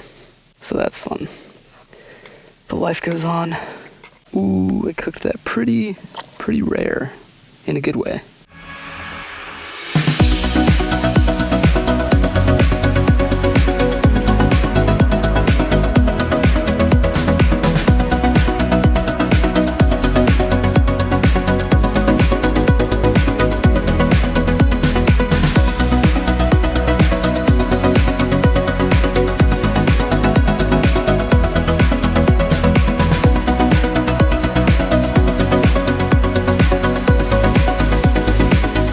So DNR, or the Forest Service, just rolled up with a bunch of heavy equipment.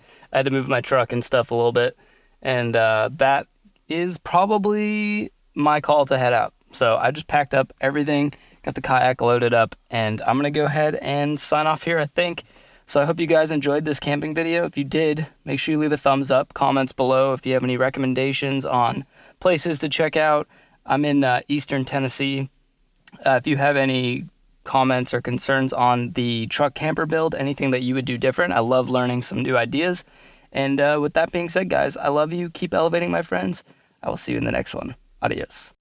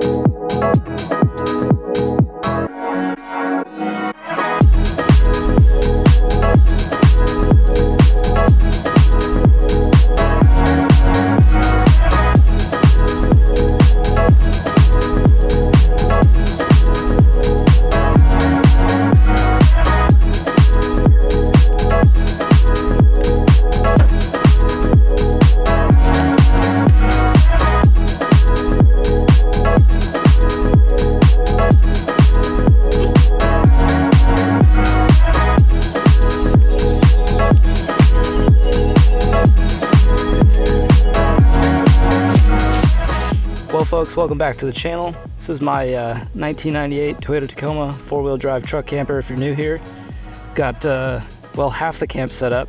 We've got one more buddy joining us on this side, but I'll go ahead and, for the newcomers here, do a little walk around of the truck camper setup.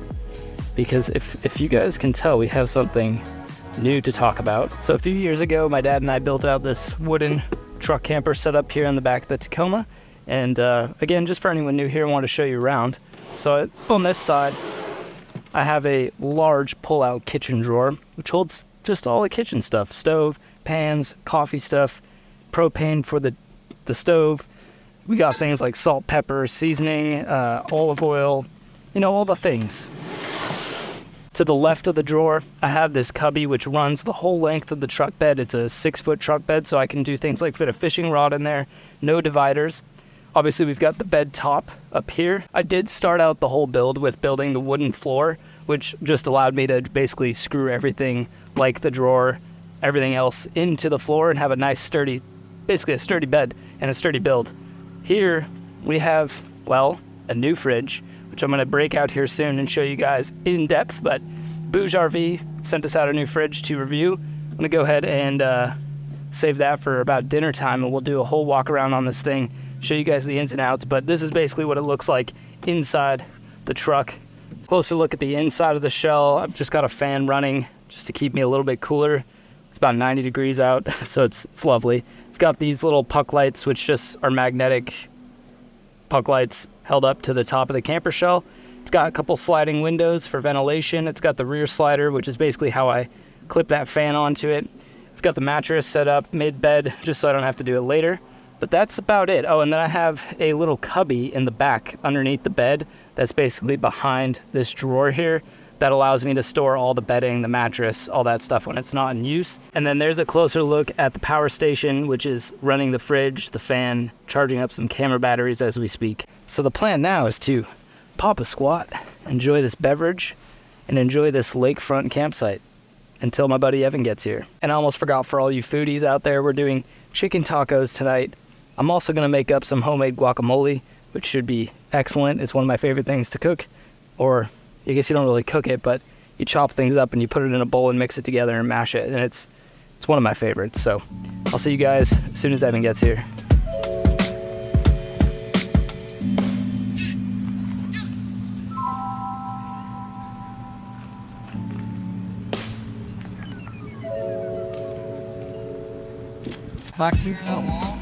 You're good. You're good. Not good. What's up, dude?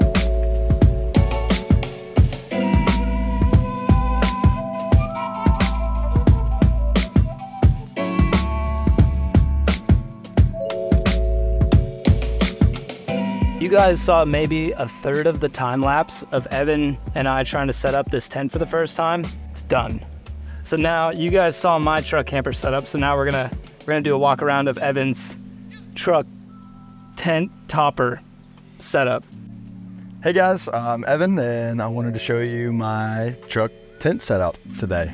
Just ordered this off of Amazon. Actually, it's the Joy Tutus brand. I don't know how you say that. Tutus, not sure. I say, dang. We have a little bit of a mess still. It's a long story, but I'm a little slow sometimes at doing things in general, but also for the first time. And so this is what we came up with, though. After a little bit of sweat, a lot of bit of sweat, it's very hot today.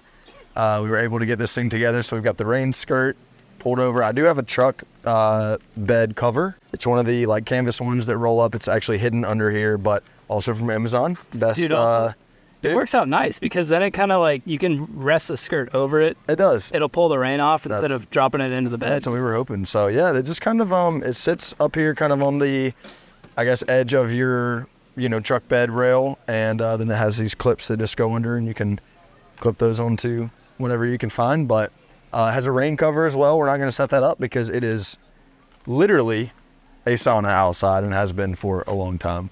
But yeah. This is it. I have an air mattress as well that fits the truck bed. So. Dude, can I say that we just pumped this thing up? It's got like 3 compartments. So you've got like the bed rest back there, but The pump is kind of where Evan's hand is. Yeah, show us that. Pretty sweet. Which this is Actually, really pop neat. it out. Yeah, this is cool. This is cool. I didn't know this. They actually figured this out. So, press that. oh yeah. Yeah. You press it, Little cartridge and the little style. cartridge comes out, and then it has some attachments that you can put in to inflate and deflate. So really cool and rechargeable. Rechargeable. That's the thing I love USB-C. about that, dude. That's so clutch. It is. Sick, man. So you excited for your first night in this? I'm really excited. Hopefully this is gonna be nice and comfy. I got my windows open, letting some air come through the tent. So, yeah, check out this beautiful view. I mean, come on. Who doesn't want to wake up to that? Now that we've done a breakdown of my camper setup, as well as Evan's new tent camper setup, we're gonna go swimming, and then we're gonna come back, take a closer look at this fridge, and do a little bit of cooking. Catch you guys in a minute.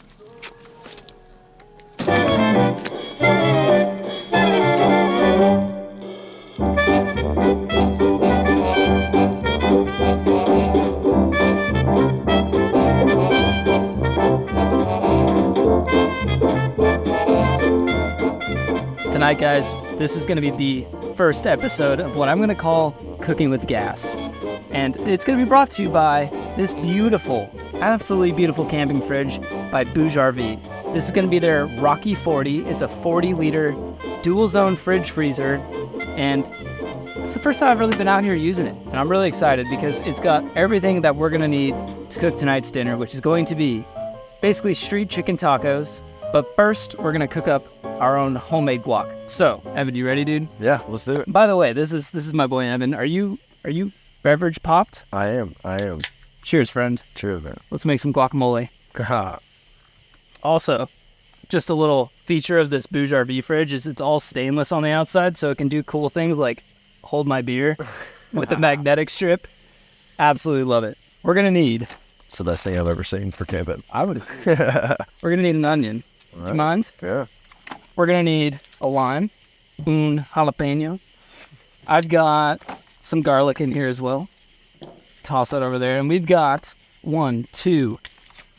And I already had to break in. How many people do you gonna think you're judging the way I'm trying to cut this onion right now? Oh, dude, it's fine. Do your thing, bro. Let me just run over the ingredients. We've got onion, we've got avocado, we've got garlic, we've got a jalapeno, we've got a lime, some fresh cilantro. Why do they call this Chinese lettuce? I've heard that before. Dude, I don't know if I'm getting that right. Put it in the comments what this is called, but I've always called it cilantro. All right, so we're going to do that. I think that's going to be everything we need to get rolling. So Evan's already, I didn't even have to ask. He's already on the works with that onion. Something like that. I do need a knife, though. Yeah, no, I'm setting you up here with a cutting board. I'm going to get you a knife. I'll get you the big daddy of all knives. Yeah, the butcher. And while you're over there cutting that, I'm going to go ahead and just chop up this jalapeno, get it ready. So we're just going to dice that up real nice. You know, We've got to be perfect. We've got to be really careful about our trash tonight because, you know, the raccoons here are really bad. Oh, guys, the last time we were camping, we had a party. Yeah, some nuisance raccoons would maybe be the best word. Weren't scared of anything. We had a full-on enclosed bug tent, and all of a sudden we're sitting by the fire and I hear like some rustling. Opened the cooler and took the food out of the cooler. Little rascals, man. Little street rats. So we're just going to chop up some jalapenos. I like it. Do you boys like it spicy? Sure. Yeah. And we're not going to go little bit, nothing crazy. All right. We're not going to go too fine with the chop there. We'll just leave it as is. I finally have the onion prepared. Thank you, sir. Except you got to cut it first. Oh, yeah. We're going to drop that there. So while Evan's chopping up that onion, one thing I want to show you guys is the dual zone fridge is also a freezer.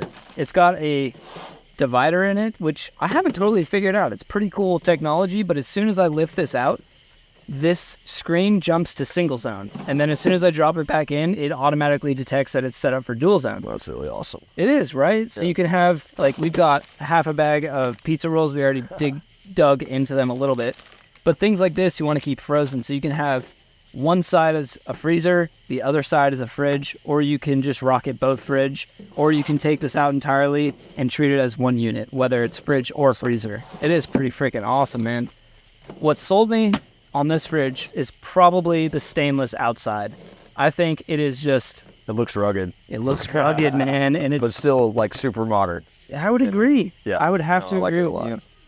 Let's get a bowl rock in here to get our ingredients into. Please don't chop my hand. Haha. So put the jalapeno in there.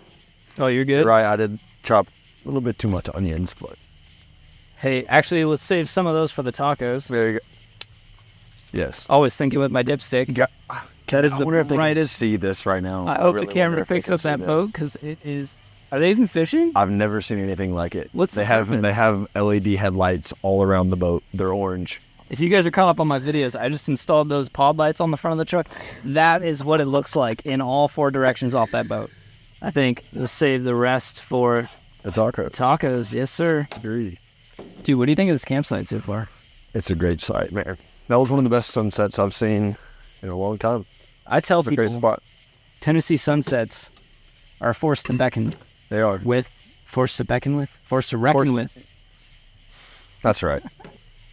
So we're going to just get our guac in there. Our avocado. It's not quite guac yet. It will be very soon. It shall be. You mind disposing of that guy for me? It's going to be so good. It's going to be great. I honestly got these avocados like way long ago than I care to admit. So we're just going to hope for the best. They look perfectly ripe to me, so I think it's going to be good guac. Oh, we're good. Look at that. We're good. Give it the old sketchy knife hit. Yes. I'm not good with the garlic. I use the, garlic and vinegar or whatever. Oh, you're not out of a jar. Fresh garlic kind of No, guy. I am. I never get it cutting garlic. Cheat code for all you garlic cutters out there. You get your clove, right? Maybe a little bit of flake on it still. You take the knife and you just crush it down. Give it one little smack and it breaks all that off for you. Makes it real easy to peel. I don't know if you knew that. Yeah. Guys. So we're going to do... I've heard about this. Yeah? Now you know. Because that is, my friends, cooking with gas. When I'm making guacamole, I like to cut up the garlic, or mince, excuse me, is probably the right term. I like to mince the garlic, and instead of putting the salt right into it, I usually put the, thank you, man. I'm dropping stuff. Those raccoons are freaking menaces. So they might get to see one. Who knows? That would be... They were out very early and almost came up to let us pet them. I promise they're not paid actors. If they show up, it's all natural. They do have fingers. They do have fingers, and they might have thumbs, dude. They might have thumbs. They opened our fridge. People are worried about AI. I'm worried about raccoons. We mince our garlic, we take our salt, and instead of pouring it right into the guacamole, and if any of you guys are fans of the Action Bronson. Off the top of a f***ing building. Dagger. So, now you have minced garlic. He has a cooking show, or at least he did back in the day. And he is the gentleman that taught me everything I know about guacamole. So we're just going to put a little bit of salt right on the garlic, kind of mix it up, and toss that in the guac. This is going to be just dirty, freaking, not dirty, it's not actually dirty.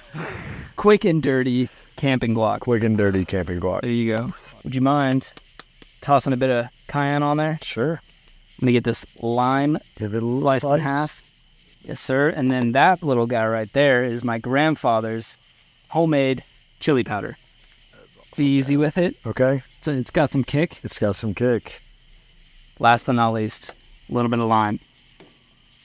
I would just mash that up. And I think we're going to put this back in the Rocky 40 Bouge RV fridge, which, by the way, folks, I'm going to throw up a promo code for you guys on the screen. Right now, you can go pick one up. Not have to spend a whole lot of dollars on it, or at least not as many dollars as you otherwise would have. So thank you, boy. Thank you to the cooking show, Cooking with Gas. And go pick one up if you're into the camping scene. They're awesome, man. What do you think? Would you cop? Gotta get one. They're amazing. No ice. You don't have to fool with ice ever again. Dude, that's my favorite part. It doesn't drain. It doesn't take a lot of power to run. It seems, Power Station has, worked perfectly. If you guys have a fridge like this and you've got a power station or a battery you're running it off of, I highly recommend that before you go camping, bring that thing inside, plug it into your wall, which, by the way, this thing has a wall outlet as well as a cigarette outlet. So you can keep it on while you're driving, slap it around. As well as these incredible heavy-duty handles. Spring handles. Yes. But I like to bring my fridge inside before I go camping and just plug it into the wall and let it get down to temperature. and then I bring it out to the truck, hook it up to the power station. That way I just save a little bit of battery. But honestly, it takes most of the power when it's cooling. Yeah. And then once it's down to, Just down, it just like has right to now, hold it. hit that bright button on there, and it is pulling 4 watts. That is next to nothing. We're gonna toss this guacamole back in the fridge and let that cool down while we are on to the rest of our meal. So Evan's grabbing the chicken, and I am dicing up the last of our cilantro. Oh gosh, sorry. Trying to break my new fruit. Note to self: don't slam the fridge door. And we're doing the old food club taco seasoning. Oh, yeah, absolutely. It's, it's just Tough times. You can say that. You can say that. One could definitely say tough times. So the plan here is to probably get this thing cooking with gas. I didn't get corn. I'm terribly sorry. Oh, dude. I got flour tortillas because it's, like you said, times are tough. I'm just going to kind of dice up this chicken here. And no shame about it. We're just going to toss that in. I'll take that knife from me if you don't mind. Yep, let me scoop her on in there. And we're just gonna get that on the cast iron. Let that do its thing. You notice that, guys, how I made Evan do the dirty work with the chicken? You could say it was planned. Usually how it goes. I'm gonna take our tortillas out so they start to get up to room temp. I also got us some Mexican cheese. Yeah. This freaking fridge holds so much. It really does. There's a good bit of space in there, actually. I was right. It's deep. And here's the cool thing. Let's say my chicken leaked everywhere. You just take all the food out, give it the old wipe in there, drop the food back in like it's nothing. So I decided there were too many chefs in the kitchen. I kicked Evan over. He's gonna go make a fire for us to eat by, because there's 1,000,001 bugs out here, so I think having a fire will probably help. But our chicken is about, 80% cooked through. I'm gonna add a bit of water in there. Then we're gonna add... Weird snack time. Oh. Just try one. Oh, thank you. What is that? It's a coconut crisp. Oh. Kind of weird, but yeah. I was honestly expecting more like a bugle, not a coconut crisp. That's really good. A little bit of that poor man's taco seasoning. Should do us just fine. And I think that is gonna about do it for our chicken. So I'm gonna go ahead and kill the stove there, let that just cook off for a minute. And doing it simple, guys. We got tortillas, some chicken, some cheese, some sour cream, some guacamole, some fresh cilantro and onion, and then topped with a little bit of lime juice. So we're gonna go crush these tacos and guac by the fire and catch up with you guys before bed.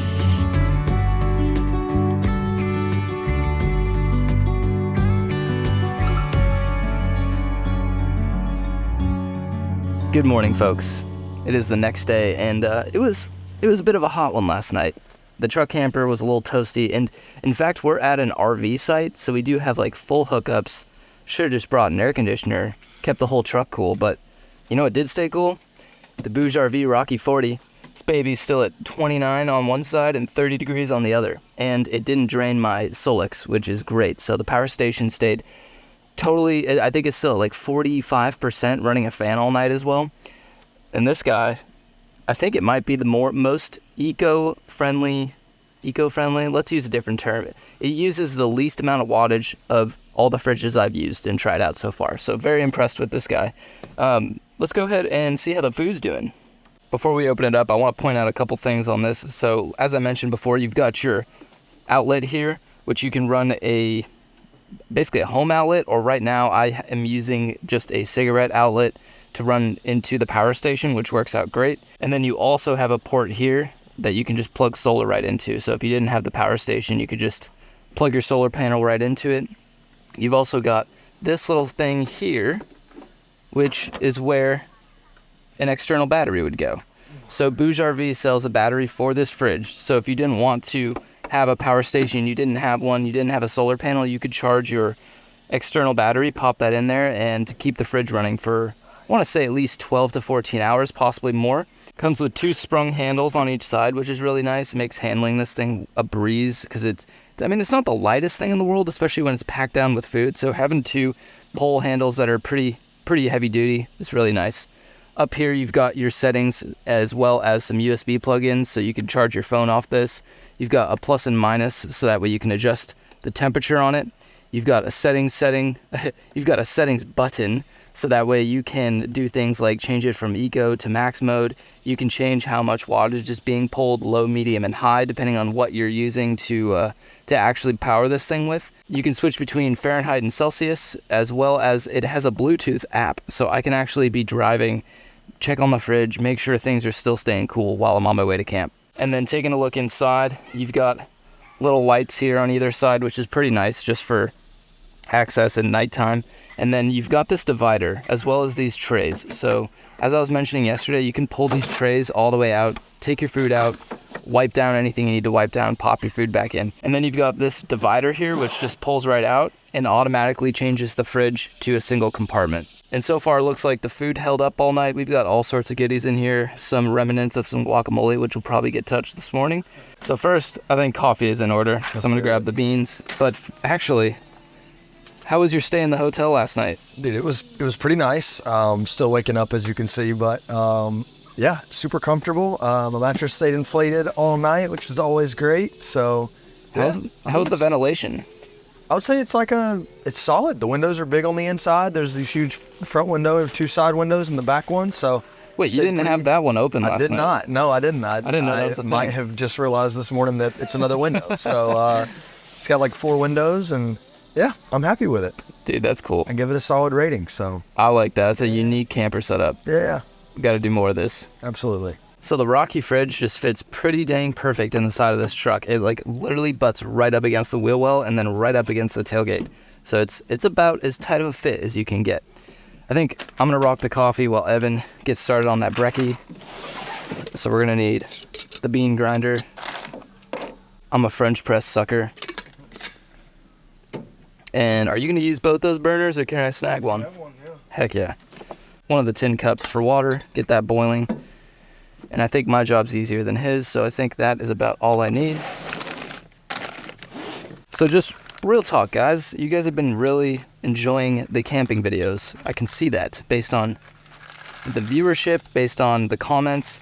You guys seem to really be enjoying it. So I'm trying to make sure I put these out on a more consistent basis. Also, been really trying to put out some longer form content, because I know at least me personally, I love to just sit back, pop on a YouTube video and just like not have to worry about changing it every 5 minutes or 15 minutes. So let me know down in the comments, one, what you guys think of the camping videos, any cool places you'd like me to try camping at. I do have a bit of a stealth camper setup if I need it to be, but I do love getting out in the wilderness and like actually enjoying camp. So let me know what kind of, let me know down in the comments what kind of camping videos you want to see. And then also how you guys like the long form stuff. Things that are like 30 plus minutes long. I think you guys like it. I'm hoping you do, so I'm gonna keep them rolling. I'm also gonna keep rolling this bean grinder for a bit. It was pretty funny this morning. I was like just opening my eyes and kind of just crawling out of bed, and then all of a sudden I just hear like this loud bang. I look out the back of the tailgate glass, and the camper that was next to us straight up dropped their camper off of their hitch somehow as they were pulling away. And we're on, I mean, not a hill, but if that thing decided to roll any further, it was going down the hill into the water. Yeah, so that was exciting. Great way to wake up. They got it sorted out though. And they just headed out of here like, I don't know, 20 minutes ago. But nonetheless, pretty funny. First time I've ever seen that happen. Oh, also in case anyone's curious, we are going to be having the Mad Priest Coffee Roasters Dark Night of the Soul. Dark roast blend. Sunshine, puppy kisses, sigh of relief are the flavor notes. How awesome is that? I like their coffee a lot. It's really good. We'll read this out. To curious people who are sick of the bland corporate heretical coffee experience, Mad Priest Coffee Roasters is the unconventional, creative, sacred coffee choice. While we may be irrelevant, we will always take our coffee and our mission seriously because we are mad about injustice, especially societal inequality and bad coffee. I love that. Also, I need coffee before I start reading things. It's too early for that.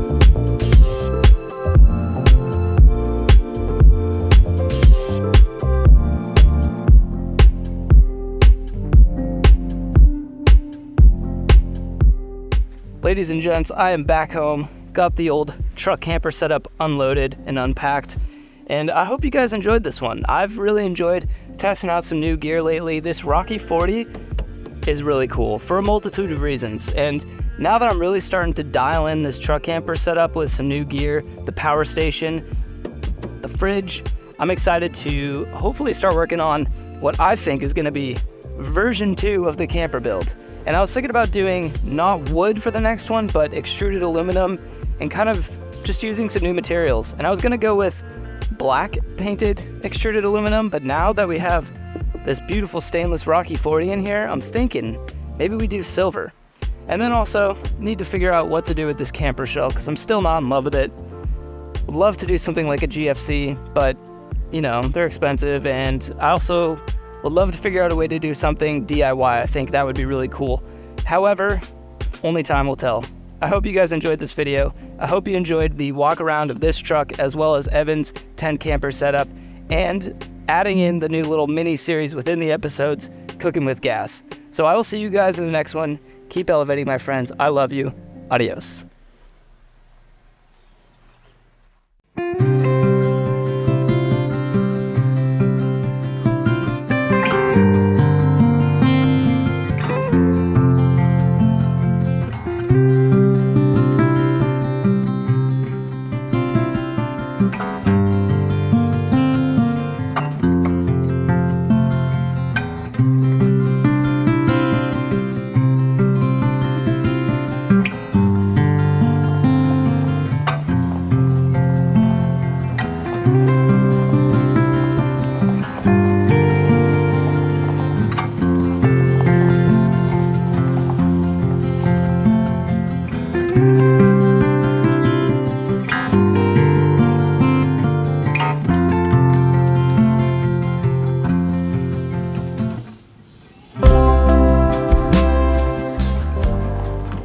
Welcome back to the channel, friends. Today we are in the woods camping. Well, I mean, we're in the woods, but it's a paid campsite. We're back at the same camp spot that I was at, or a different site, but the same campground that we were at, gosh, what was it, like probably 2 months ago now. We did a little bit of fishing, didn't catch anything. So anyways, I'm gonna get the truck camper all set up for now, and then we'll get on to maybe some more fun stuff. But the plan for tonight is do a little bit of fishing. I'm gonna be cooking up a kind of like a teriyaki chicken rice bowl that I've been wanting to try. And then I'm also gonna be doing kind of like a movie theater setup in the back of the truck. I've got a new gadget that I wanna test out, and it'll pair nicely with the movie theater theme. So for now, I'm gonna go ahead and get the truck all set up, get bed all squared away, and then we'll maybe hop out on the water and do a little fishing.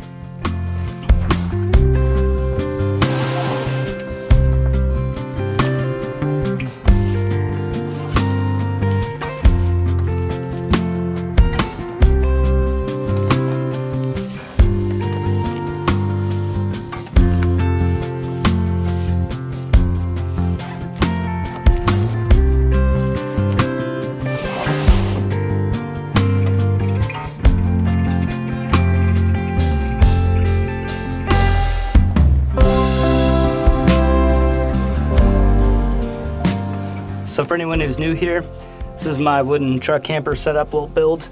And I've got it where I have the kitchen drawer up front, and then in the back here I have a little cubby that holds pretty much all the bedding. So pillow, little sheet, we've got a quilt. I'll grab the chair out because we'll need that for a little bit later. And then I've also got the inflatable mattress that fits almost perfectly on this bed. So I usually start with the mattress first, get that kind of situated, get the buckles off of here, and then the bag that the mattress comes in, I tend to put like all these bags and everything. Once I've got everything out, I'll store all the bags in one other bag just to keep everything kind of organized. But setup is pretty easy with this thing. I may try something new this time, because usually what I do is I inflate the mattress and then I put the sheet on, but I kind of wonder if it's going to be easier to put the sheet on beforehand, because it's got an opening on one end, and then it's basically actually a sleeping bag bivvy, but I just use it as a sheet to wrap my air mattress up in. So I'm gonna see if I can make this happen. We'll take the bags for stuff, put them in here just so they're all out of the way. Unroll this thing and figure out which side is open. And because this pump is down here, this thing's actually got like an integrated pump in it, so you don't actually have to remember to bring like a separate one. So I'll try and roll it where the opening is down there so I can easily get that to fill up and deflate tomorrow morning. So we'll just kind of push this around here and fold it up and over. I always like to just try and figure out more efficient ways to set up camp. And I'm wondering if this is going to be a little bit more efficient, but judging by how hard it is to get this started with it deflated, maybe not. Alright, so that's kind of how I want it. I'm going to go ahead and start just inflating this, and as it starts to inflate and this unfolds, I'll try and get the sheet a little more proper here.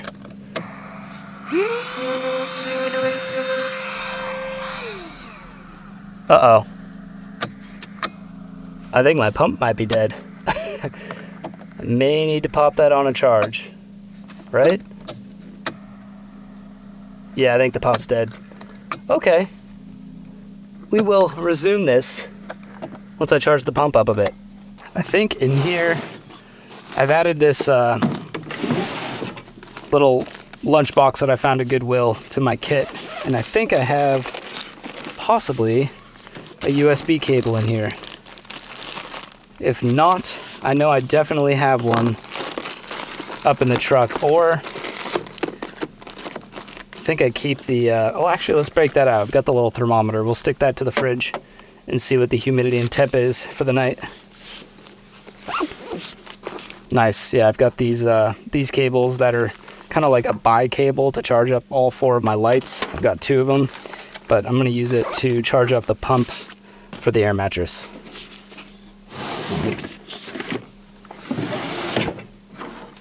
So in the back of the truck here, I've got my power station. It's an Anker Solix C1000. It's got a little light on it, which is pretty convenient. And then you can check how much power it's holding right now. It's at 97%. It's using 35 watts right now because the fridge compressor is running. And I've got ports of all sorts on here, so we're just gonna plug this in, USB-C, into our little mattress pump, and we'll let that go for maybe 20 minutes or so, and we'll come back and try and inflate this air mattress.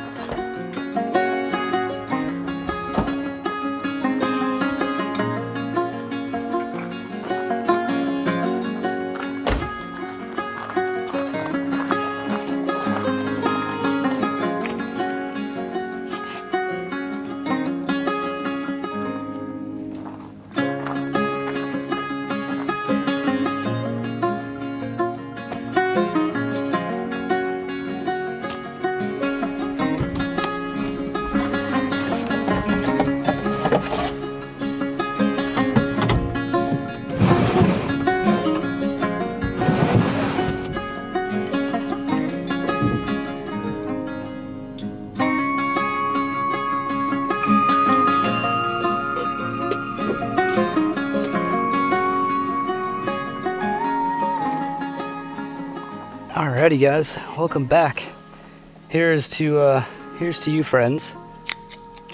And a little bit more truck camping, because I know you guys enjoy it, and so do I. It's a two-way road.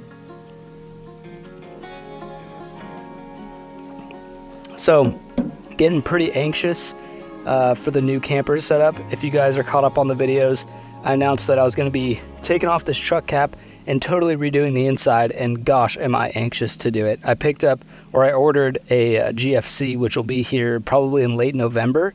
So I'm kind of forcing myself to wait to redo the interior until I have the GFC on top, so I can really see the dimensions of everything and how much room I'm going to have in there. Plus, I'm such a visual person that I literally need to be like sitting in the truck for an hour by myself, just looking at everything, feeling it out, feeling where I could imagine things going, the fridge, the bed, and all that. So anyways, what I'm kind of thinking, just because I don't want to keep you guys lingering until November, I'm going to be doing probably the fridge where it's at right now, probably on slides though, so that way I can pull it out and kind of just get a little more access to it. But with the GFC, obviously all the panels will open on the sides, so I could hypothetically still get into it from, there. But this fridge opens one way, so I don't know yet. That's what I'm saying. Once I get the GFC, I'll be able to kind of play with things and figure out where it makes the most sense to put them. And then as far as the interior goes, I'm going to pull all the wood out, and I want to do kind of a more lightweight setup. So it might be, probably will be a little more expensive, but I want to do an extruded aluminum framed build out with, I may do really thin plywood just to kind of sheet it off and get the bulk of it so you're not seeing inside all the cabinetry. But if I can swing it, I think I'm going to do actually like an aluminum composite panel, and that way, again, just to reduce the weight, it'll probably be more expensive, but I think it'll be worth it in, gas saved over time, as well as just having a nice look to it. I think it's going to give it a really cool kind of modern look to the camper. And then also with the wood, I've never really had any leaking issues in this thing, but to be able to just go in there and wipe anything down, spray it down, because nothing's really wood and can hold that moisture and rot, that will be nice to know. And then also I'm thinking when I do the aluminum composite panels within the extruded aluminum framing, I might be able to add like gaskets to it, so that way it's literally sealed from all directions. And in best case scenario, I could literally go in this truck bed with a hose, spray everything down and rinse it off and get all the dust and grime out, and then all my stuff inside the cabinetry would be fine. So yeah, I'm just really excited. I can't wait to get the GFC and show you guys the colorway that I went with, as well as all the features. As any of you know, with GFCs, you can order a pretty base model, or you can kind of tier it up with different features on it. So I'm excited to show you guys the colorway and everything that I went with and did not go with, and I'll explain that once I get the GFC, but very excited for that. So I think the fish might be calling my name here pretty soon. So I'm going to go ahead, slam this beer, check on maybe the pump, and see if we're ready to inflate the mattress and get bed all set up. And then I got to add the fan, and I think that's it. Then we can go chill, do a little fishing before we cook up dinner. All right, let's give this mattress another whirl. See if we can't get it to work. Unplug the pump here and put it back into its spot on here. Can't remember which way this goes. Maybe the other way? I think it's the other way.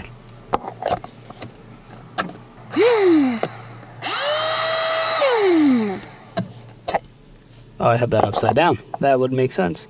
Deflate is on that side. There we go.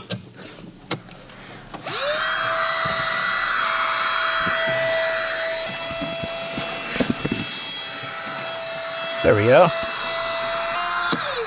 Call that good. So now that we've got this all pumped up, we can make the rest of the bed.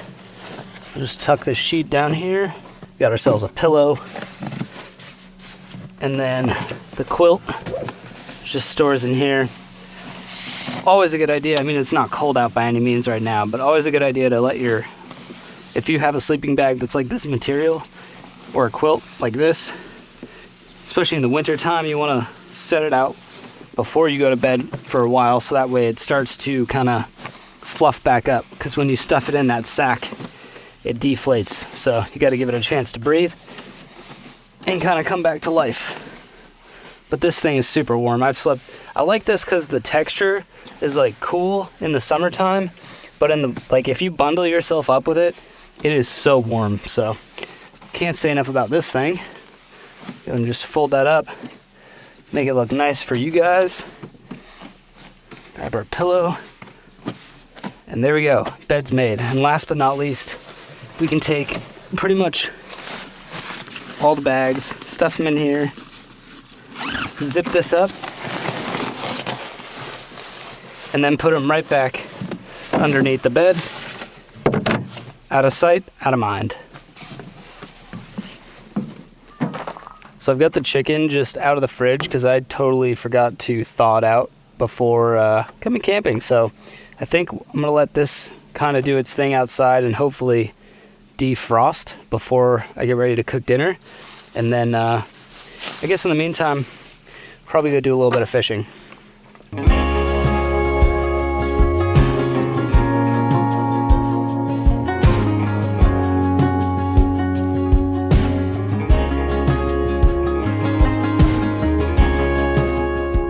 Don't totally know how to do the fishing stuff yet because, like, I watched fishing channels.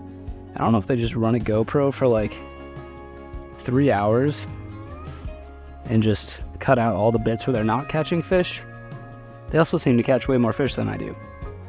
So I guess I'm just gonna put you guys over there and do my thing, and then if we catch something, might be interesting. Oh yeah. Got some nice seagrass. Heck yeah. That's a good one. Good catch. That grass screwed up my worm pretty good, so trying to trim it down. It's like a half Senko now.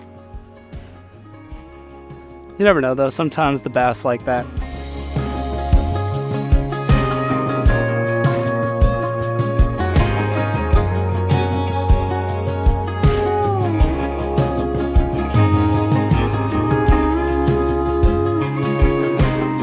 Oh, okay. So this is not working out so great. I'm just getting snagged on everything. There's just too much grass too far out. I can't get quite beyond it. And it's just screwing up my worm every damn time. So, that seems to be the way fishing goes on this channel. Well, casting. We haven't really caught a fish yet on the channel. I swear I do actually catch fish. Hey, it's a fish. Oh my gosh, come on. How did I just catch more? Just not when I'm with you guys, for some reason. Okay, I'm calling it. I'm probably losing my worm too. Ooh, the biggest grass bass yet. Heck yeah.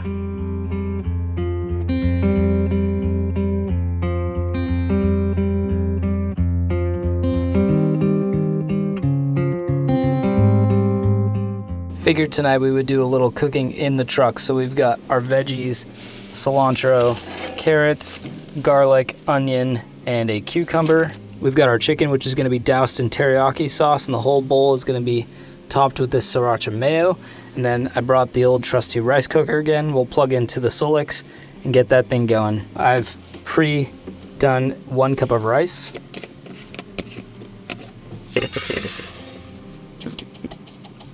And this thing pulls quite a bit.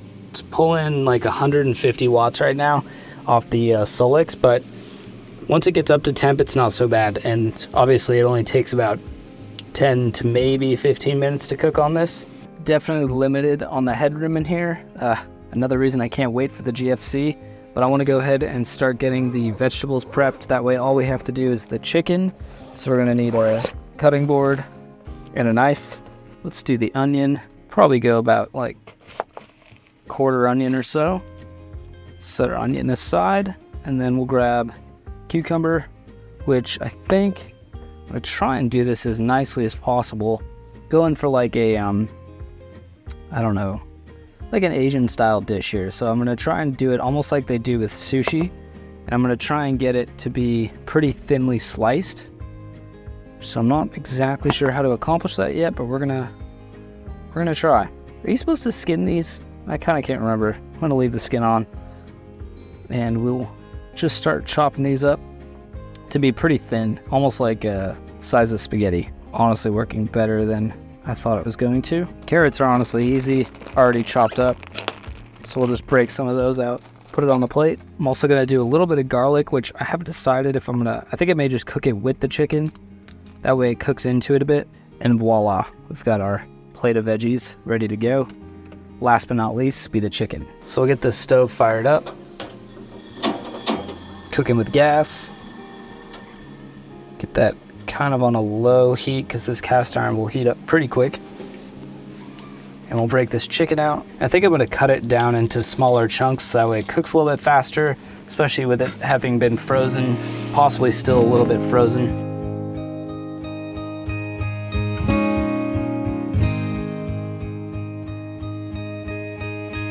Chicken is all done. I'm just gonna move it into this pot and then saute it all up with the teriyaki sauce.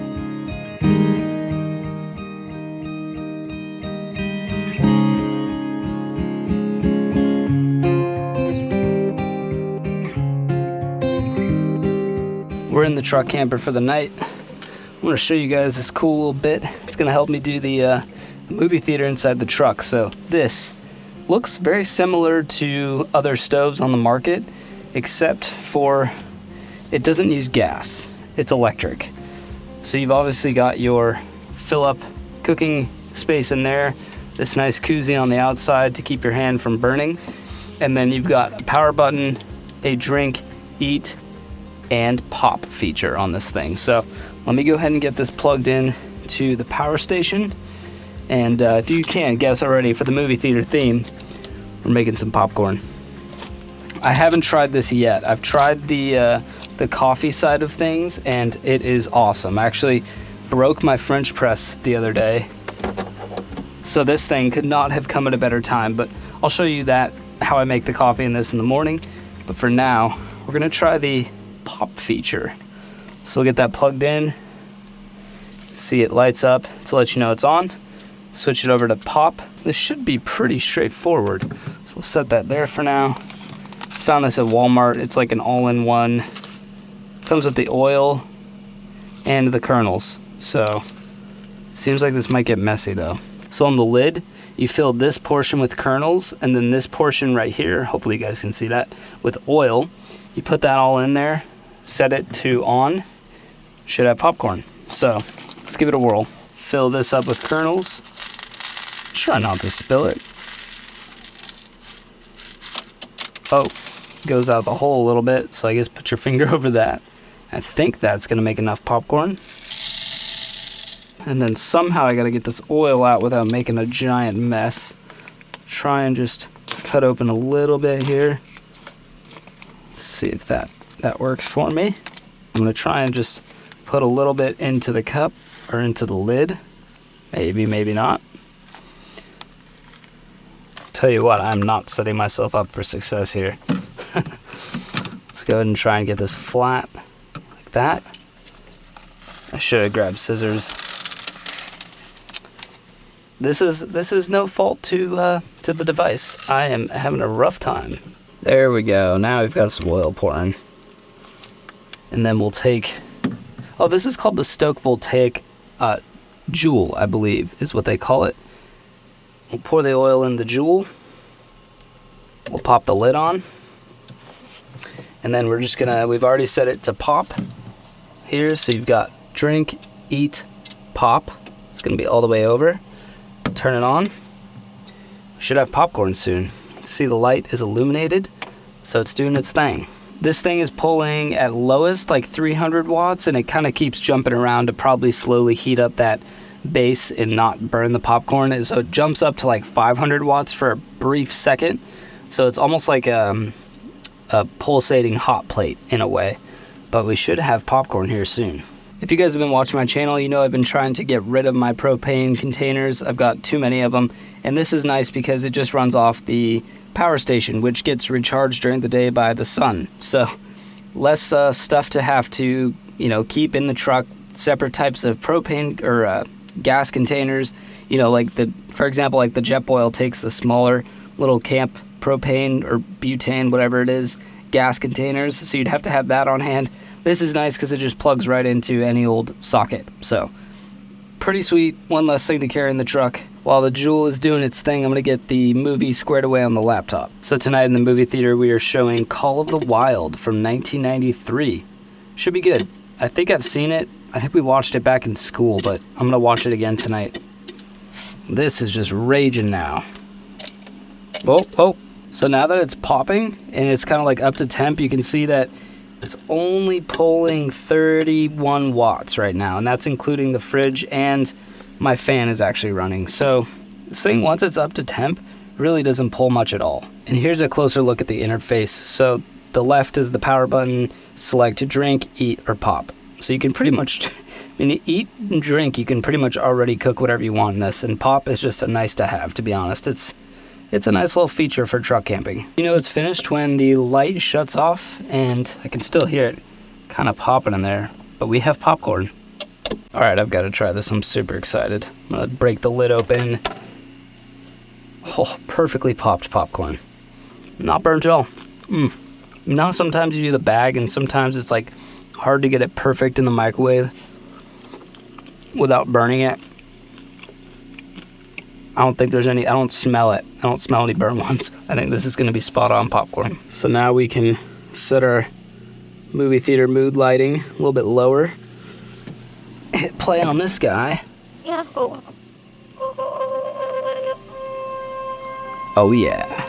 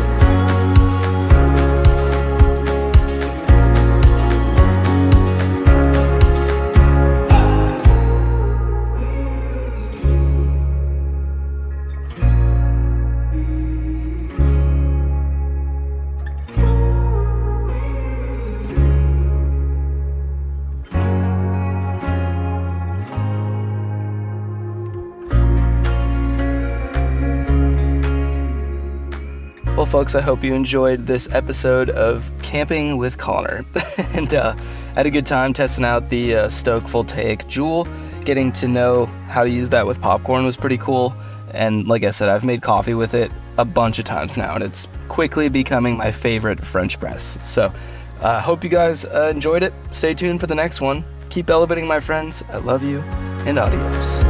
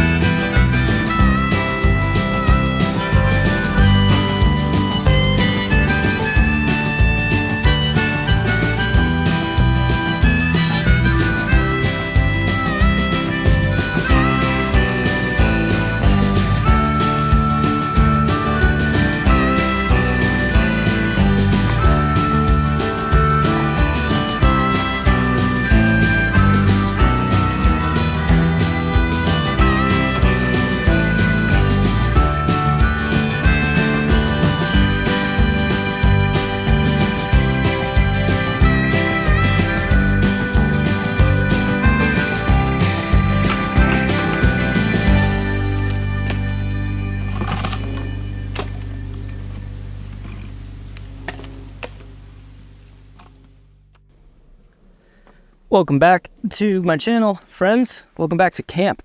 It's been a minute. We're out here at the old truck camper testing out some winter gear. It's not quite cool yet. I mean, the nights are getting down to like 40s and 50s. So with the anticipation of the GFC, the new camper arriving, and as you guys know, if you've been keeping up with the channel, I have intentions to do some long-term travel out on the road in it, which will involve having some colder weather. And this is a diesel heater by Brero. I'm sure many of you, if you frequent the YouTubes watching truck camping and van life stuff, you're familiar with a diesel heater. This is by a company named Brero, and they sent this out to me to, whoa, holy wasps. They sent this out to me to test it out, see how it works for my build and my application. I will say it took a little bit of trial and error. These things are kind of just meant to be universal heaters for all sorts of situations, whether that's a truck camper, a van. Ooh, golly, these wasps. Setting it up as alternate heat inside of your house. So it's got loads of different applications, and therefore they can't really build it to be specifically for one thing and sell it. Otherwise, they'd have to have a ton of different versions. So this is the diesel heater. You've obviously got your control panel up front here. The diesel heater itself, the heating mechanism, is inside here with the diesel tank on top of it, and then it's all encased in this red shell. Now, let me show you guys what I had to do. Out of the box, you pretty much just get this red whole assembly, the entire assembly here in red, with some wires coming out of it. They do give you the exhaust pipe, which you see running out from underneath it here. That's something that you can easily set up. They provide you with a bunch of hose clamps to install all these things. I'll show you the outlet hose here in a second. This is going to be where the heat comes out of the heat exchanger and blows hot air. So something I had to do was add these, I think it's 2x2 blocks underneath. So on both sides of the legs, I basically added these 2x2 blocks that are about 6 inches in width, screwed them into the base of the diesel heater, and what that did was raise the diesel heater off of whatever surface it's sitting on enough for this exhaust to be up and out of the ground. So this thing gets pretty hot. So you need to add a little bit of elevation here to keep it away from touching the surface of whatever it's sitting on. So let me kind of explain one other key point to this. On the back side here, obviously you've got some wiring, and I'll touch on that. You've got the air intake with the air filter up top here. So it runs in and underneath this little hole, and then runs kind of alongside the exhaust running back into the diesel heater. So pretty simple, just wired that hose up. This all came with the diesel heater, so everything you need to get it running, besides actual diesel fuel, is included in the kit. So I just zip tied it through a couple of these holes to keep it up and out of the way, so it's not like sitting on the ground. Now, when you get this device, it's going to have a positive and a negative wire coming out of the back of this. And that is what I kind of mean by it being universal. So it basically gives you the option to splice it into however you're going to be wiring it. Now, obviously, I don't know if you guys can see that, but I've got the Anker Solex power station in the back there. And that was my intention, was to run it off of that. I don't want to have a special battery basically just to run this diesel heater. So when I got the kit, obviously we had red and black wire coming off. I bought a little AC or like cigarette plug adapter to put into the AC port on the power bank. However, when these things turn on initially, they pull quite a bit of power. They pull upwards to like 100 to 150 watts, and that is more than about 10 amps. It's actually closer to probably 12 or 13 amps. So my issue was the Solex, the power station back there, the cigarette port only runs up to 10 amps. So as soon as you turn this thing on and the glow plug starts heating up, which is what's pulling all that energy, it auto shuts off. Or actually the Solex auto shut off because it was being asked to pull more power than it's safely set up to do. So I had to do a little research online, found a bunch of people with a similar issue that wanted to run their diesel heater off of their Anker Solex, or honestly it goes for like Jackery and all the power stations. Most of them are 10 amps out of that cigarette fuse. So what I did was I bought this device. It's a 12 volt, 250 watt inverter. Inverter might not be the right name for that, but I'll include this down in the description for where I got it. And it was, you know, it was like 40 bucks to get this, but what this allowed me to do was splice the wires into this, and then off of that, it goes to your normal household 3-prong plug, which then can plug into the Anker Solix, and those ports on it have a lot more capacity for power. So I was finally able to get this thing running. That was a big kind of hurdle. It took me a little bit to figure out how to actually do it, but it was basically just getting the correct wiring set up and this device here to run it into the correct port on the Anker Solix. So if you guys are running into that issue with like your Jackery, your Anker device, you know, you name it, whatever power station, this might be a good alternative for you. Otherwise, you could always run it into like a deep cycle battery, something along those lines. Before I show you the whole setup of this thing, I want to point out something kind of cool. You've got these gauges on the housing itself that show you where your diesel is. So right now we're sitting pretty much full. I don't know if you probably won't be able to see that, but on camera at least, but I can see the diesel line is right up there at 100% or 5 liters.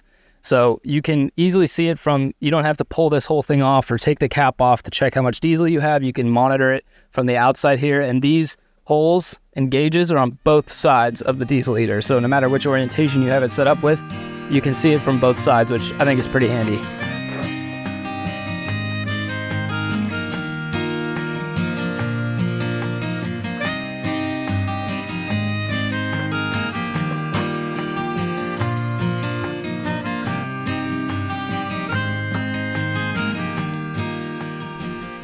So for now, at least, this is the bag I keep all of the extra parts in. I'll show you what this is in a moment. You get this device, which basically you can spin this vent to kind of point which way you want the hot air to go. Whoops, I kind of unscrewed it there. But you can spin it and you can set how you want the air to blow, whether that's up, down, side, you know, side to side. So that's cool. You also need some sort of a hose to run it from the diesel heater up into your tent, your house, your truck camper, whatever it may be. And in the kit, it comes with this length here, which is expandable, but it's not nearly as long as this. So what I did was take that initial piece, got a easy tie hose clamp, which is gonna sit on the diesel heater. I just used another hose clamp here to adhere this piece to this piece, and this is just 3-inch dryer hose from Lowe's. So that expands a lot farther.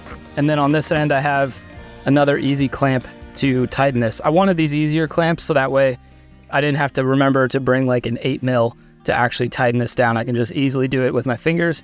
Makes the life a little bit simpler. Now, this device is a little homemade. So what I did here was, because I was trying to think about how I wanted to run the diesel heater into the truck.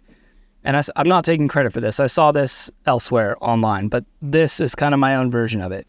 So running it in through one of the side windows, on my camper shell, I've got sliding windows on either side. So I basically took a piece of cardboard, opened the window, made a trim or an outline of where that window opening is. I traced it onto this plexiglass. I cut the plexiglass out, and then I cut a 3-inch hole to add this piece, which is a 3-inch to 4-inch adapter. So it goes 3-inch here and then 4-inch here. And the point of that is this 3-inch hose is going to sit on here and get clamped down. And then this will be the inside. Now I would have liked to have, and maybe I can still figure it out, how to mount this to it. But honestly, I'm only going to be using this setup with this camper shell for maybe another month. And then the GFC will be here and I'll have to figure out a totally different way to do this.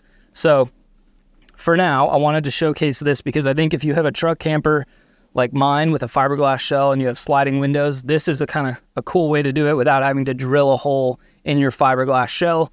You don't have to drill a hole in your truck to run it up through. So just an easy way, if you have sliding windows, to get your diesel heat into the actual camper. So let me show you how this all gets set up. So as you can see, I've already opened the window, but you know, you would open this window. I normally have screen here, so I took it out on just this side. The other side still opens and has screen, but I took the screen out of this side for this reason. So obviously it's winter months. I'm not gonna have too many bug issues. So I don't mind taking the screen out of one. If I want, I can still open the screen on the other side and, have some bug-free air, I suppose. But this just sits right in the track. I added this little bit of leftover trim molding I had. You don't really need it, but I just thought it'd be a nice use for it. So I just basically cut this edge to match this edge here.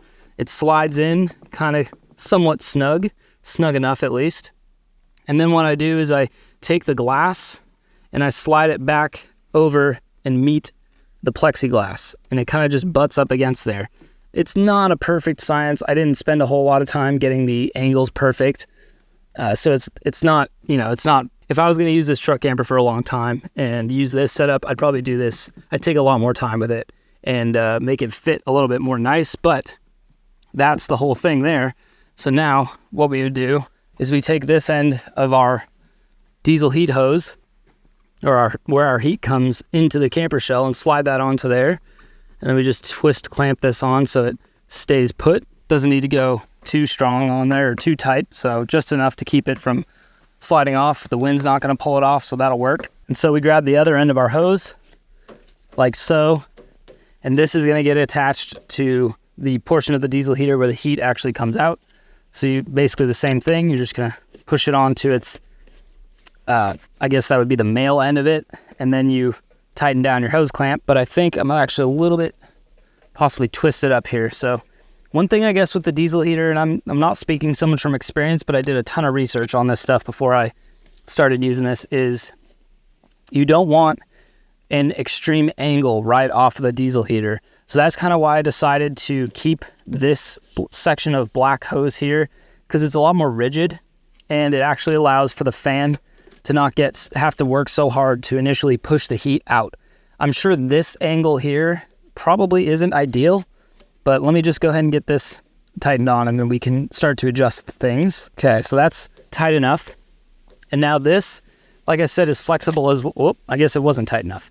Maybe this will be easier to do before I tighten it. Obviously, if you guys can't tell, I haven't used this a lot, so I'm figuring out all the quirks kind of as I go. But if we bend this a little bit to not make that angle at the end so harsh, hopefully now we can cinch this back onto here, tighten it down, and there we go. Now, one thing I want to mention is I've seen guys who run their diesel heater, they buy those, it's kind of like either a step or a little table, metal table you can add off of. It sits on the top of the wheel or the tire, and the diesel heater would sit on top of that little bench that comes off of it. The reason I don't want to do that, and I want to have the diesel heater further away from the vehicle, is if this thing ever has an issue, lights on fire, ignites in any way, I want to have at least a little bit of space before it's lighting my truck on fire. And if I'm sleeping inside, you can imagine how that would not end so well. So I think the better route is to not have this on the vehicle. I mean, obviously people mount these things inside of their vans. That's up for discussion. But at least for me, I'm not familiar enough with these. Maybe 2 years of successful use with this, I might be more open to doing something like the tire mount. But for now, I'm going to build up my trust with it by mounting it on the ground a little bit away from the vehicle.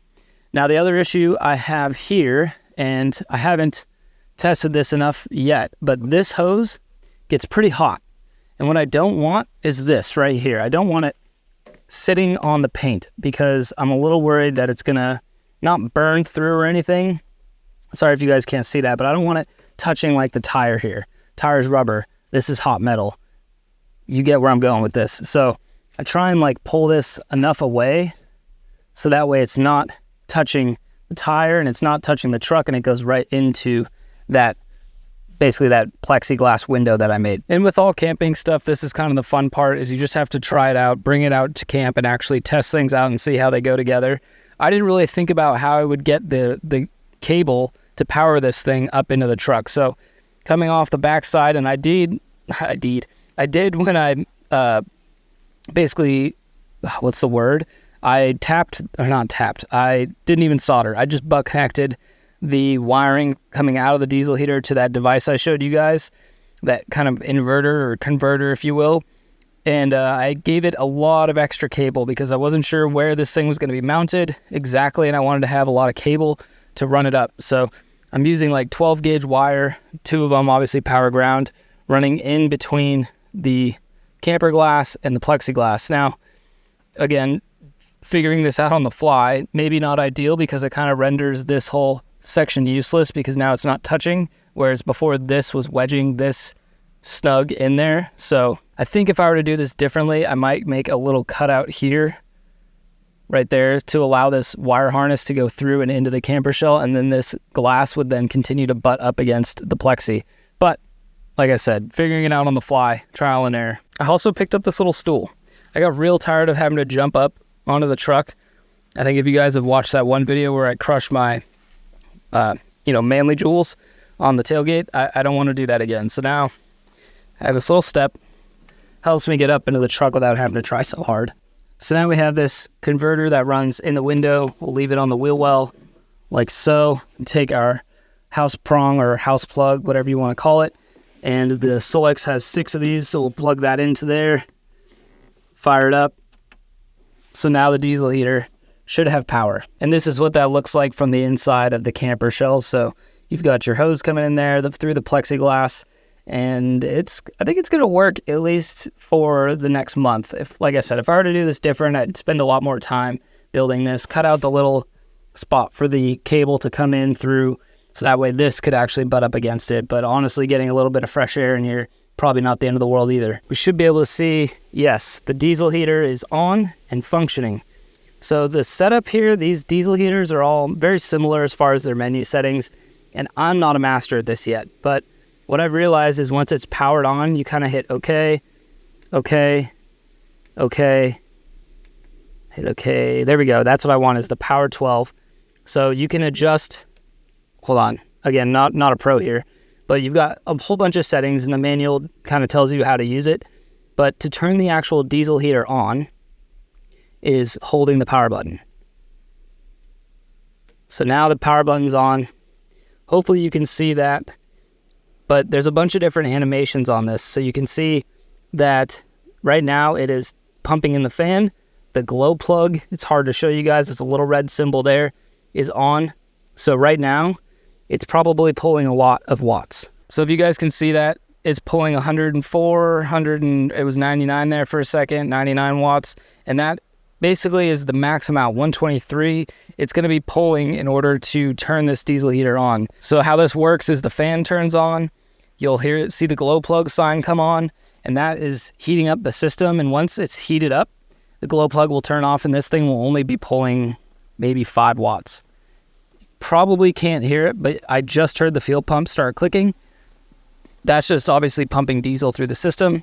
And now this thing, I can start to smell it, is going to start firing up and getting warm. While this thing is heating up, a couple things I want to mention is the first time you use this, attach your intake hose, even the one you're going to extend it with, attach obviously your exhaust pipe, and let it run for a solid like 2 hours on high heat. That way it burns off anything that, anything in the metals that might be toxic. When I first fired this thing up, a whole bunch of gnarly looking exhaust came out. So you want to run this thing not into your camper, just run it outside with plenty of ventilation, run it for like 2 hours on high, and then everything will start to kind of heat up and get rid of any of the, the toxins that are sitting on it, like right there. If you guys can see that, I spilled a little diesel earlier, so that's probably diesel sitting on the outside of the exhaust. So I'm obviously just gonna let this run for a little bit, let it heat up and burn that off. I've got the camper shell totally opened up. I'm not letting any of the fumes sit in there. I've also got my carbon monoxide detector, which I know works. We'll just double check it. Wait, hold on. So carbon monoxide detector is working. I'm gonna leave this in the truck. Okay, I got it. So diesel heat is a little different than like the buddy heater that I used to have in here. Diesel heat is very dry, and as opposed to the Mr. Buddy heater, which is just a combustion device sitting, how I used it was sitting inside the truck. It was putting out heat, but it was also burning, and I guess you could call that exhausting in the truck as well. So that's why people worry about the carbon monoxide building up, because you have that whole unit inside. With these, the exhaust is being pumped outside, and only the hot air is being pushed into the camper. Now, maybe it's not perfect science, and that's why I still recommend using a carbon monoxide detector, especially if you're going to be using this while you sleep, but definitely a more safe option, I would say, than something like the Mr. Buddy heater. The other thing is, in these tight spaces, I ran out of safe space to put the Mr. Buddy heater. Like, it would have to be sitting on the floor with nothing in front of it or around it, and if it was too close, I couldn't have it on like a little shelf because the heat goes up and it would start to get really hot up by the fabric on the inside of the camper shell. So I think this is going to be a way, way, way better route. Now this is already pumping out nice hot air. So something like this, I have it on high right now, but I'll obviously turn this and probably use it primarily on low. It's going to heat up this camper shell in no time at all. And again, with it being dry heat, it's really nice. So that way, if it's raining and everything's damp in here, I mean, you know, just moisture in the air, it's going to dry everything out, as opposed to a propane heat like the Mr. Buddy heater, which is, it builds up a lot of condensation. So this, much like a wood burning stove, is dry heat. And if we look at the Anker Solex right now, it's only pulling 32 watts. It is still on high. If I put this down to low on the diesel heater, it's going to be pulling about 5 watts. Sometimes it's pulling such little power that it doesn't even recognize any power is being pulled from it, which is great. I'm running my fridge off of this. I'm running the diesel heater off of this. And right now, if I weren't to change anything, this thing will last for another 18 hours, 19 hours. And so imagine if I had this on low, this power bank is going to be able to run my fridge and the diesel heater constantly for probably a day and a half, 2 days. So if we come back over here, we can bump this down to level 1. There's 6 levels, at least in the setting system that I'm using. So 1 being the lowest, 6 being the highest. And it's going to take a second to kind of ramp down from high to low. But once it does, we'll check the Anker Solex and see how much power it's pulling. Now the diesel heater is successfully on low. It's much more quiet, uses next to no diesel fuel at all. I've watched tests on this, and guys run this on low continuously on, I think it holds, I'll have to double check. I think it's like 5 liters on there of diesel fuel, and you can run this thing on low for like 30 hours. And right now it's pulling next to nothing. It doesn't even register on here that it's pulling any wattage, and we're pulling in 6 watts of solar. So it's actually recharging, even though I've got my diesel heater running and my fridge running off of the power bank. Even though it's about, I don't know, high 60s out right now, maybe even into the lower 70s, I'm going to let this diesel heater just run on low for the remainder of this camping trip. I'm doing a 1-night solo out here. I'm just going to let it kind of run and monitor how much fuel it uses and how much battery it uses.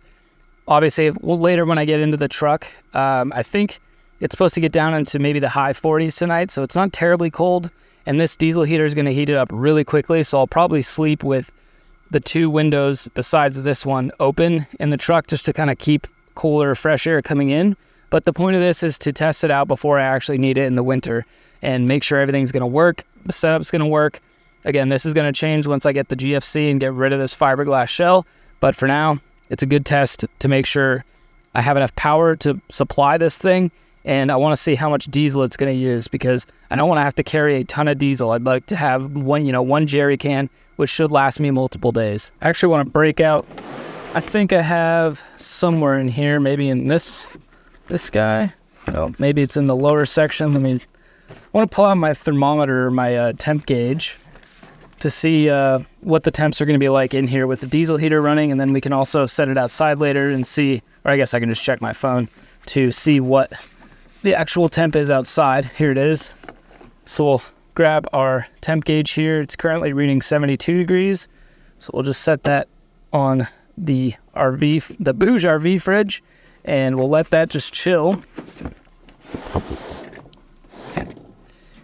And we'll close this up. If you guys are new here, I just want to do a quick rundown. This is my 1998 Toyota Tacoma extended cab, 4-wheel drive, 5-speed. The only thing it really didn't come with, it came with a sunroof, didn't come with a rear locker, so I'm open, and it's on 33-inch tires. I've got a roof rack on there with a solar panel that's 100 watts. I've got some recovery boards on that side. And then I recently just added these kind of original, they're not Toyota OEM, but they're original colored markers.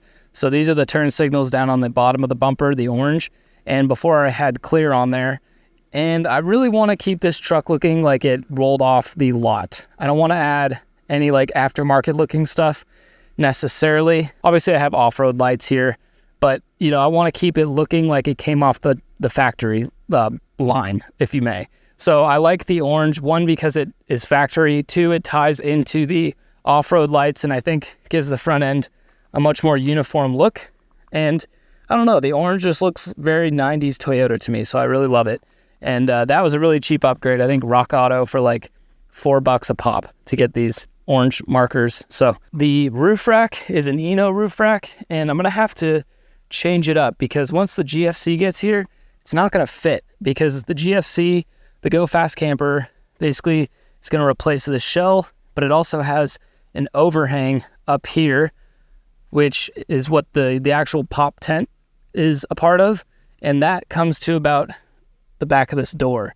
So I'm gonna have to figure out how to either shrink this, I don't know, roof rack, or I may not even be able to use it at all. We'll find out once I get the GFC, but I'm gonna have to kind of move things around. The truck's gonna change a little bit, but I just, if you guys are with me on this channel a lot, you know I don't love this camper shell, although it ties into the truck perfectly with the paint match.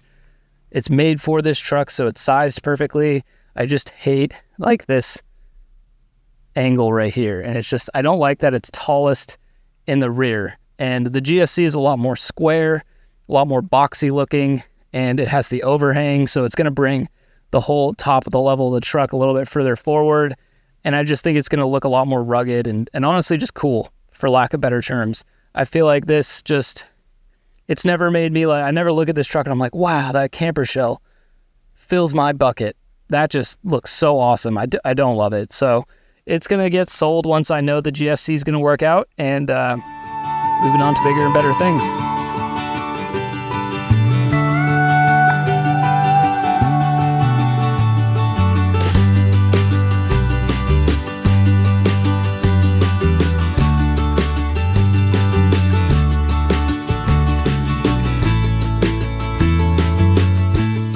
Diesel heater's been running for probably half an hour. See what the temps are at. It is currently 79 degrees inside the camper shell, 71% humidity. So definitely heating it up, but I've got the windows cracked and opened on the other side. So I'm trying to I want to be able to sleep comfortably without living in a sauna, but we'll see how it goes. I mean, obviously this is meant for more like sub 30 degree temps, maybe like low 40s. But for now, I think I actually want to get camp set up. I want to go ahead and make the bed, get the camp chair out. Gonna have a fire later.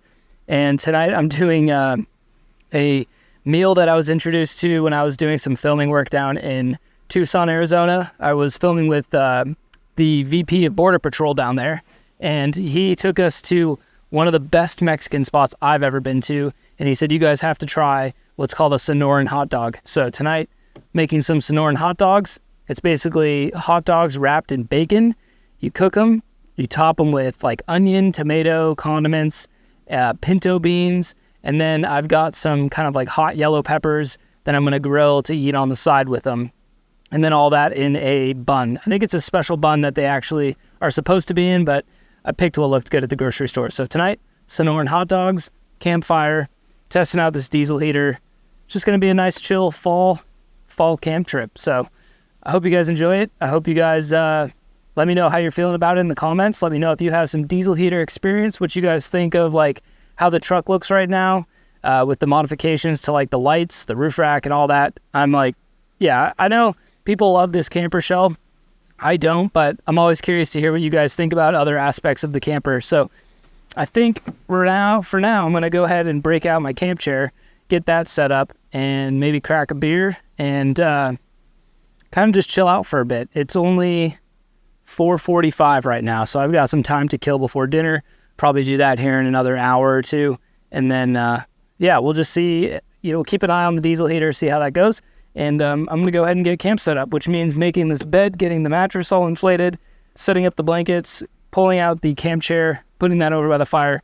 I'm gonna grab a book to read, and I'm gonna just simmer down for a bit.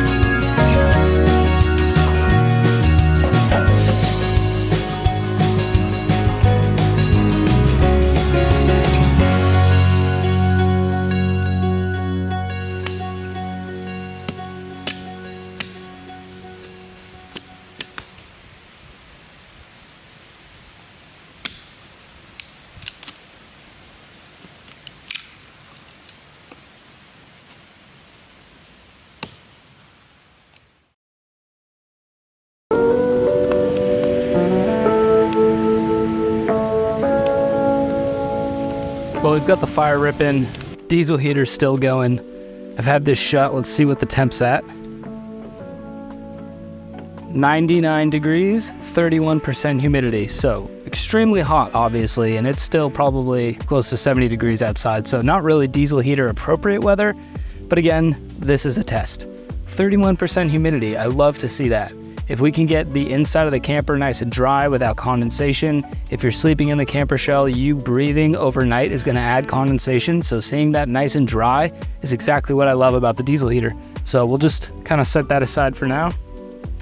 And I think, put the magnet on there, I think it's time to get cooking on dinner. So for tonight, let me break out the fridge ingredients. Let me see if I can use my trusty old stool here. Ugh. So for tonight, we're gonna need bacon. I've got a couple different yellow peppers. We've got hot dog buns, hot dogs, and pinto beans. I realize now I forgot to bring an onion or ketchup or mustard. So that is awfully upsetting. However, we will continue on and make do. So ingredients, pretty simple and straightforward. Let me actually move these, put these up here for now so they're out of the way. We got this guy just back on there. Hot dogs. So we're most definitely gonna need the cast iron to cook our peppers and hot dogs on. Probably need plates. I'm gonna pull out the silverware, set that up there. We're gonna need propane for the stove. We're gonna need the stove. If you guys haven't seen my build before, I just did a wooden build out in the back of this Tacoma. So right now I'm pulling everything out of the kitchen.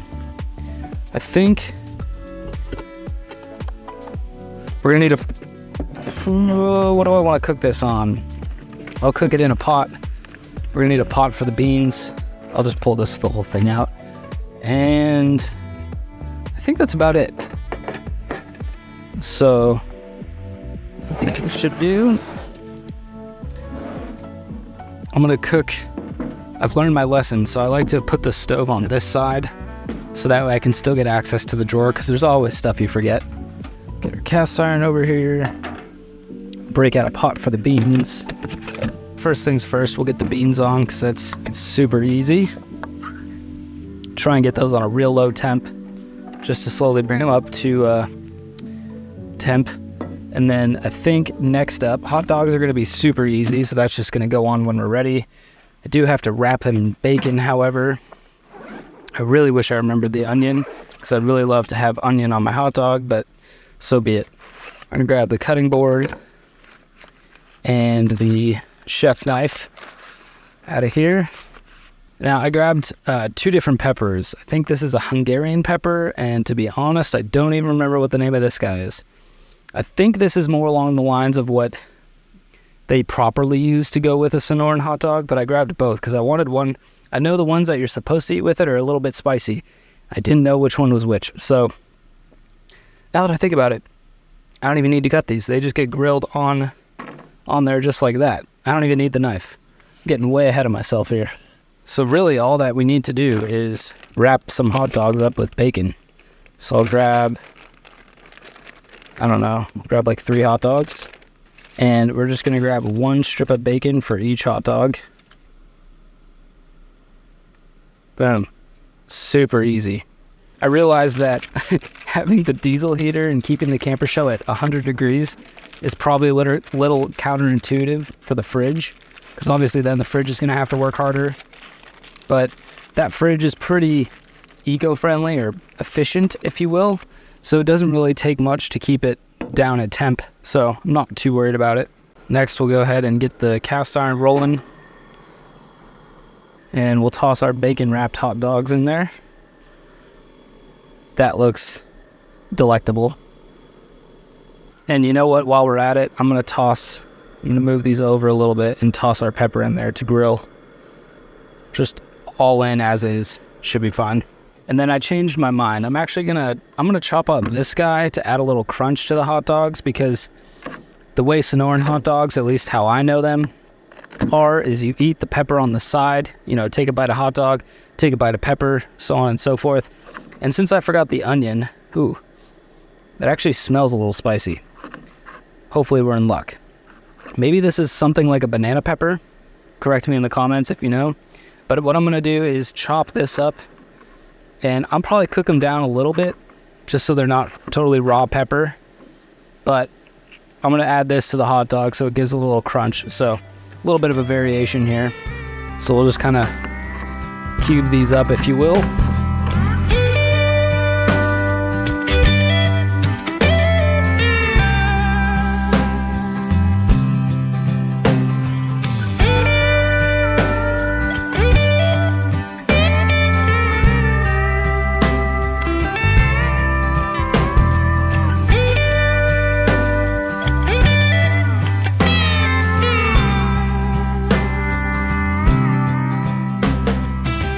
There you have it, my friends. My version of Sonoran hot dogs. So we've got bacon wrapped hot dogs on the bun with pinto beans with whatever pepper that is chopped up, a little bit of salt and pepper on the beans, and then Hungarian pepper grilled on both sides. So let's go dig in.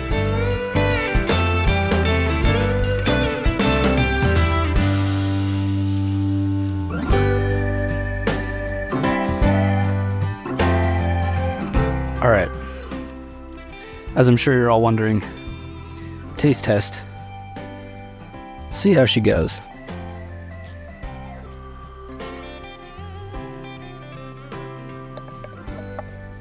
It's quite messy, that's for sure.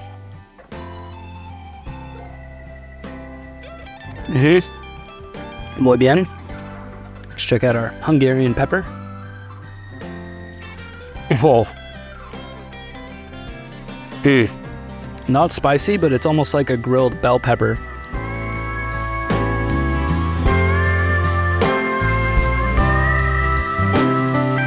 So something I totally forgot to have with my dinner, and I picked it up at the store, and it would have been perfect for the Sonoran hot dogs, was my Mandarin Jarritos soda. So better late than never, I guess. Cool addition to this fridge. It's got a bottle cap opener. Anywho,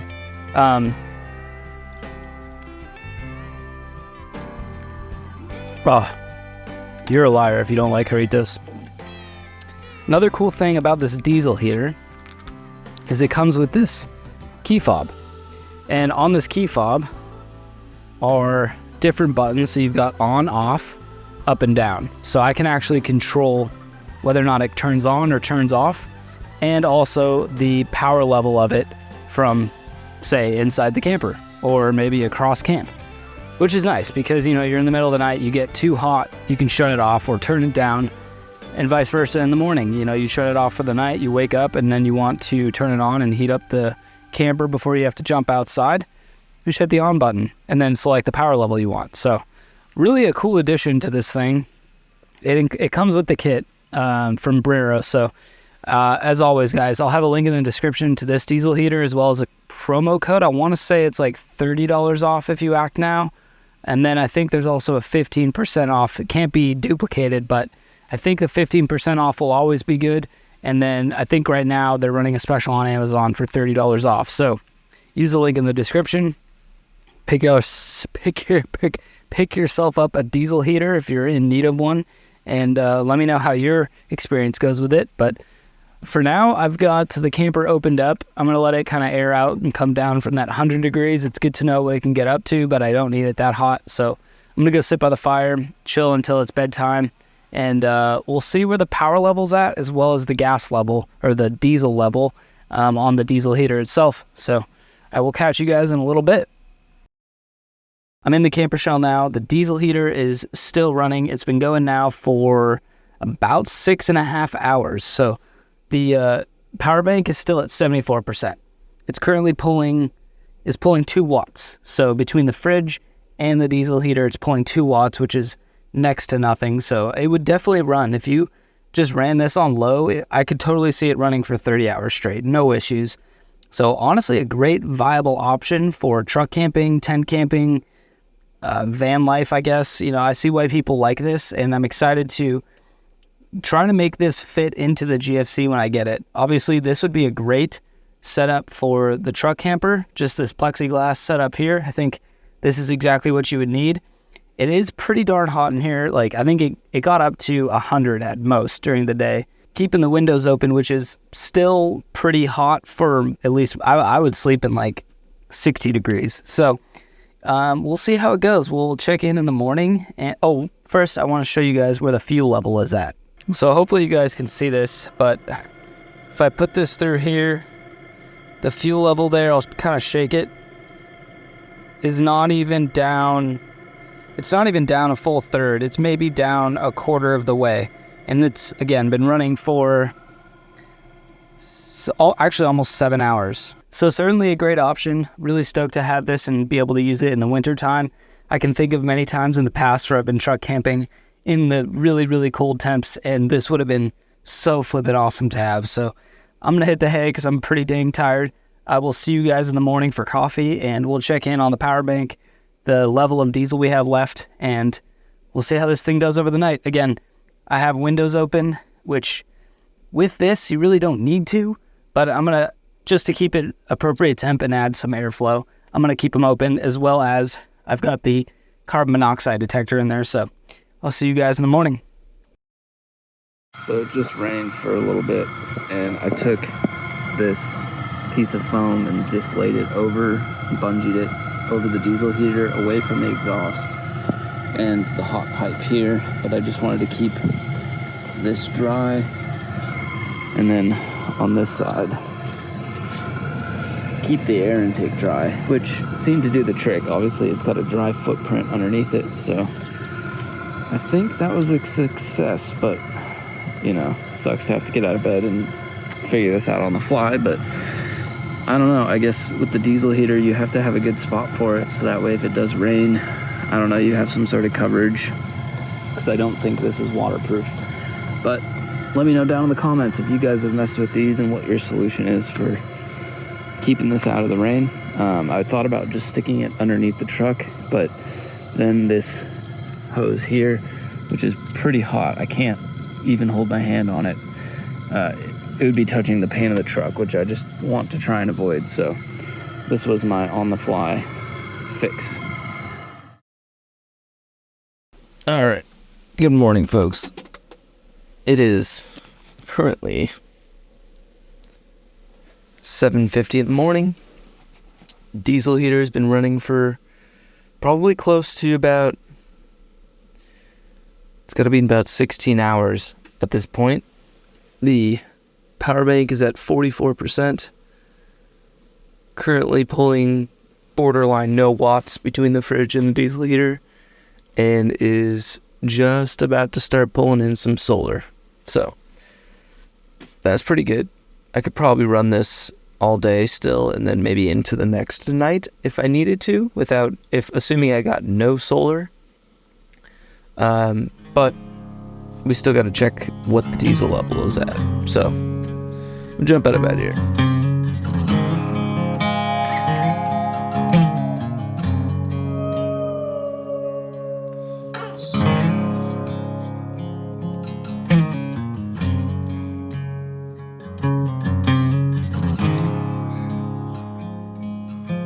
So the moment of truth, after using the diesel heater it actually has a timer on the front. Looks like, 16 hours on low. We are still at, I'm going to call that a quarter tank of diesel. You can see if I can get the light better. Yeah, there we go. Quarter tank of diesel. That's not bad at all. Now, before you go and shut these off, it's basically when you shut it off, the glow plug comes back on to burn off any extra carbon, but I like to turn it up and run it on high, so that way it just gets everything nice and hot before you actually shut it down. So I'm gonna let that simmer on level 6, which is high on mine, on the Brero, and we'll see if we can shut it down here while we're making coffee.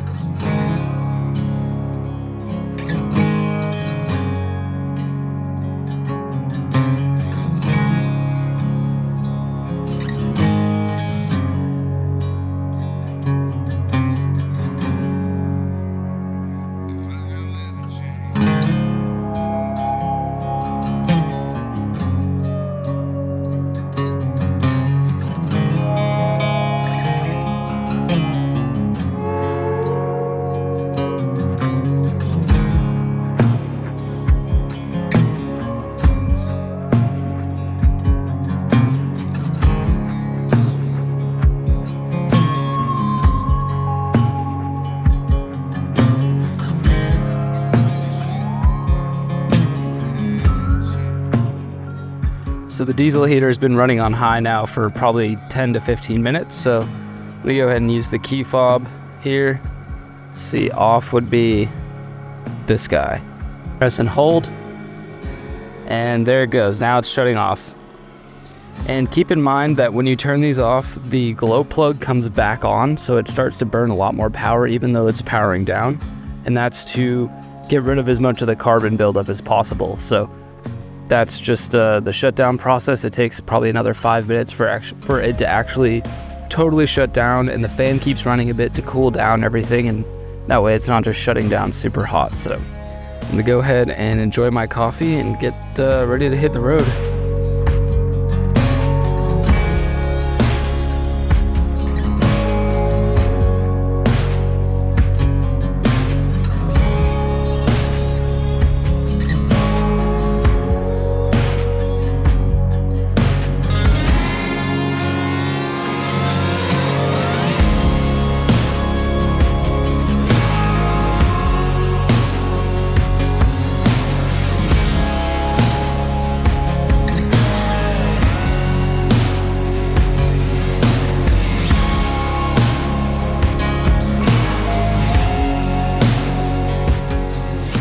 Well, folks, thank you so much for tuning into this episode of camping, doing a little truck camping with the new winter gear.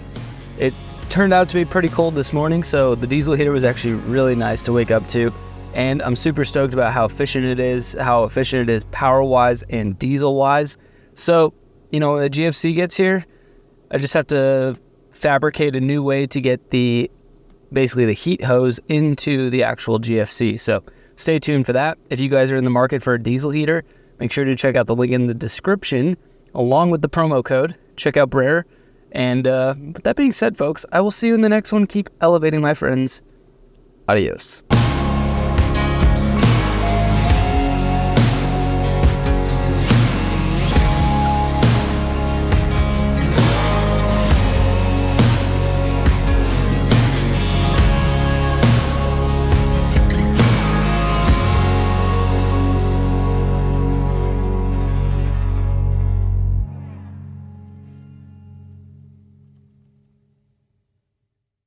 Welcome back to the channel, my friends. Today we are on the road.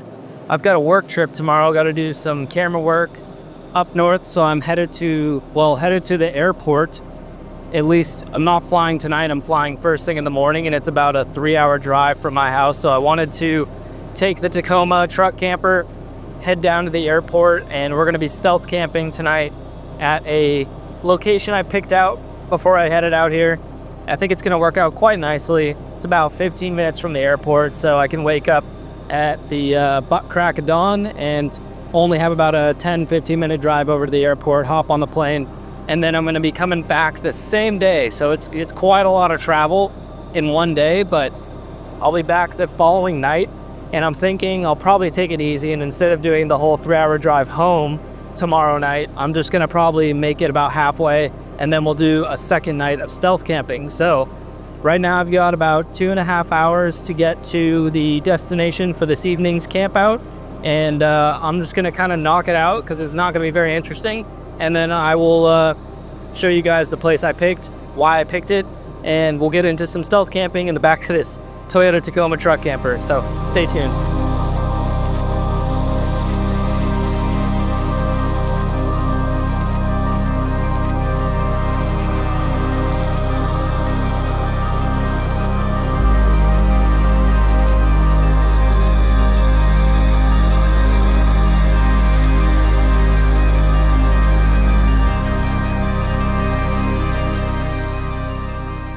The time is now almost 5:30. This is why I made this trip down today instead of waking up at like 2 in the morning tonight or this next morning to go drive down to the airport, is because traffic. Atlanta traffic is disappointing every time. So I haven't found a good window of time during the day where it's not ridden with traffic. So I figured I'll just bring the truck down tonight, do a little stealth camping with you guys, and knock out the drive when it's less time important and I don't have to get to the airport super in a rush. So the plan tonight is to get to the spot, check it out, and then I'm gonna lock down some food and then we're gonna probably go hit a workout, maybe shower up before bed, and then this will all make a lot more sense once I get to the spot. You guys can see where I'll be stealth camping for the night, but about 15-20 minutes away now, so not too long, getting there right before dark, not too bad. We made it. A home for the night is going to be Planet Fitness. And I chose this for a good reason. The primary reason I chose Planet Fitness is, one, it is open 24/7 here, at least on this day of the week. So therefore, it would be acceptable for cars to be parked here. I wouldn't say overnight, but they would assume, you know, security or police would assume there would be cars here because there could be people working out at almost any given hour. So that is one reason I chose it. Another reason I chose it is it's close to the airport. It's about 15 minutes away. Thirdly, it's got Wi-Fi, so I can go in there, work out, actually download some movies, because I've got about a 5-hour flight each way tomorrow. So I'll be sitting on a plane for close to 10 hours tomorrow. So I'm going to download some stuff to watch. Obviously, free Wi-Fi is great. I can take a shower there in the morning before I head to the airport, get a little refreshed after sleeping in the back of a truck. And last and maybe the best part is it's right next to a Chipotle. So I don't have to cook inside the truck and try and do that while stealth camping. And the time is now about 6 o'clock. This parking lot is pretty full, so that leads me to believe that either people are shopping these other businesses or the gym is slamming packed. So I'm gonna probably go and get Chipotle first, and then I will hit the gym and then come back out to truck camp. So I'm gonna try and be as inconspicuous as possible throughout this whole thing, you know, change up parking spots, go into the gym, actually work out, and then be a little sneaky when I come back and hop into the back of my freaking homemade RV. So that's the plan. I'm gonna figure out where Chipotle is, go get some food because I'm starving, but finally made it down here after about a close to 3-hour drive with traffic. So 15 minutes away from the airport will be very nice tomorrow morning.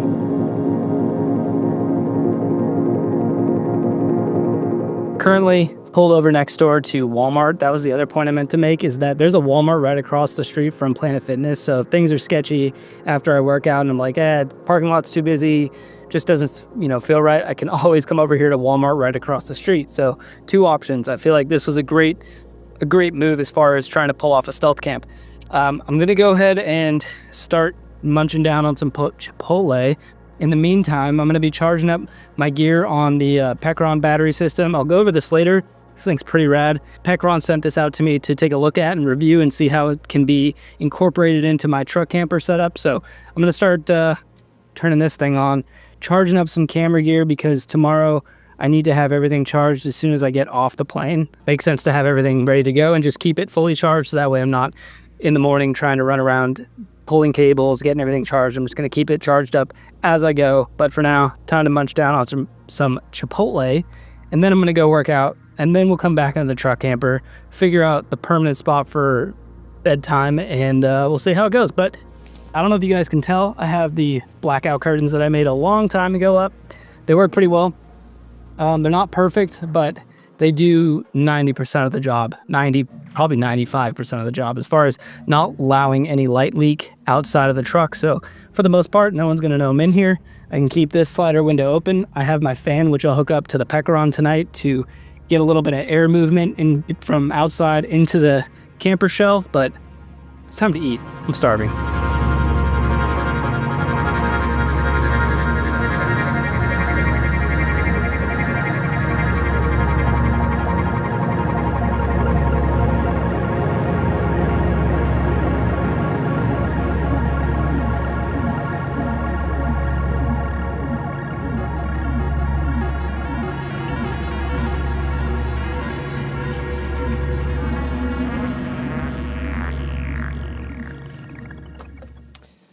All right, well, Chipotle's been murked, and I think now I'm gonna go ahead and get everything in here set up. So because I don't want to be doing this necessarily at the spot I'm sleeping, I wanna go ahead and try and get as much set up as possible now while I'm at Walmart. So I'm gonna go ahead and pull out my towel, because I'm gonna need that for tomorrow morning. We can pull out the comforter. I'm also gonna need the sheet. I forgot my good pillow, so that pillow is the one I'm working with. And then the inflatable mattress.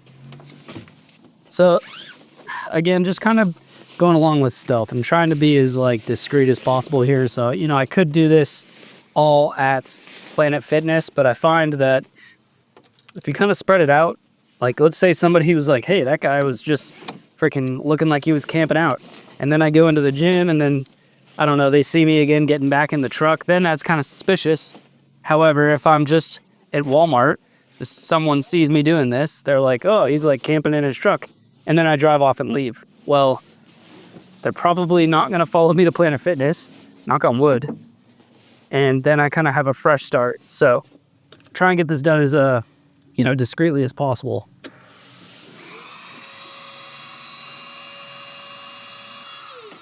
Oh no.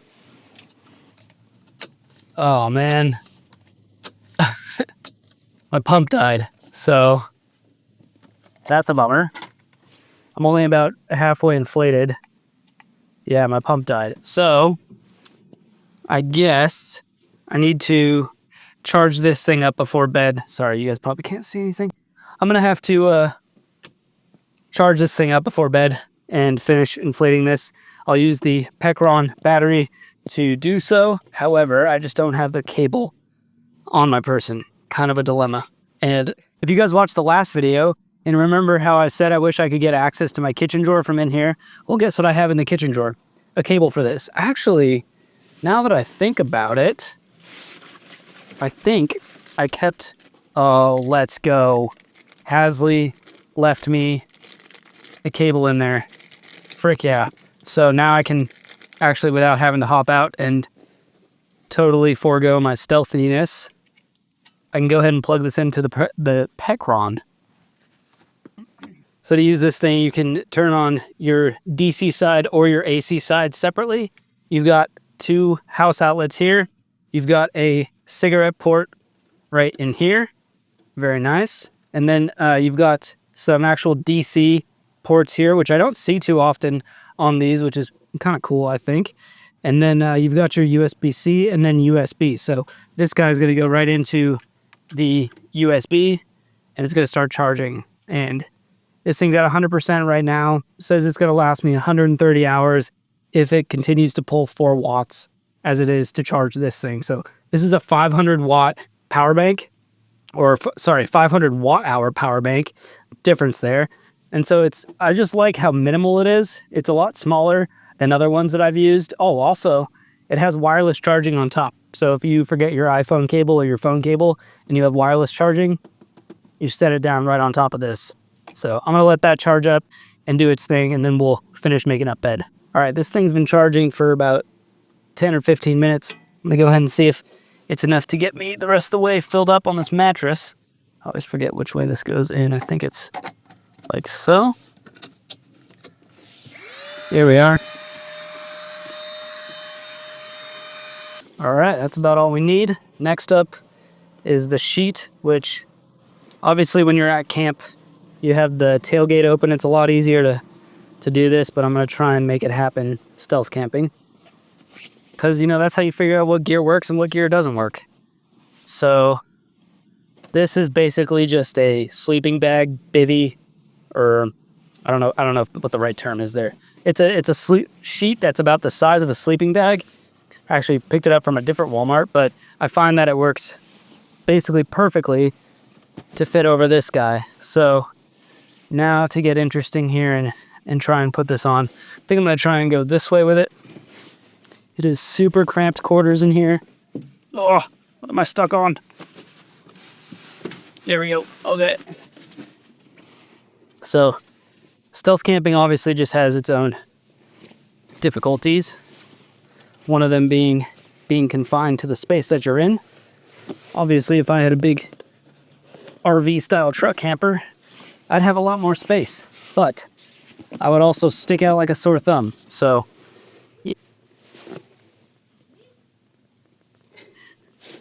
there's some kid out there just like watching. That's dope. All right, I'm gonna shut this off because there's some kids that are snooping. So yeah, part of the fun of stealth camping, like that's a great example. So some kid spotted me through the freaking windshield of my truck, which obviously I don't have. I do have a windshield, like a sun shade, if you will, and I'll probably put that up tonight. I didn't really think it'd be that big of a deal, but sure enough, I look out while I'm making the bed and the dude's just like, hey, there's a dude in the back of that truck. What's he doing? So like, perfect example, you know, I'm trying to be incognito here. He spots me. Well, guess what? I'm not actually staying here tonight. So I'm going to go over to the Planet Fitness, which, you know, now that I have everything set up, I'll make sure I'm a lot more stealthy with it. Make sure I put up my windshield shade so that way you can't see directly in. I mean, that's kind of one of the bad things about this kind of setup is that, you know, it's like 65 degrees. So I can't have the windows, the slider windows open. And I really need to have like all the windows blocked out so you really can't tell that anyone's in here, but then you run into being super hot. So anyways, I'm getting ready to jump out of the back here. I should have parked in a better place because I didn't realize this was the main entrance. So I'm kind of just, I think those kids disappeared. That was hilarious. I'm kind of waiting for a break in the traffic to jump out, and then I will dip on over to Planet Fitness, get a workout in. I'm already kind of sweating because it's hot back here, and I'll take a shower, get ready for bed, and we'll hopefully have a good night of sleep. I think after this car is go time. I don't see anybody else. I am going for it.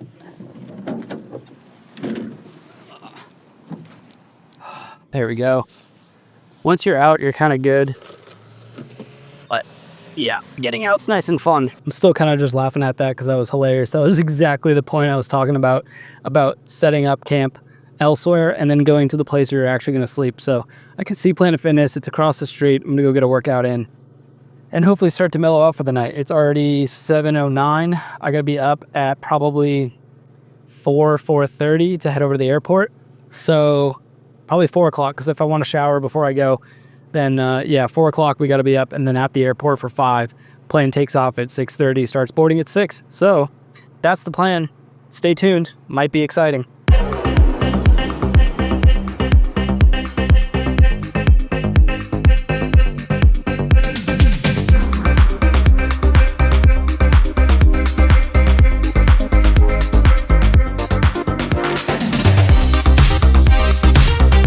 Well, B's and G's, this is potentially one of the sketchiest. Yeah, probably top 3 for sure, possibly top 2 sketchiest stealth camps I've ever done. It just has not really calmed down at all out here, and I'm sorry for the bad lighting, but I'm really trying to play it cool. Like I said, this is going to be a 2-part video as far as like stealth camping, so I'm going to stealth camp tonight, and then when I get back from the airport, I'm going to stealth camp again. And the place I have lined up for that should be a lot more easy breezy. This is less than ideal. You know, I thought it would be good because 24/7 Planet Fitness, access to a shower, all that good stuff. However, it's just the area. It's a really busy area. There's a lot of people coming and going. So doing this is pretty tough. And so I'm not turning on the dome lights. I've got all the blackout curtains up. And obviously I'm just using my phone light right now to keep it below this glass. I didn't want to put the Reflectix up front because it's nighttime. So if, you know, let's say in the mind of security or police looking for people camping out, if they see a truck with Reflectix up in the window, that means they've been there at least since daytime. And that's kind of weird that they're just parked here long term like that. Or they're stealth camping and they're trying to be discreet. And honestly, Reflectix is, golly, it's so loud. It's going to be such a fun night of sleep. Reflectix is kind of a dead giveaway. So when I made these curtains, and I'll try and link the video to when I made these curtains, but they're Reflectix based, but then I put black fabric over them because Reflectix is just a dead giveaway. So with the tint and the black fabric up against the windows, you can't tell that there's any blackout curtains on it, which is nice. However, I didn't want to put the Reflectix in the windshield, which would definitely make my life a lot better, but I also feel like it's kind of a dead giveaway. So with that being said, I've got a bunch of stuff charging on the Pecron. Right now, it is at, oh, hold on, 99%. I'm charging my phone. I'm charging my AirPods for the plane tomorrow. I'm running a fan to keep cool tonight. And it's saying if I keep running at this current rate, it'll power for 70 hours, 70. So this thing's a beast, not gonna lie. And I needed to use my iPhone cable to charge my AirPods. Freaking first world problems, I know. But I can use the wireless charging up top without a cable, obviously, to charge my phone. So that's good. I'm gonna go ahead and probably hit the hay. It's 10 o'clock, so I gotta be up in, not a lot of time. I'm gonna wake up probably around like 3:45 a.m., go hop into the Planet Fitness, take a shower, do my thing, get ready, and then head right over to the airport. So I will let you guys know if anything happens, but hopefully it's a safe, quiet night. And with that being said, I'll see you guys in the morning. So that's cool. I don't know if the police are gonna be patrolling this lot or if they're getting called in here, but it's maybe been 40 minutes and the police have showed up for some reason or another. They're on the other end of the lot, so I'm not entirely concerned at the moment, but it's just, I gotta get to sleep. I gotta get up super early, so this is less than ideal. Well, you may be asking yourself, Connor, why the heck are you sitting in the cab with the truck running? And that's for a good reason. This place is not ideal. I'm moving spots. There's a main road right out here. I can't sleep with all the noise and people. I thought the gym would be dead by now. It's 11 o'clock and people are still coming and going. People are like ripping through the parking lot, like not going down the lanes like you should, but like flying across parking spaces. One dude came super close to my truck. I don't like it. I can't sleep. And I know if I stay here, I'm going to end up just not getting a wink of sleep. And I'm going to basically forego the shower in the morning, unfortunately, but I'm going to head to Cracker Barrel. Cracker Barrel, always a good night's sleep. I don't know what it is. They're typically pretty van life, truck camper friendly. They usually let RVs and, travelers spend the night there with no issues.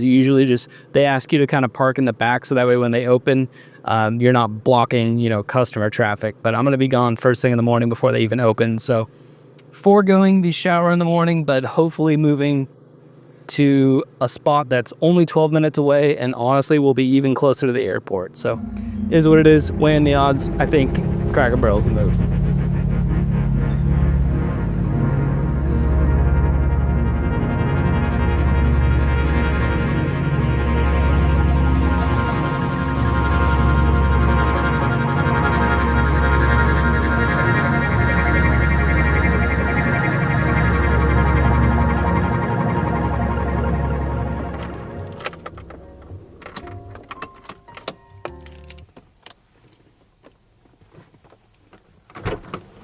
All right.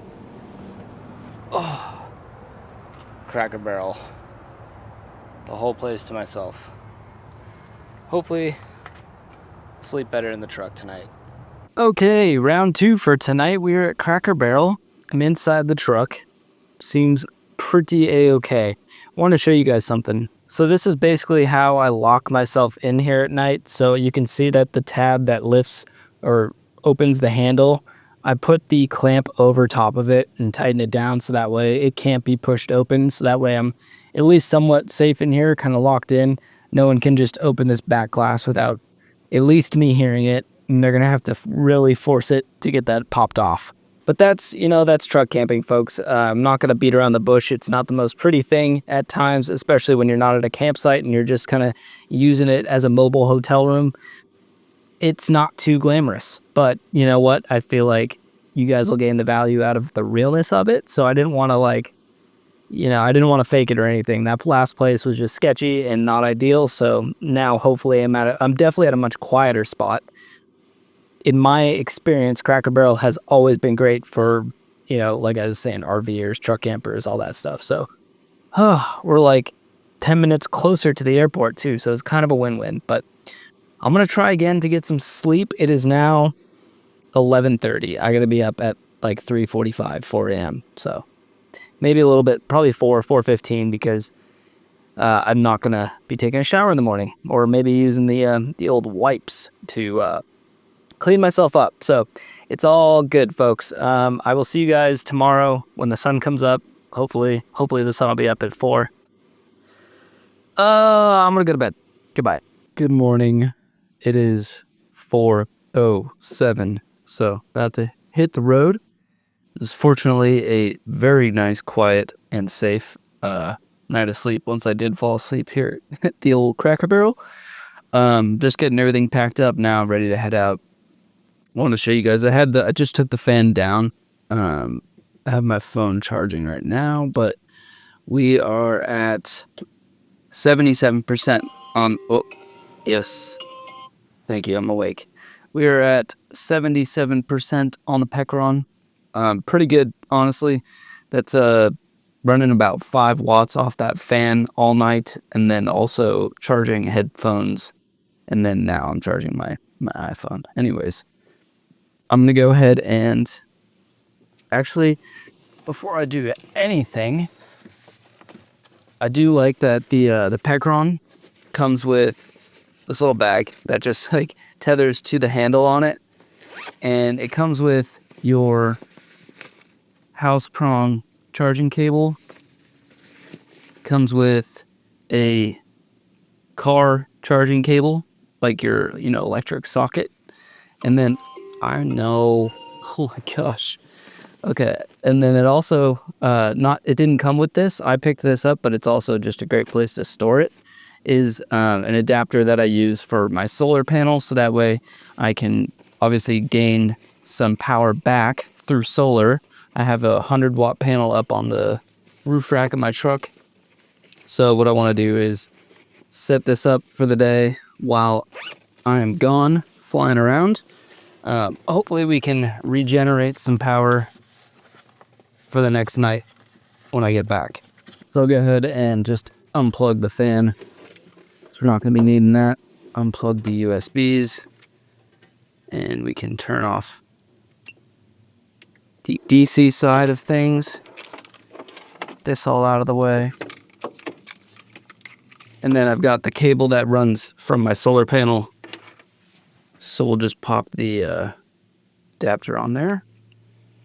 And then on the side here, you've got your regular house charging port, and then you've got a solar charging port. So I'll just plug that in there. Oh, also, it comes with a light.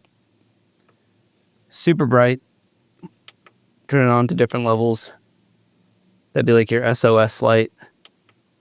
Low, high, SOS. So, pretty neat. Definitely helpful. I'm going to go ahead and turn off the whole thing. And again, we're at 77%, so we'll see where it's at when I get back. See how much solar it actually took in, and then we'll use it again for night number 2.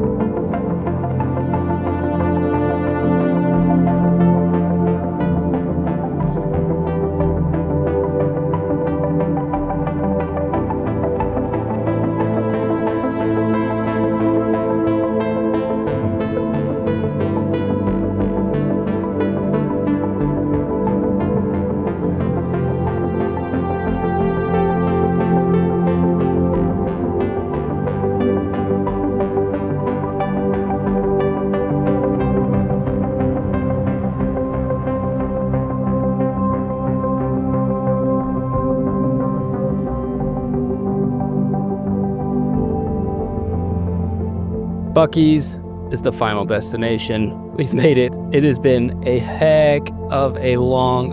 What are we going on, like almost 24 hours on this trip? No, yeah, we're about 24... No, wait, we're over. I'm sorry, we're over 24 hours on this trip. So I left home, drove 2 hours to stay at a Planet Fitness. That didn't work out. Ended up leaving to go to a Cracker Barrel. Woke up at 4 a.m. to get to the airport for 5, and then get on a plane and go from Atlanta all the way up to Baltimore and then catch a layover up to Albany, New York, work for like 4 hours doing some filming, and then get back on a plane in Albany, fly from Albany all the way down to Orlando, and then from Orlando after a layover back to Atlanta, and then from Atlanta went and got a shower at a Planet Fitness because trust me, I needed it. And I feel way better now. And then I drove another like 30 minutes to get to this Buc-ee's. And this is where I'll be stealth camping for night number 2. But oh my gosh, guys.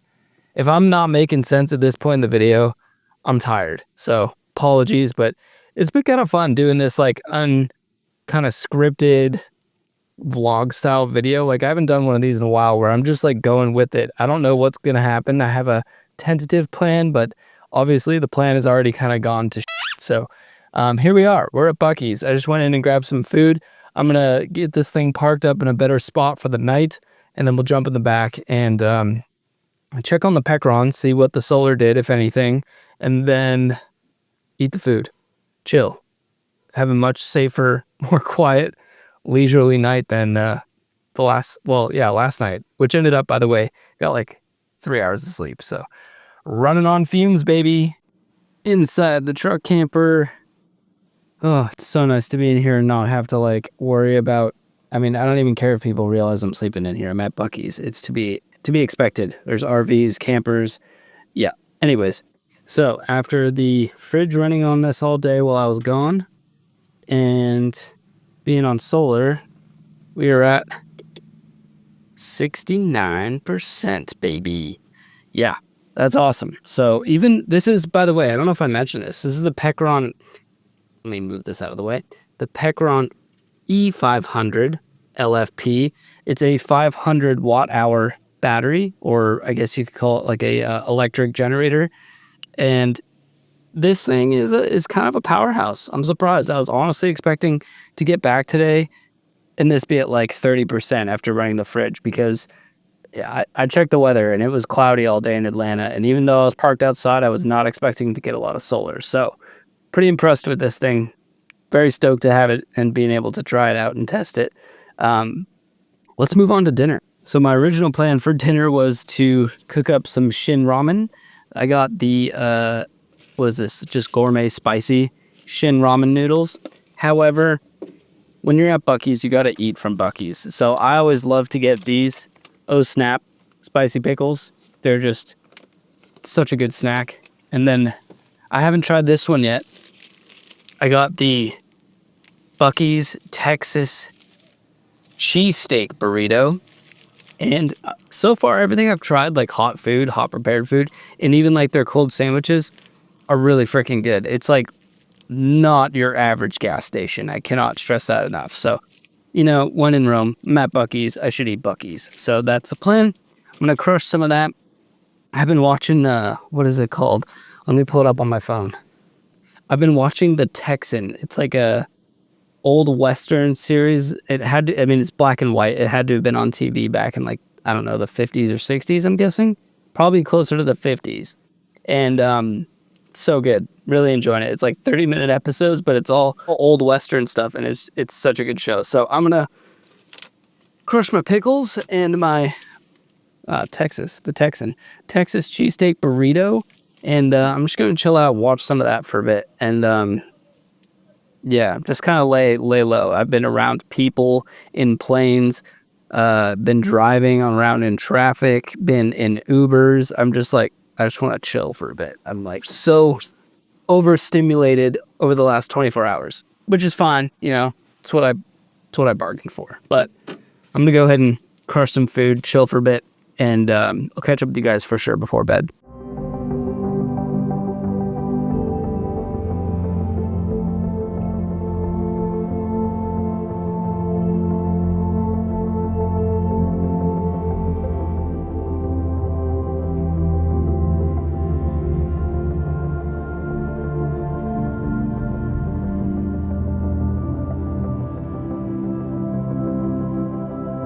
Dinner's been wrecked. I'm wrecked. I'm so tired, but I wanted to show you guys this before I go to sleep, because I mentioned it, last night? The curtains in here. I know I said just go check out the video if you haven't seen it, but I'll give you a sneak peek for those of you that have stuck around. So I basically, like I said, it's Reflectix in the middle. This one's missing its trim, but it's Reflectix in the middle with this like canvasy material on both sides. And then this trim came out a lot better. I tried 2 different ones, and this one actually managed to stick. And then I have, geez, that's loud. I have Velcro on the sides here on this side that's touching the insulation. And so the Velcro kind of sticks on and holds it in place. And then the back one, I had Velcro on the glass, so that way it would stick onto it, but I pulled that off at some point. And so when I was camping last night, I was like, how am I gonna hold this curtain up? Just that way no one can just peek into the back of the tailgate glass. And so I ended up stuffing a sock on each side between the curtain and the strut of the lift glass to kind of wedge it in place. And then I just use these little clamps up top to kind of keep it from bending in and having light leak out. I mean, it's not perfect, but overall, I mean, pretty solid, I would say. So folks, after a long day, I'm gonna hit the hay. I'm gonna rest up. Hopefully there's no reasons to turn on the camera tonight, but should anything interesting happen, I'll be sure to key you guys in.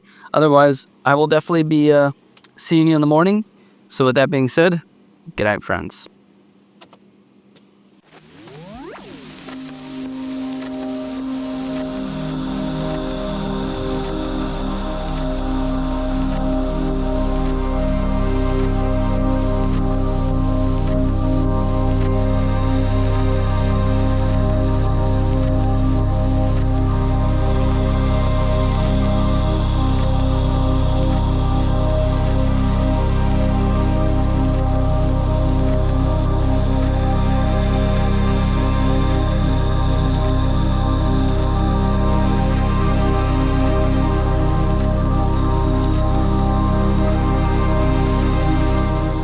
Well, I just slept for about 9 to 10 hours, which was very much needed, and I didn't get a knock on the window. It's currently almost 11 a.m. I needed to sleep. I was up for what felt like over 24 hours yesterday, so I wanted to show you guys something real quick. Pecron actually has an app that you can monitor the level of the power station as well as check how much output and input is being used. So obviously right now I've turned off the fridge and all that, and even though it's a bit cloudy, it doesn't seem to be pulling any solar at the moment. So 39% is what we knocked it down to over 2 nights. That's pretty dang impressive. I mean, for just like a quick night out or even 2 on a quick trip without needing a ton of power, maybe a fridge, a fan, some lights, charge your phone, this is perfect. Pretty impressed with the capabilities of it. The fact that it came with the little baggie to hold all the cables. It's the little things. And then also the size of it. I know it's a 500 watt hour, so it's not on the biggest size, what would that be called? The largest amount of watt hour batteries, but for only 500, I'm pretty impressed. It's holding up pretty well, and if I can take it out on like 2 nights of camping, well shoot, that's 90% of the battle there. So very impressed with it. Link down in the description as always for you folks. But I'm gonna head home. I am just still tired and groggy, and I'm ready to get back. So I will see you guys in the next episode. We're T-minus like less than 2 weeks until we should hopefully have the GFC. So this might have been the very last night in this camper shell, at least camping in it. We'll have to see, but just giving you guys a heads up, we're almost at that point. So thank you so much for watching. I will see you guys in the next video. Keep elevating, my friends. Adios.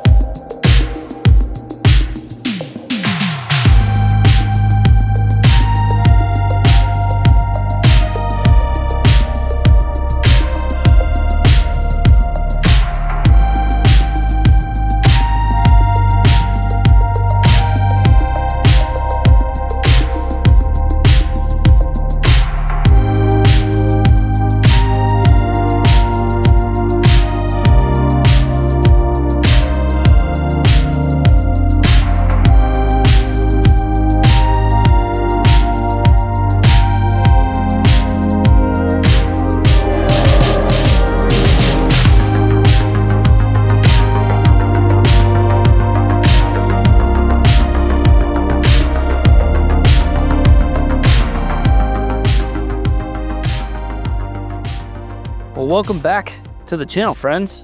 As you can tell, still have the old fiberglass truck camper shell on. The GFC was a little bit delayed, so I've got this weekend to go out camping, and I'm out here at a local campground right on the river. Pretty nice spot, kind of a bay actually, stemming off the river. But tonight it's supposed to get down to the 30s, so I brought the diesel heater with me, which I'm gonna get set up. Also brought a bunch of firewood, so hopefully have a chance if this wind dies down, which it looks like it will after about 6 o'clock, to have a fire. But regardless, we staying warm tonight with the diesel heater running into the truck camper. So I'm gonna get that set up along with the rest of camp, and then we'll chill. So I saw another guy do this online. Said it's always a good idea if you hold diesel in your tank, which I have in here right now, to put a plastic bag in between the cap and the diesel tank. So that keeps that from spilling out. And ask me how I know. Went wheeling the other day and had this thing in the back of the truck, which not a great idea, but diesel went everywhere. So the whole back of my truck smelled like diesel. So just a little tip for you, put a little baggie in between the cap and the tank, seal it on. That seemed to do the trick.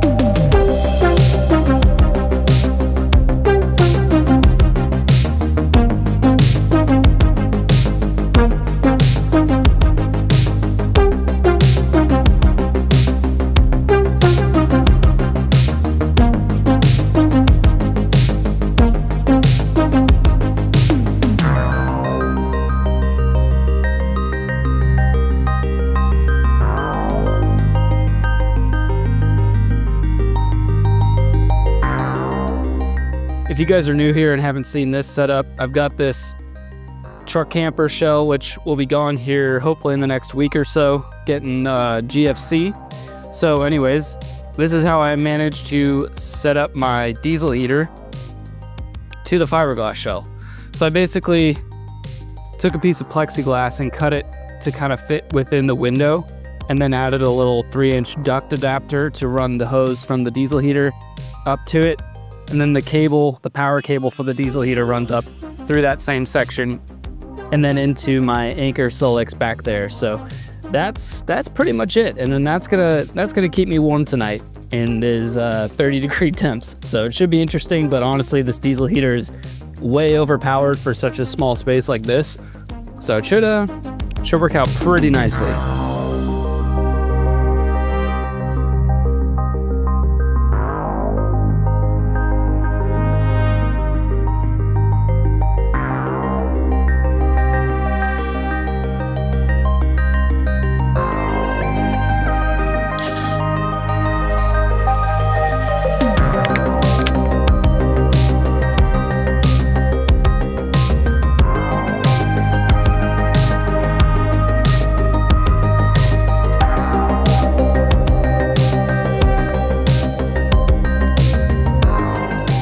So I'll kind of cue you guys in on the plan for tonight.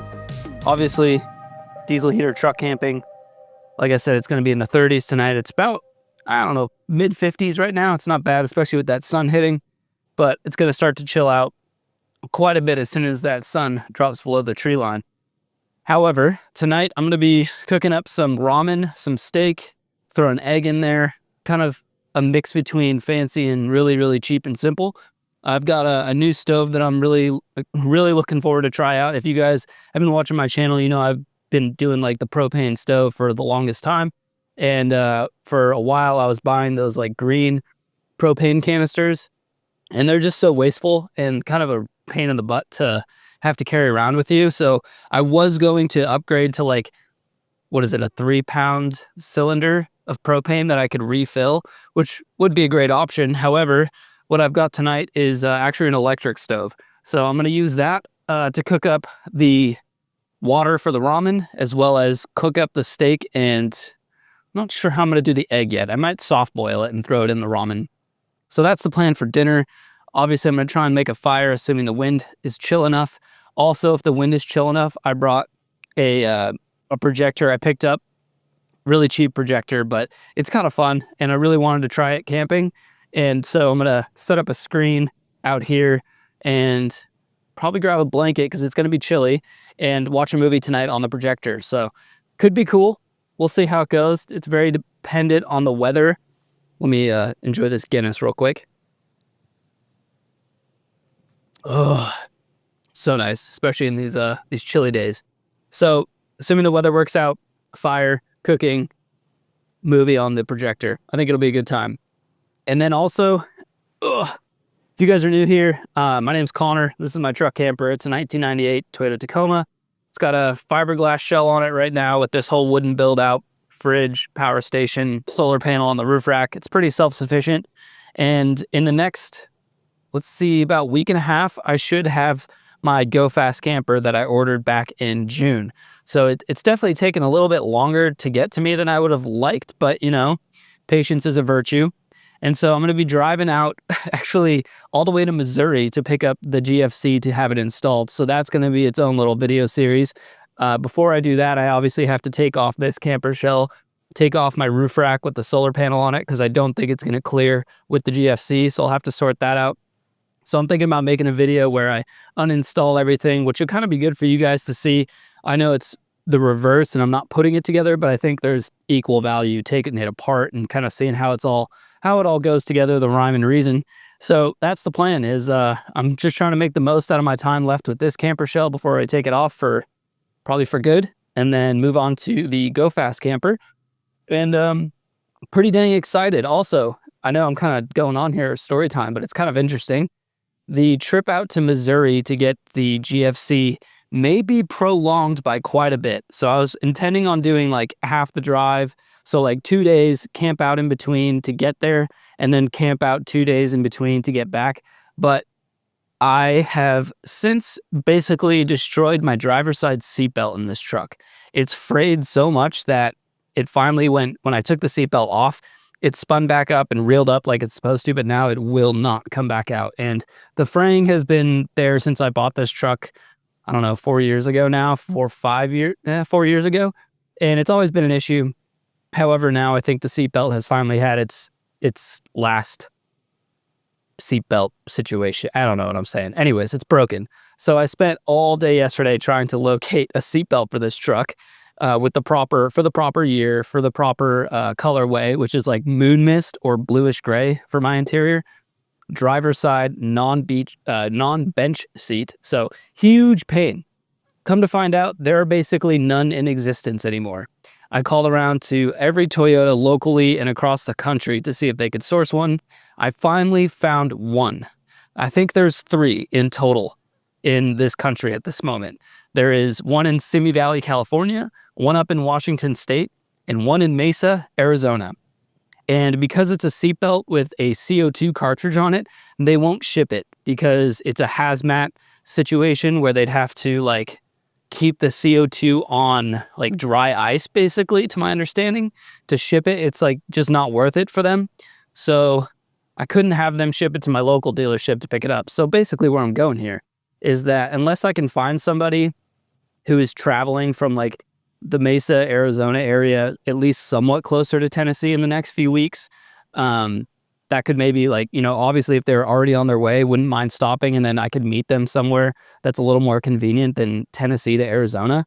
I would pick it up from them and, you know, toss them some funds, but that's not looking too promising. So at this rate, it's kind of looking like I'm going to have to drive out, get the GFC, and then from Kansas City, Missouri, drive out to Mesa, Arizona to pick up one seatbelt, the last one in this country, basically, and then hightail it back to Tennessee. So it's going to be pretty cool, actually. I mean, a huge pain in the ass, but also I'm looking at it like I get to go pick up the GFC and then immediately start truck camping my way to Arizona and then also on the way back to Tennessee. So it'll be a really cool experience to just jump right into the Go Fast camper and figure out what works and what doesn't work. So with that being said, I'm planning on keeping most of the setup to be exactly the same for the GFC, and then that long road trip out there and then all the way back, it just makes sense to keep it stationary for now. So that's what's going on. What's up, man? Sorry, I didn't mean it. You're good. You're good.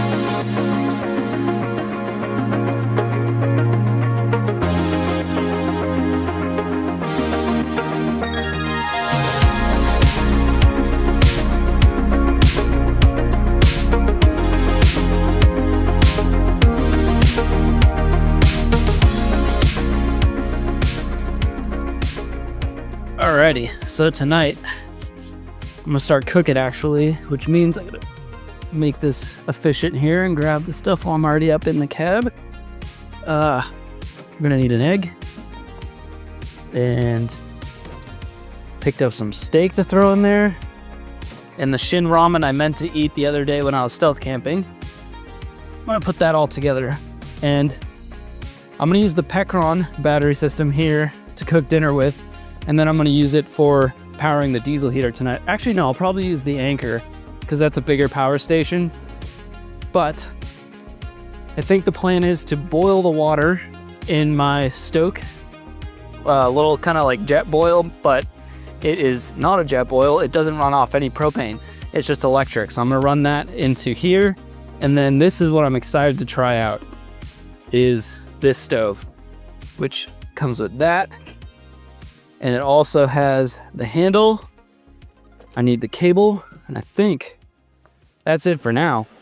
If you guys have been watching the channel, you know how small this tailgate is on this first gen Tacoma, and it's such a pain to have to fit a giant gas 2-burner stove here with a cylinder and then still be able to get access to my kitchen. It's just, there's not enough room. So I think instead I'm gonna put this right up here out of the way and just move that so it's not making a ton of noise.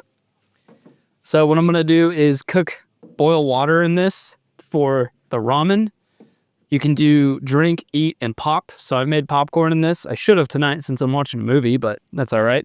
And then this guy, I haven't tried yet, but this is the Stoke Voltaics stove system. So it comes with a lid.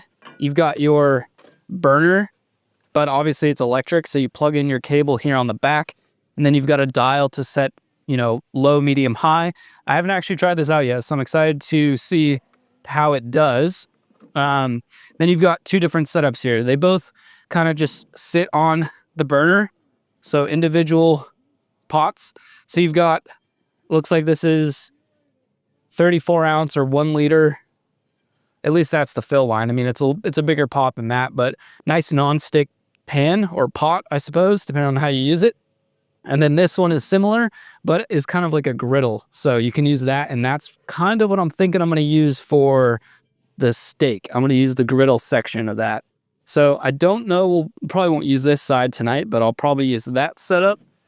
And then it's also got this handle, which you can remove on and off. So I think, let's see, you press that button to open it, press that guy to lock it in, and there you go. Look how much smaller and easier to move around that is than having a giant, opening there, than a giant 2-burner stove with gas. And now I can easily grab whatever I need, assuming I forget stuff like I always do. So yeah, this should work out beautifully.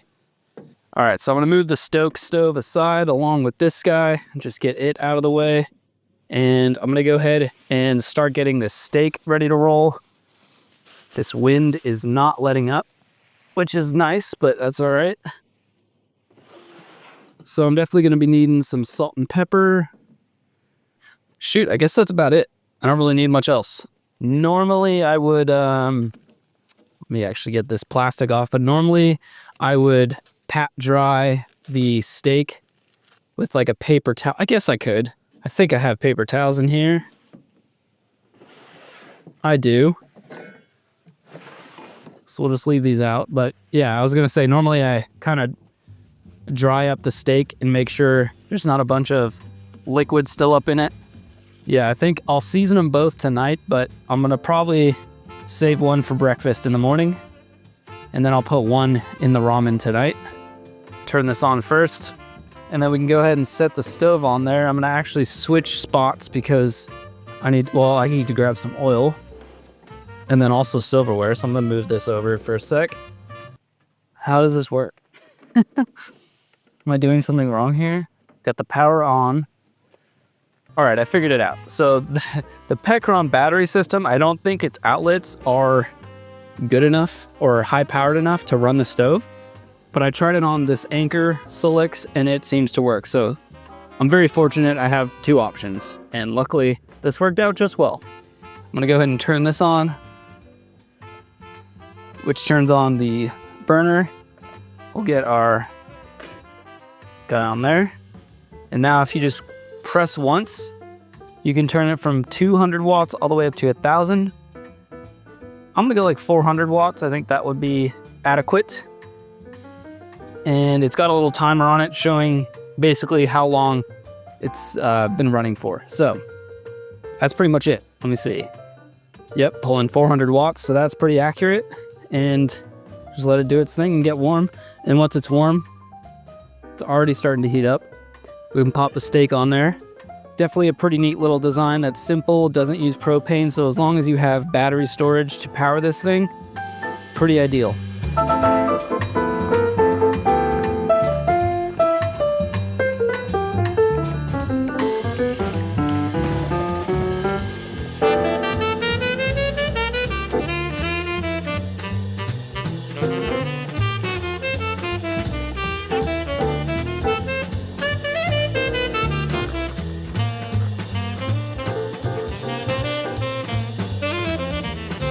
Okay, so that already feels pretty warm. So I'm gonna go ahead and drop a little bit of oil in here. Definitely helps if you're on perfectly level ground. I don't know, we'll check this out. We'll try the steak on here. There is some sizzle, so it's about warm enough. And then I'm also gonna get the water boiling for this guy. So really easy, just set it to drink, turn it on. That's about it. The only thing I haven't figured out is how I'm gonna cook the egg. You know what, I may just drop it in here like so. Boil the water, cook the egg all at once.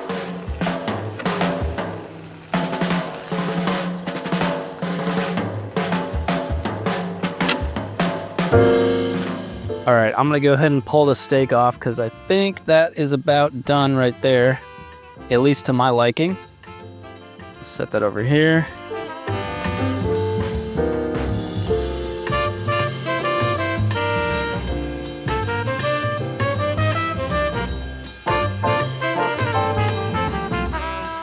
Well, the gas-free cooking seemed to have worked.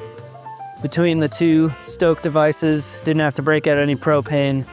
Had a lot more room on my tailgate, which is already very small. So kind of a win-win there. The egg also turned out to be perfect. I just boiled it while I was boiling the water for the ramen. Couldn't have turned out better. It's like not overdone. I'd say like medium to hard boiled. So pretty ideal. I'm gonna enjoy this shin ramen and steak and egg next to this fire.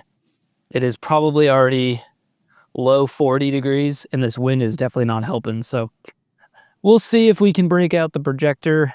It might be more effort than it's worth, especially with the wind. And it's just gonna act like a giant sail with the screen. So we'll have to see what happens. Maybe I can even set it up inside the truck, but for now I'm just gonna sit back, relax, and enjoy this ramen. I'll catch up with you guys in a bit.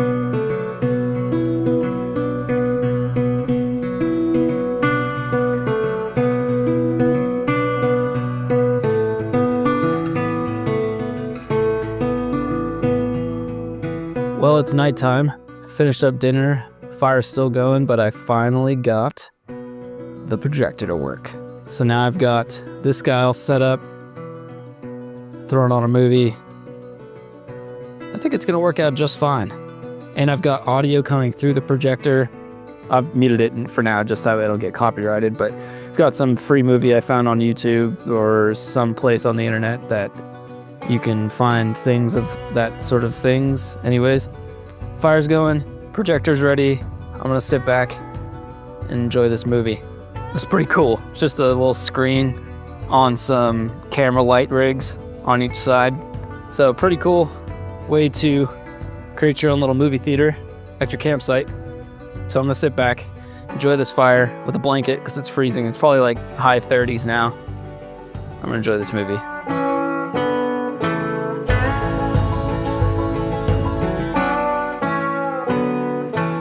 Well, the fire has died out. It's gotten a lot colder. It's got the diesel heater running up through the window. Check the temperature here. It says 46 with the wind though. It's definitely feeling colder than that. But we'll put this guy inside of here. so we can see how much the diesel heater makes a difference.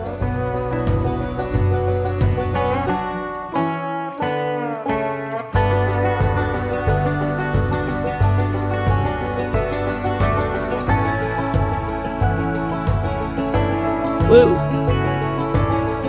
Here we go.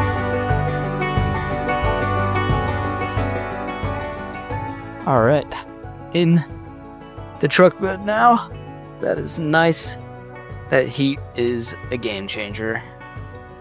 So, obviously, still gotta get bed set up here, but the movie was awesome. Just a hilarious, like, Monty Python-esque kind of pirate movie. I don't even know what the name of it was, to be honest with you, but it was pretty funny. But, I keep saying but now we're gonna make bed.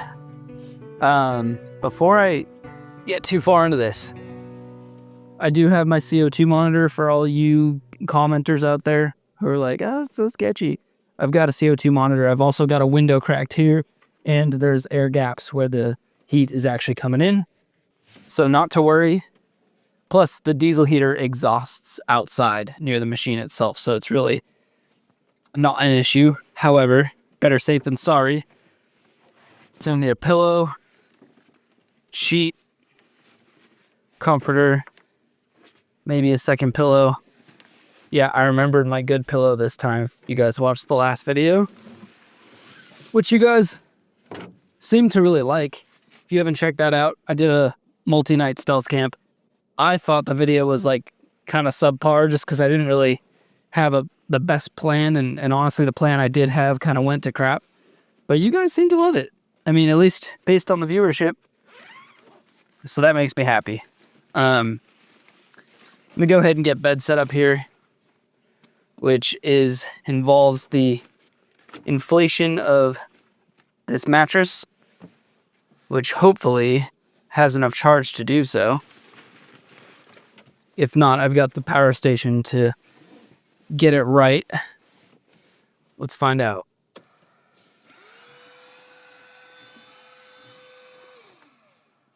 And of course it's dead. Not to worry though, this time I've kept my cable handy. So I've got a USB-C here I can charge this up with real quick. This mattress is pretty cool. It's got a little detachable pump. Totally rechargeable. So now we just wait for 5-10 minutes and we should be able to pump that up. But while we're waiting, I think now would be a good time to kind of address some of the changes I'm going to have to make with the GFC. So with the Go Fast Camper, I'm obviously not going to have slider windows here, so I'll have to totally reevaluate how I get the diesel heat into the camper. If I'm sleeping up in the tent, it's kind of a non-issue because I can just open up a corner of the tent and feed this in that way. If you guys aren't familiar with the Go Fast Camper, it's a shell, like your typical camper shell, but it's all aluminum space frame. And then it opens up like cabana doors on all three sides. And then you've got the pop-up wedge tent on the top. So if I'm sleeping up in the wedge tent at a campground, obviously I wouldn't be stealth camping with a wedge tent, but then the diesel heater is kind of a non-issue. I can just feed it right into the tent. But if I'm sleeping down below, that's going to pose a problem because the GFC doesn't have any sliding windows. It doesn't have it here, doesn't have it there, and does not have it on the sides. So to get diesel heat into that portion of it would probably involve drilling out a panel and adding some sort of a vent or a hole or a, way obviously to get this hose into the camper, which I also need to figure out how I'm going to get my solar in from the panel, which is also going to have to get moved because I'm not sure if my roof rack is going to fit with the GFC because the GFC overhangs over the cab. And so anyways, I'm still going to have to figure out solar panel positioning, but then also I can't run my cable like I do now. I just run it in through this slider here in between the truck and the cap. And then I basically push the cable down below the line of the open window, and I leave it open like this all the time. It's like open a 1/4 inch, and even if it rains, this face right here is kind of at an angle. And then also because I have the cable sitting down below the water that does run down the cable drips off the bottom kind of down here, if that makes sense, instead of coming into the camper. So I've actually never had an issue with that. But again, GFC doesn't have an opening like this. So just something I'm going to have to figure out because obviously I'm going to need a way to get power and then during the winter months heat into the GFC. So that's kind of what I'm getting at there. Very excited for it. It's been a long time coming, and hoping to get my actual install date here probably in the next 2 days, and then I should know exactly when it's going to happen. And then in the meantime, I'm trying to decide if I should leave the wood in here or take it all out. I think I'm going to leave it in, but if and when the time comes I take it out, I'm going to basically take a weight measurement of all the wood. That way I know how much this wood setup weighs. So that way when I do the second rendition of this camper shell with a lot more aluminum, extruded aluminum, I can then see if it's been worth it based on the weight. Because that's the only reason I want to do. I mean, it does look nice doing the aluminum, but I'm going for it mainly because of the weight savings. So it has to be, I'm basically going to put it to the test and see if it's actually worth it. And then I'd love to get a weight on this shell. I think it's got to be over 200 pounds. It's pretty dang heavy with all the glass in here and it being a high topper. And then also with it being like pretty old, it doesn't have modern fiberglass technology. This thing is heavy. So I'd love to know how much this weighs because I know the GFC is going to weigh about 250 to 260 pounds. This, I have no idea, but I would guess it's about, if I had to put a number on it, I'm going to guess 220. So anyways, I just want to keep track of everything. That way I can kind of see how much the truck is weighted up or down compared to this setup. Also need to get wheels soon. It's a whole thing. I want to get rid of these wheels, and then mainly because I'm getting to that point where I need new tires and I want to get wheels that are more lightweight, and then, new tires are new tires. So anyways, I'm going to see if this thing's ready to go yet and get this bed all set up. I'm going to go ahead and see if that's enough to get this thing filled up. And then honestly, I'll probably take it back out and leave it on the charger overnight. That way I don't run into this situation next time because it keeps happening. So I just don't think I'm taking enough time to actually charge it. But here we go.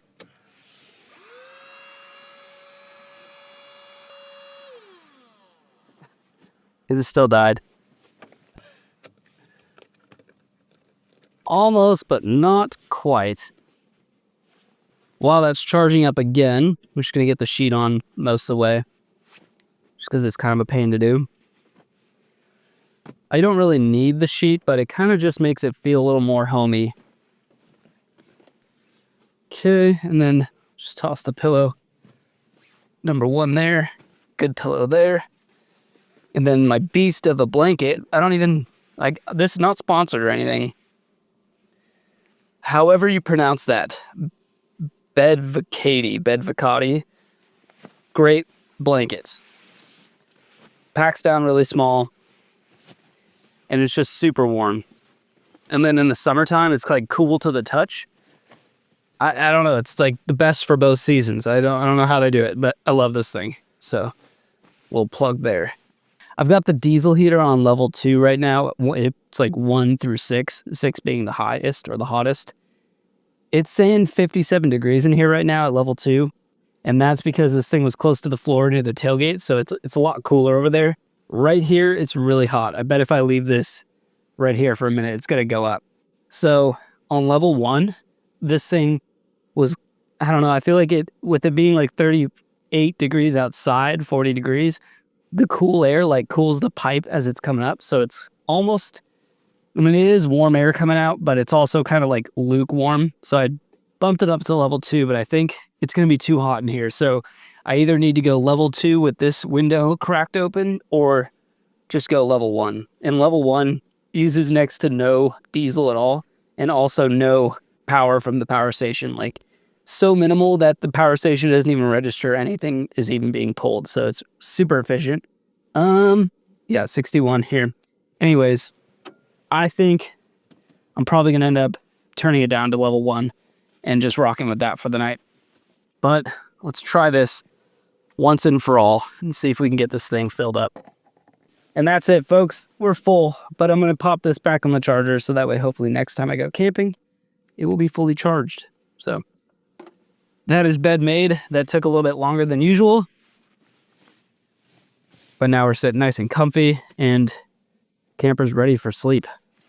I think that's going to be a wrap for today, but I will see you guys bright and early for coffee and breakfast. We'll also check in on the power station, see how it's held up running the diesel heater all night. I'm suspecting it'll be just fine on level 1, and in the night will be pretty cozy in here, even though it's going to be in the mid-30s. So I will see you guys tomorrow morning. Buenos noches.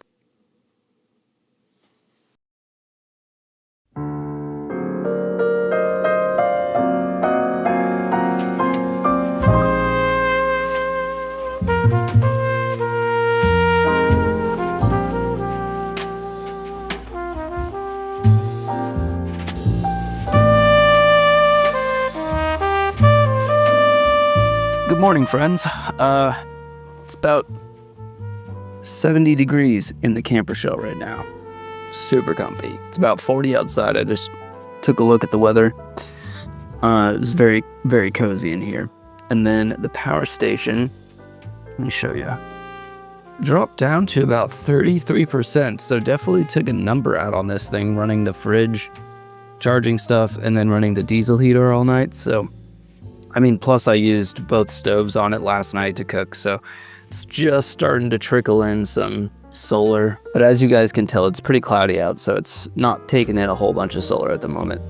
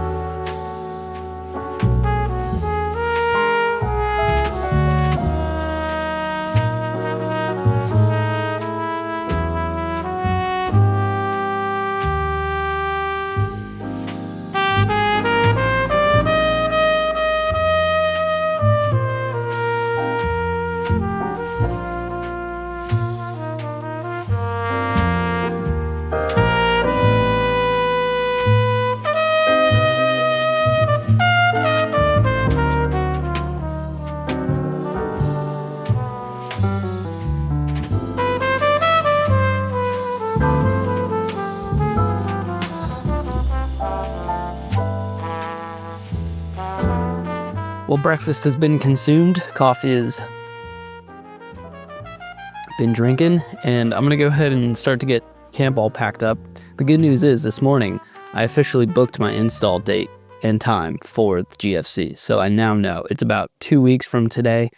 Can't freaking wait. And then obviously, if things go to plan, I'll be driving out to Arizona doing a whole bunch of truck camping. So look forward to that. Before then, still got to take apart this thing and get it ready for the GFC. So stay tuned for that primarily. And then it'll be GFC, and then it'll be a ton of truck camping across country. So that should be pretty fun. I'm going to go ahead and get camp all situated, get the diesel heater all put away. But thank you guys for tuning in. And of course, I'll see you in the next one. Keep elevating, my friends. Adios.